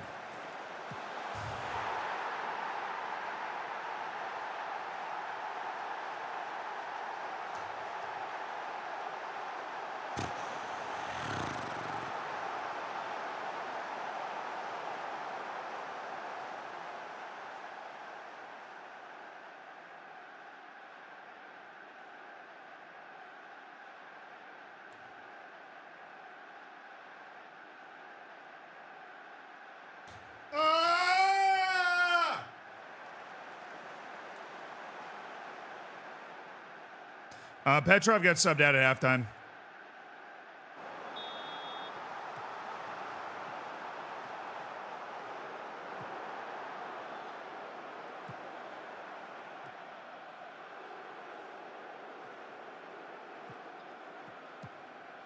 Nice. We are creating chances. Maybe enough to get us back in this. Oh, my goodness, Pedro. Pedro! Oh!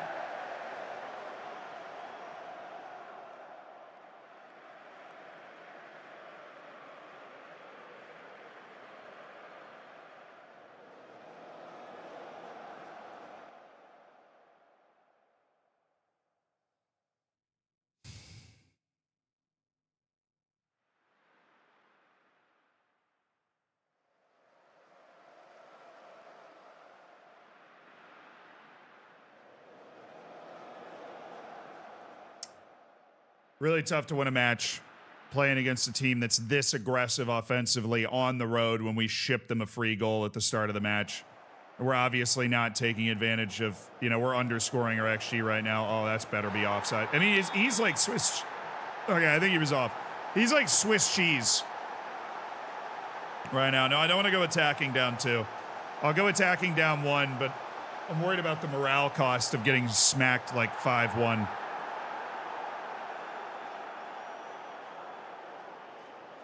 Which Tommy Setford is not. He might as well not even be there today.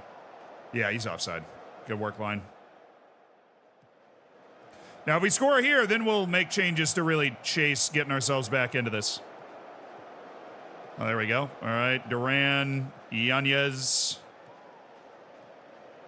Don't go back to the keeper. Thank you. Play with an. Oh, my dude. You're literally left-footed! Just pass it with your left foot to the open midfielder. I mean, it's right there. You go with your weak foot to the covered guy, Madu. I mean, that just leaves us completely exposed.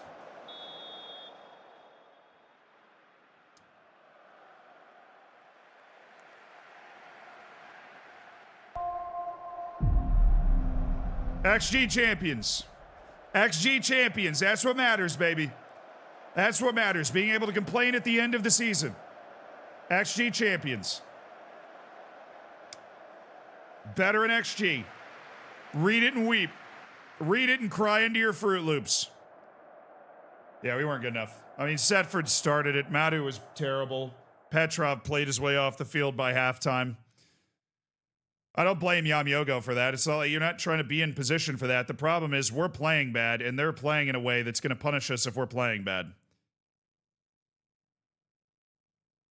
Yeah, it was, well, good. We've got Real Madrid to reset here. We got a good match against Real Madrid to really reset and focus on, what we do. That'll help. Team hadn't lost all year.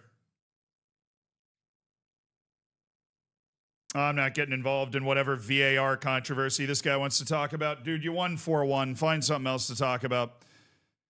Seems a little stupid in my, it seems, oh my God.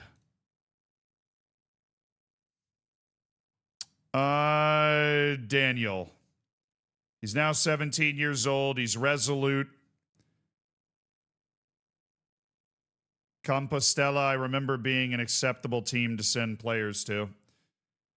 Yeah, as a regular starter, sure.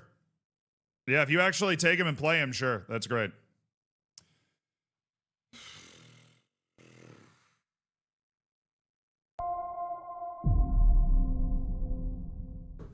Damn it!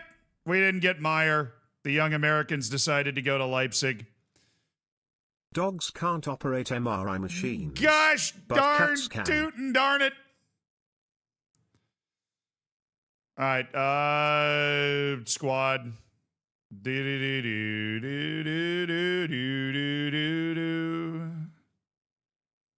Let's get wild and crazy. Let's give you $1.1 million.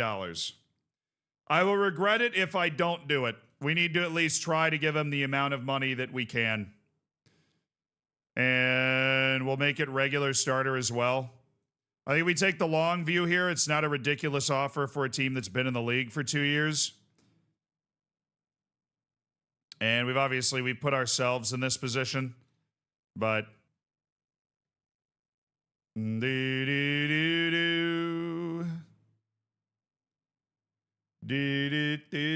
Scuffier, thank you for the 54 months.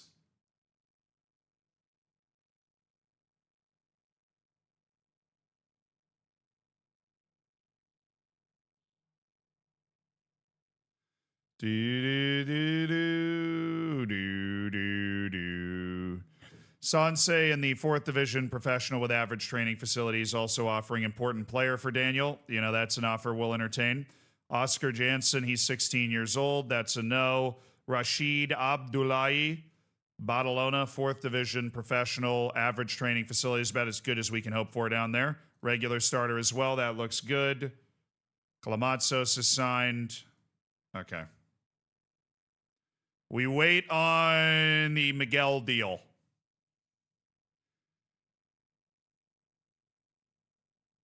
Match rearranged. Why? They got some other match going on?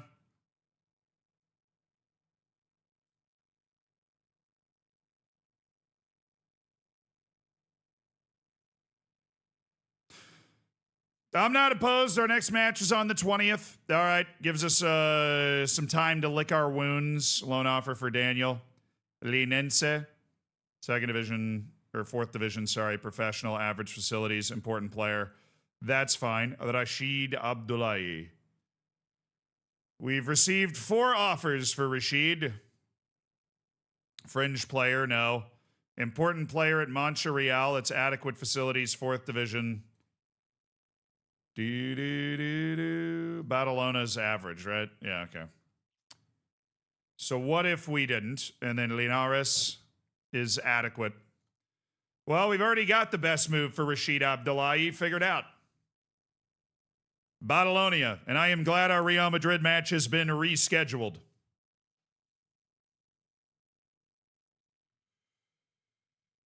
Well, damn. Keiki just got the flu and he's out 2 weeks. All right, deal's done. Regardless of everything else going on, chat, the deal is done. We have sold Iyad Mohammed to Al Ain FC.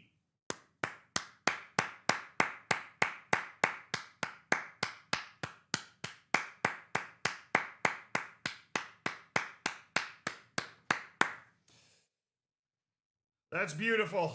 That is beautiful. That's a good amount of money.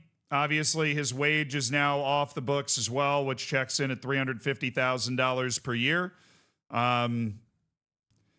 It's exactly what we would have hoped for. We got into the transfer window. We got a couple of offers. We're able to negotiate up for what we could.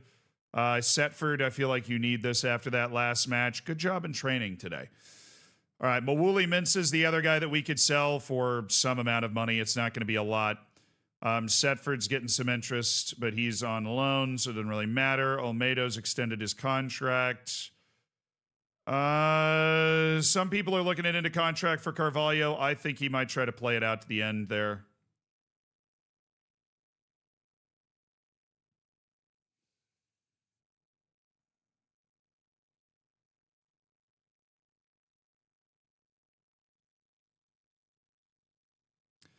$100,000 for Mawuli Mintz wouldn't reduce a lot of the wage budget either.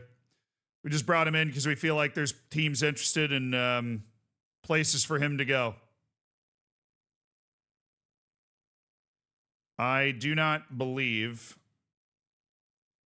that any team knows Brendan Abbott is here yet. But hopefully once they do, a 2nd or 3rd division team comes in and gives him serious playing time, and then we're good to go.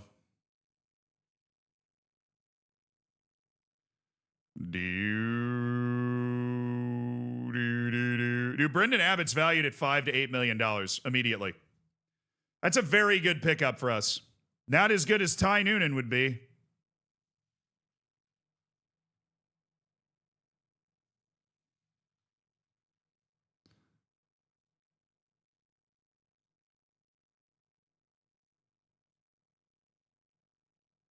He has no agent for me to talk to be like, hey, can we restart negotiations a little earlier? Oh. Abbott is a holy man.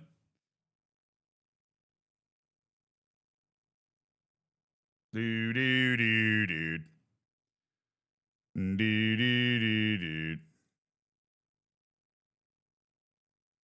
Real Union, 3rd division. Well, yes. A 3rd division team wants him, then 100%.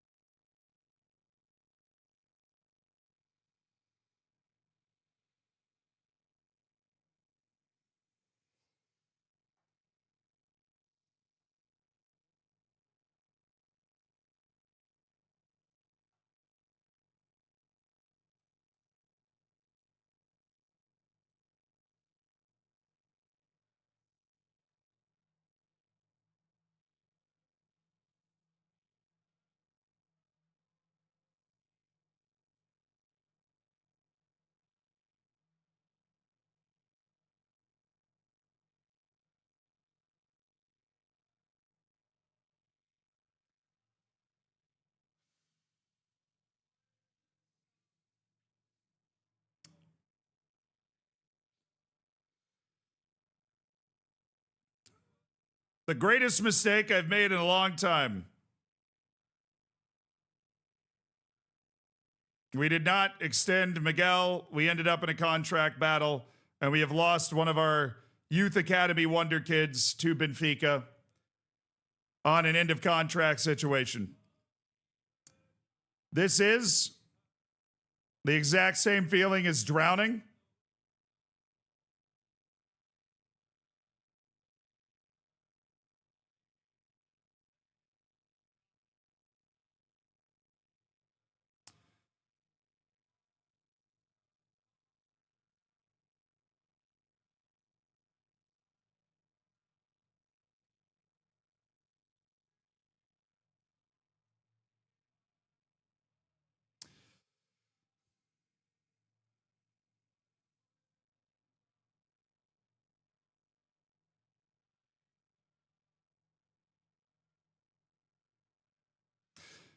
We got what we could, which was $87,000. Honestly, his value didn't go up as much as I thought it was going to. I thought it was going to go up more.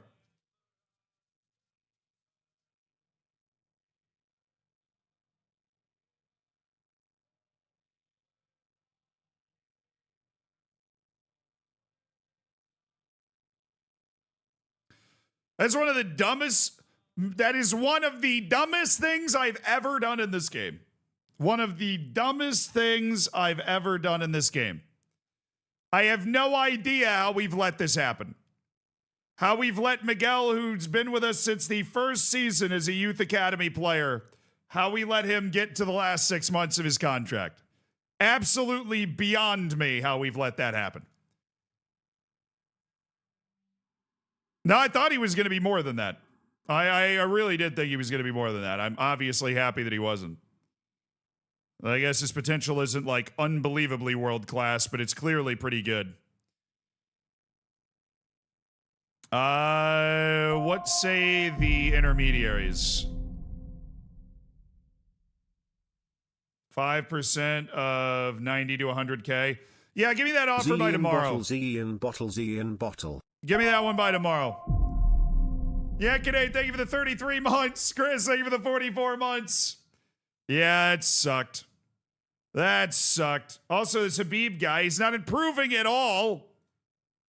I love Habibi, but he's not getting better. The 5-star potential guys that are still 5-star, Carbello is not, Rubio is not, Thuram is not, Maganizzo is very much not.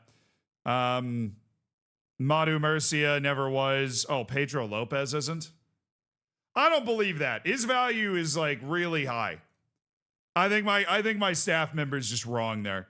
Mayans, Para, Asir Silva. Wait, everybody keeps insisting this guy's potential's insane. He's not going to reach it until he's 23 at this rate.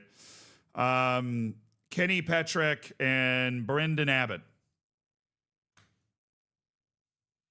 And Miguel, of course. There's also Miguel. $87,000.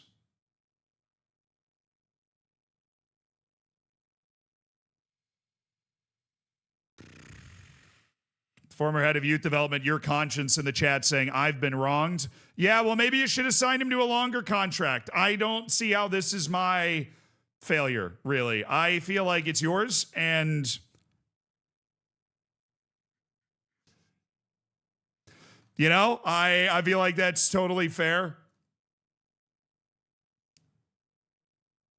That's a trial offer from Milan. They've offered to trial Kelvin and Mbumbo. Can I do that?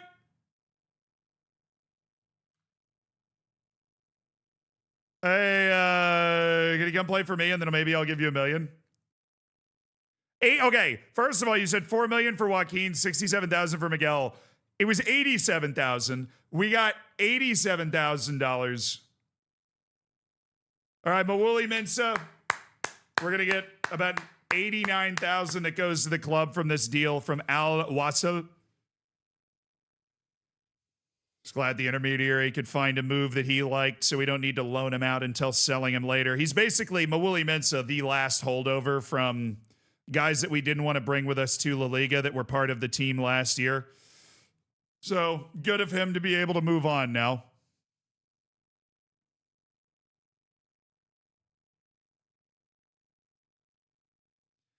Do, do, do, do, do, do, do, do, do, do. Brendan Abbott also failed to attract any offers. You know.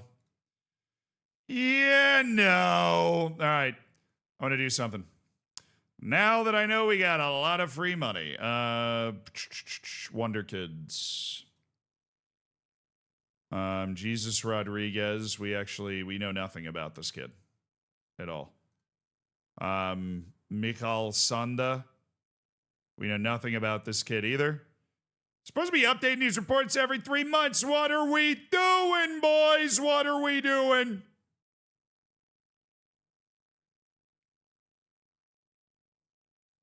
A lot of potentially free players here. Tal Alawa, Jakob Malitz.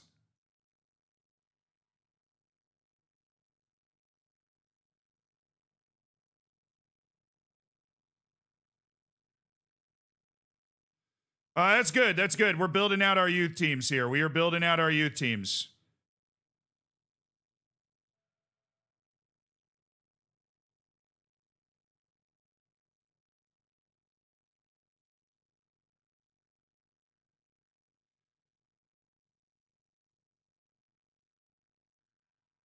It's a 3-year deal for Jakob Malitz.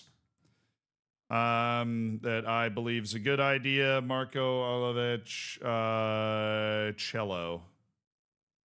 This 18-year-old Brazilian who is unbelievably aggressive. Okay. Where the zeros stop? Yao Oro Togba. So Talalawa is a 20-year-old American who has Israeli nationality, which keeps him foreign for us, unfortunately. Daniel Bradford, hyped up as some guy that should be able to play at some point at some level somewhere. Who cares? Marcin Jabrowski, Whitecaps Academy, 19 years old, has EU with the Polish nationality. He's sporting with a media-friendly handling style that indicates he's probably not going to be able to improve the way that we want him to. Joseph Nkrumah, Ghanaian who plays for Mississippi Brilla in the USL. Do. How much? No. All right, here's the deal, dude. You get anywhere near the first team, we're going to be giving you a contract that is commiserate of that first team status. I'm going to need you to take less money.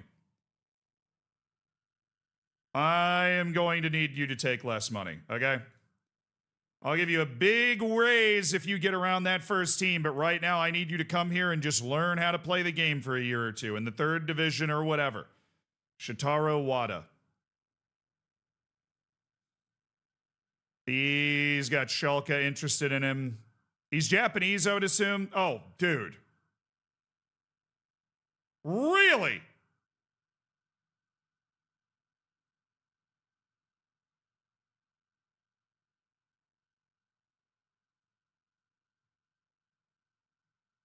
You have a very large opinion of yourself, man. Oh, he's very ambitious. That's his issue. I don't like that. He's going to be causing problems and asking for more money than he's worth the entire time. He's just going to keep causing problems.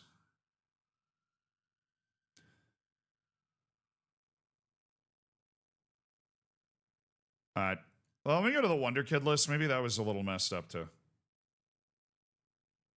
We have 4 kids that are unknown. Pavel Lucas, Michal Sanda, who are already scouting. Yannick Bernard's one of them. Then Pavel Lucas, we are not. I believe we're already on Jesus Rodriguez, trying to find out what's up. We do have some guys on the Wonder Kid list that look like they are quite low value. Bruno Laborda being one of them, an 18-year-old Uruguayan who's got great movement and everything. Worth checking this list out for sure. Adrian Antes, a Spanish goalkeeper on Celta Vigo's B team who looks like he's going to be a really tremendous player. This guy, Ray Amagat, who's come up in my short list before. Fits our tactic well, ridiculously explosive athlete. Lacks some of the skill with the ball, but definitely a guy that we would be interested in. The fees are crazy. The fees are insane. Thank you for playing. I still have 72 guys on my yes list. Tragic. Roatesh, Noonan, Francis Abuba. Francis, please. Let's stop this. You just joined your new club. Nobody cares, man. You're playing in the USL. Nobody cares. All right?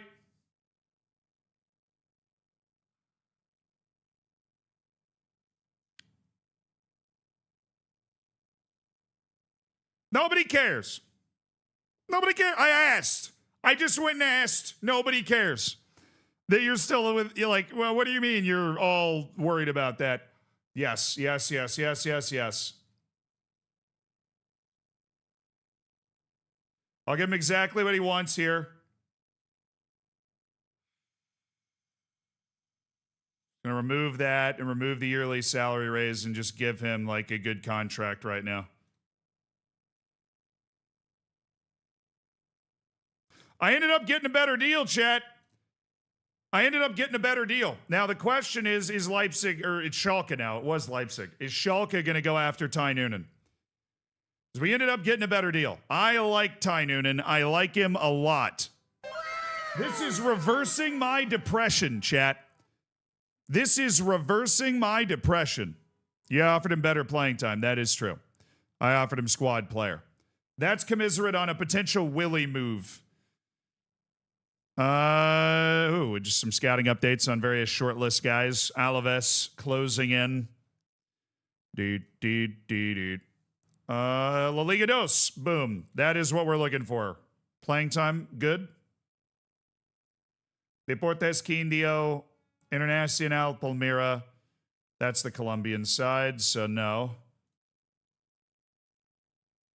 Ponferradina, a second division side with average facilities that's obviously professional, that is interested in playing Christian Para as a regular player. Now that looks great. That is exactly where we want to send him. Okay. Meanwhile, Mario Quintero, you're a maybe list guy. Mahmoud Tayara. Yeah, unfortunately, you're not a wonder kid anymore. That was the 20 jumping reach Syrian goalkeeper. Just didn't have the potential. Mile Ianius is now moved to keep a keen eye. He's not a revelation. Daniel Okachukwu from Internacional in Brazil is a genuine superstar. Juan Antonio Jimenez with the worst mustache you've ever seen, valued at $63 million. Adrian Entus from Celta Vigo B. He's actually potentially interested in signing with me, so we're going to toss him there. Farron Ketglass. He doesn't enjoy big matches. Now, that is depressing. That is definitely depressing. He doesn't enjoy big matches. After all that pursuit, I mean, he's still good, though. He's still a really good goalkeeper. After all that pursuit,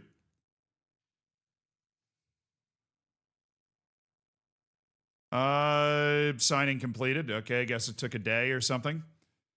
Who's this? Linares. Adequate. Third division. Beautiful. There you go, Daniel. We got a lot of offers accepted for Daniel, and I'm just wondering if all of those are best for Daniel. We found a good move for Rashid Abdullahi. Okay, important player headed to Real Union. Okay, we'll get that move finalized, and then we'll go look at the other loan outs. So you got a couple more guys we're trying to move around right now. Hellas Verona's Salvatore Rahman receives an offer. Yeah, this is not a guy we can contend with for right now. Rashid Abdullahi, was the offer $6.5 million? I don't think they'll take that. So Daniel's got 5 offers. He's got Compostela, which is third division, adequate. He's got Sanse, which is fourth division, average. We're going to get rid of Sanse. Okay. He's got Linense, which is fourth division, average. There she goes. He's got CD Ibiza, which is fourth division, adequate. That's definitely no. And Linares, which is third division adequate. Okay. So we've narrowed it down to the two offers that Daniel should be looking at as he continues to improve. Von Stauffenberg, thank you for the 3 months. Congrats on cooking your bacon, my brother. Remember deadline day this year? In 10 days, right? 10 days. 10 days. Iyad Muhammad was my vice captain. How did I just totally didn't remember that. Lautaro Lendero. 25 players in the scouting report. Leon Omar Wiesel trying to make his move away. Mehmet Aydin gets an offer. Ipswich have signed Montasar Talbi for $1.2 million. Yamyogo speaks good Spanish. All right, who's our new vice captain? Petrov, dude. It's got to be Petrov. It's got to be Semyon Petrov.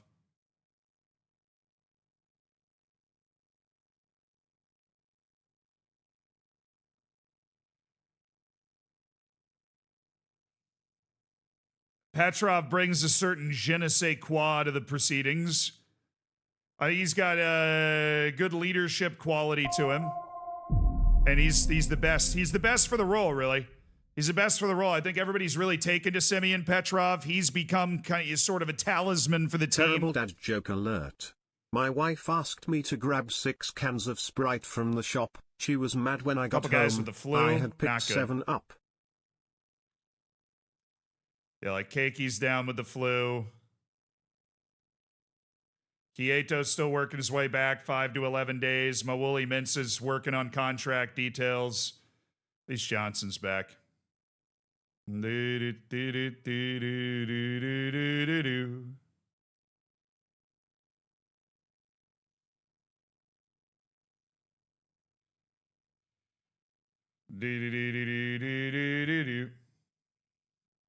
All right, Yanez 2 weeks with the flu. Him and Keiki both have the flu. He's bringing those damn Brazilian diseases over here. He's infected my whole team. Right wing's going to be Miguel Carvalho. On short notice, that's who we want to pop into that spot. Okay, and that brings Willie back into the fold here momentarily with Pedro Lopez slotting back into that position. Okay, with the playing time we gave Noonan, I see the future here. I think Noonan's going to sign for me. I don't think we have to worry about this. Genta Demi has signed a deal. All right, Kai Surhouse is not on any short list of mine right now. He's listed for $1.5 million. I just don't see myself spending that money on him. He's already a little old. Woo! John Rodriguez can fly. Definitely keep an eye on him. And Willem Goebbels. Where's he playing? It's UAE, Fujairah. I have not seen that yet. Maybe an end of contract guy. We'll give him some time. Contract's going for 2 more years. Yay! Our youth facilities have been upgraded. They are now considered average. Huge. Absolutely massive. All right, reject. Those 2 offers are not third division for Daniel. Okay, loan completed for Zeller. You know what that means, chat? It's time to go ask again. I can't. Why can I not ask again? I would like to ask again. Please. I'd like to ask to increase the junior coaching budget. Am I not able to, why? I really don't I don't get it. I can't ask to improve my youth facilities again. Nkrumah. The 19-year-old center back, Joseph Nkrumah. The Ghanaian playing in the USL. As an American, I can see... I'm not, though. I'm Tunisian. Potential was on the low side. All right, buddy. You speak B team, Joseph? Have you ever spoken B team before?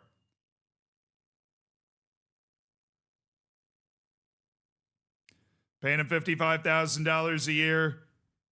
Maybe there's some value in it, but I feel like we need USL level players playing for that B team to maybe get them elevated up to the next division.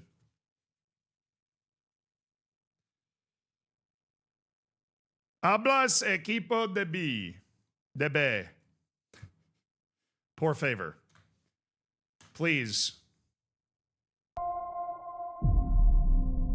My not. Thank you for the 11 months. Looking forward to that 1 year next month. Hello. All right, big loan deal. Daniel's one of our really high potential young kids getting his first loan out to Compostela. He's been flying in our youth team. Now he's going to the third division to be a first team player, and he could be like a second division loan guy next year. Minimum fee release clause is at $15 million. I think that's fine for now. If I got $15 million for that guy, I'd probably feel okay. Into this year, though, we might have to revisit, especially with him going to get 6 months in the third division. If he lights it up, puts a few balls in the back of the net, we could be looking at a different conversation.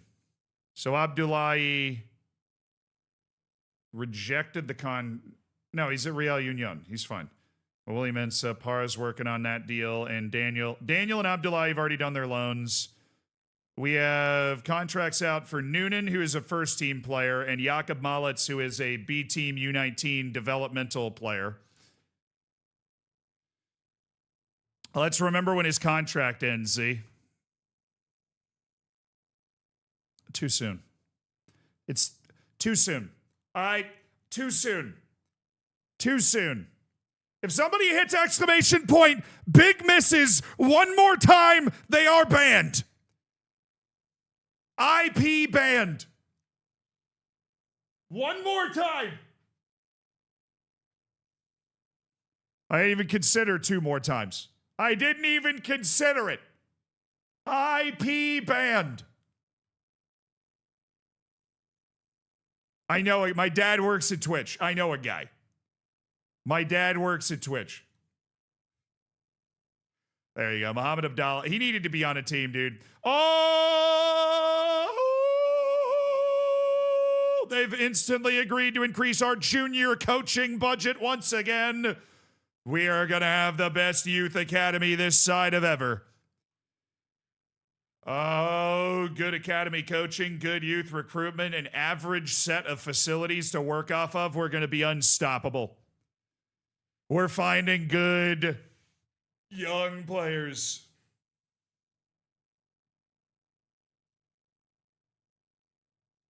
Ivan Suarez picks up a nasty 3 to 4 month injury.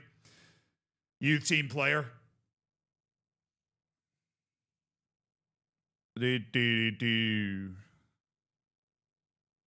Seventh place. We have a match in hand on everybody. Real Madrid had to reschedule because of one of their many obligations. Yakov Medic is getting a contract offer from Metz.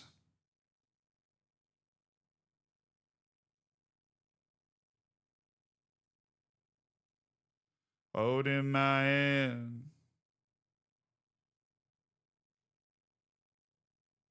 You know what, Pedro? Let's sign you to a new contract right now.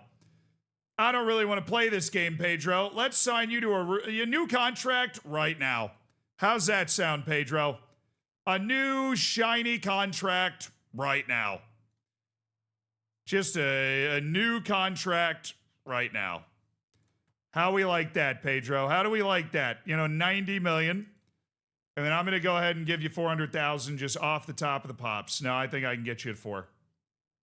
18 months left on his contract. Let's not play any games, Pedro.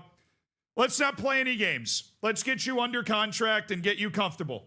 All right? Are your pillows nice? Are your pillows comfortable?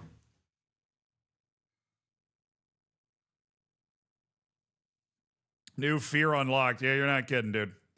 I am now petrified of losing our players. We've had a long run of this because Real Madrid had to reschedule, so we basically came back from our winter break and then had like 12 days off. And now we're on the road against Alaves. So Setford, Olmedo, Petrov, Murcia, Ibrahim, Hennig, Duran, Ebenezer, Atkinson, Moa.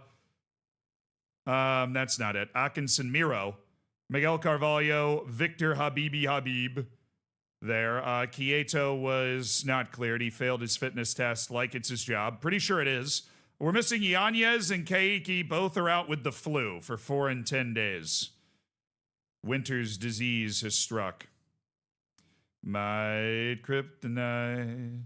All right, boys, I'm expecting focus. I'm expecting execution today. Focus and execution.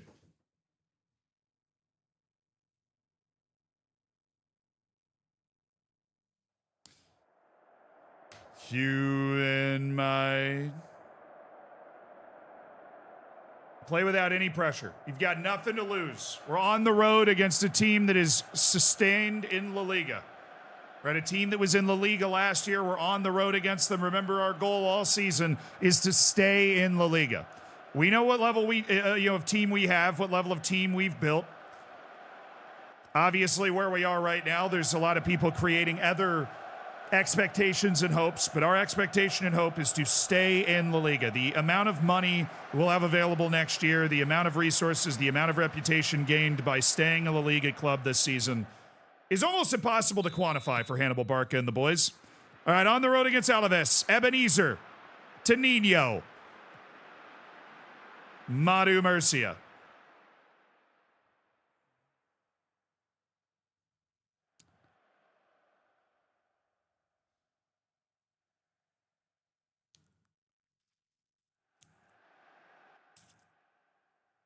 Now, getting European football is never a bad idea because that obviously brings with it an even bigger reputation boost and even bigger financial gains. We would definitely not be able to do as well in the league as we would be able to do otherwise if we got Europe. But, you know, you just try and build a team that survives. Ebenezer Atkinson Miro. Habibi!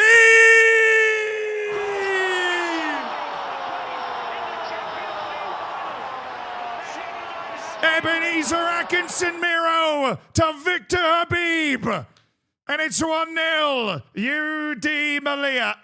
It's an excellent scrambling play. I mean, just look at the highlight. Look at the skill. Absolutely sensational here from Atkinson Miro as he navigates his way onto the screen there and then tees it up for Victor Habibi, who loves to work in these tight spaces with his balance, his agility.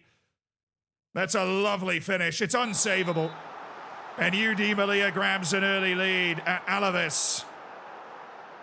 The goal's 40 points. The goal was always 40 points. But most importantly, we just play one match at a time. And this is a match, obviously, we're going out here. We believe we can win. All right, hey, shape. Inside out on that play. Good. Meet this guy. Oh, Hennig, that's ours. That's a bad touch. Duran. Carvalho. Oh, he's always had a great pass. He's got Hennig. Max Hennig. Nino! A little reminder for those that might have forgotten. We are able to go out and beat La Liga teams with the guys that we have right now. Nino. Lovely finish from El Nino.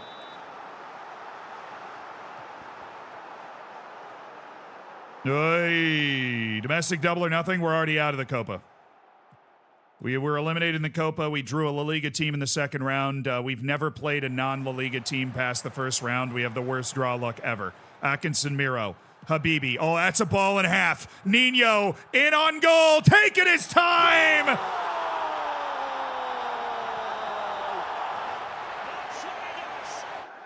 And it's a second goal for Nino. It's 3-0 inside 25 minutes. El Nino. He sent the keeper to the shops with that one. Lovely ball by Habibi.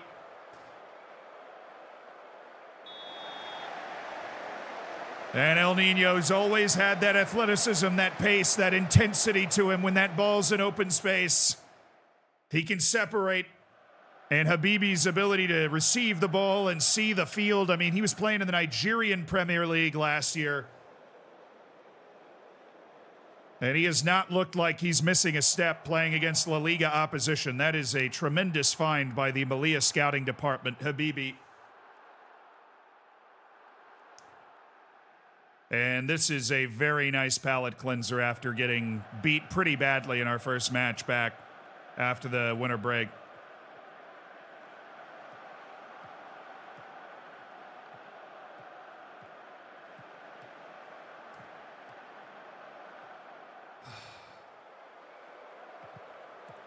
Let's go, Setford! That was probably their one chance to get back in this match, was grabbing a goal right before the half, and Setford gets big, meets the ball. I can't believe that cross got through Almeida. He was where he needed to be. I'm very happy. Dude, we're winning 3-0 on the road.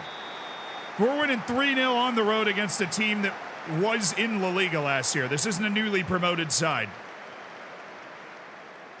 This is a team that's had the resources that we've never been able to imagine at this club. And right when people are thinking maybe we're going to slip, 4-1 loss out of the winter break, disappointing departure of Miguel, all that transfer drama around him.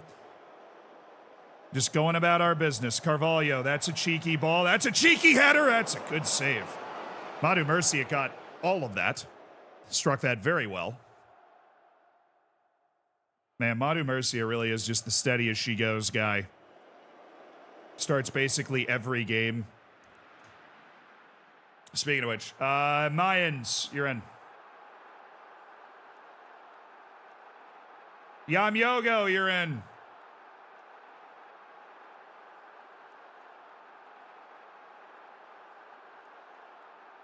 Ebenezer, you're moving over. We're going to take Duran's confident, though. There's really no reason to do this. I think we could get Ebenezer on like 70. But I think fresh legs in the back line for the 30 minutes. They've been testing us back there. Even though we have a clean sheet, it's been Setford that's most responsible for that. Petrov's on a 6.9, so he's doing fine. The other two guys are struggling just a little bit. We don't really have that defensive sub at left back. So the left wing back, Hennig's going to stay in as a defensive ability. Atkinson Miro, he's not match sharp. Okay, now we're going to move Atkinson Miro over. And we're going to bring Matos in. Matos, a better defender, certainly much more athletic player than Duran. Somebody I also trust a ton. He started almost every game for us this year until Ebenezer came on the scene. Hey, what's up, Fixie? Yeah, they do have a nice stadium, don't they?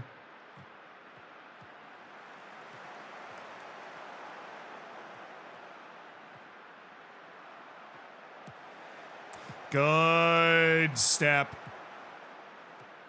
All right, Habibi. Great little excel. Oh, no way. Never mind, he did not. You see him shoot it, you're like...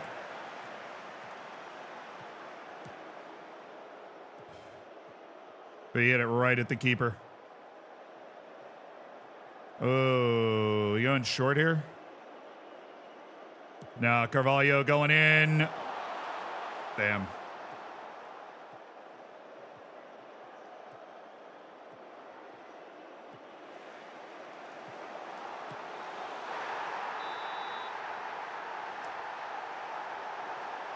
That looked like it was on. That was just remarkable precision there.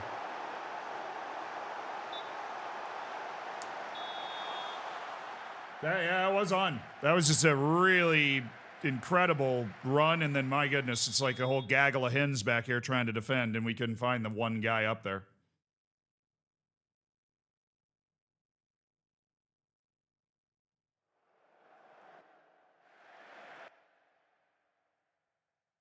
Look, overall, though, their goalkeeper had like an 8. We played really well there. A win is a win. We are not apologizing for any result we get on the road this season. The level that our team is supposed to be at relative to the level that these teams that we're playing are at is monstrous. Alvaro Arbeloa is their coach. Sorry, buddy. Sorry. There we are, rightfully back into our place somehow, still in the top 4 of the table. Like, I don't know how we're doing this, and it's important to keep perspective that we are still just, 16 points away from the relegation zone. And if we get on one of those runs, which we produced in the league last year, we lost 6 in a row in the Santander, as you guys were saying on YouTube. We got to keep perspective. We know what we are as a team right now, which is a team that, is competing way above where we're supposed to be able to, resource-wise, talent-wise. We're battling and getting results that we like, but one match at a time. One match at a time, we're in a hell of a spot. I'll see you guys tomorrow.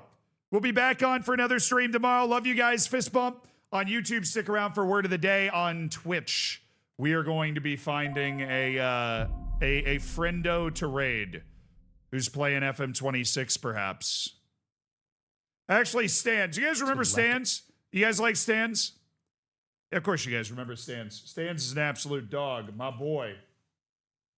We're going to raid Stans. He's playing Mugenics. I don't know what that game is, but Stans is absolute G, and he has fun playing anything, so. Yeah, Stan's the guy I made the YouTube video about who got really into Football Manager and played in the league and everything. And, he's just genuinely awesome. We stand Stans 100%. So on Twitch, you guys are headed over to hang out with Stans. Grab the copy pasta. Maybe post it once. Don't look for an absolute spam because, we're going outside the Football Manager community, so people don't necessarily know how we like to do things, You might get yourself banned. It's an XCOM Binding of Isaac. Well, I don't know what Binding of Isaac is. But anyways, enjoy your time with Stans. I will see you guys tomorrow. Have a good one.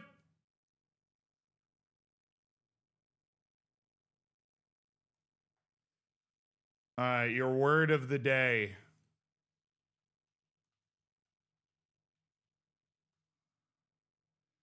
Is tabula rasa. Tabula rasa. Tabula rasa. It's 2 words. It's TABULA RASA, like space after that. Tabula, space, rasa. In general use, tabula rasa refers to something existing in an original pristine state. In philosophy, tabula rasa refers to the mind in its hypothetical primary blank or empty state before receiving outside impressions. The apartment was only just renovated and everything is clean and white. It's a tabula rasa, ready for a new occupant. Nice. All right. Yeah, I'd never heard that before. That's actually really good.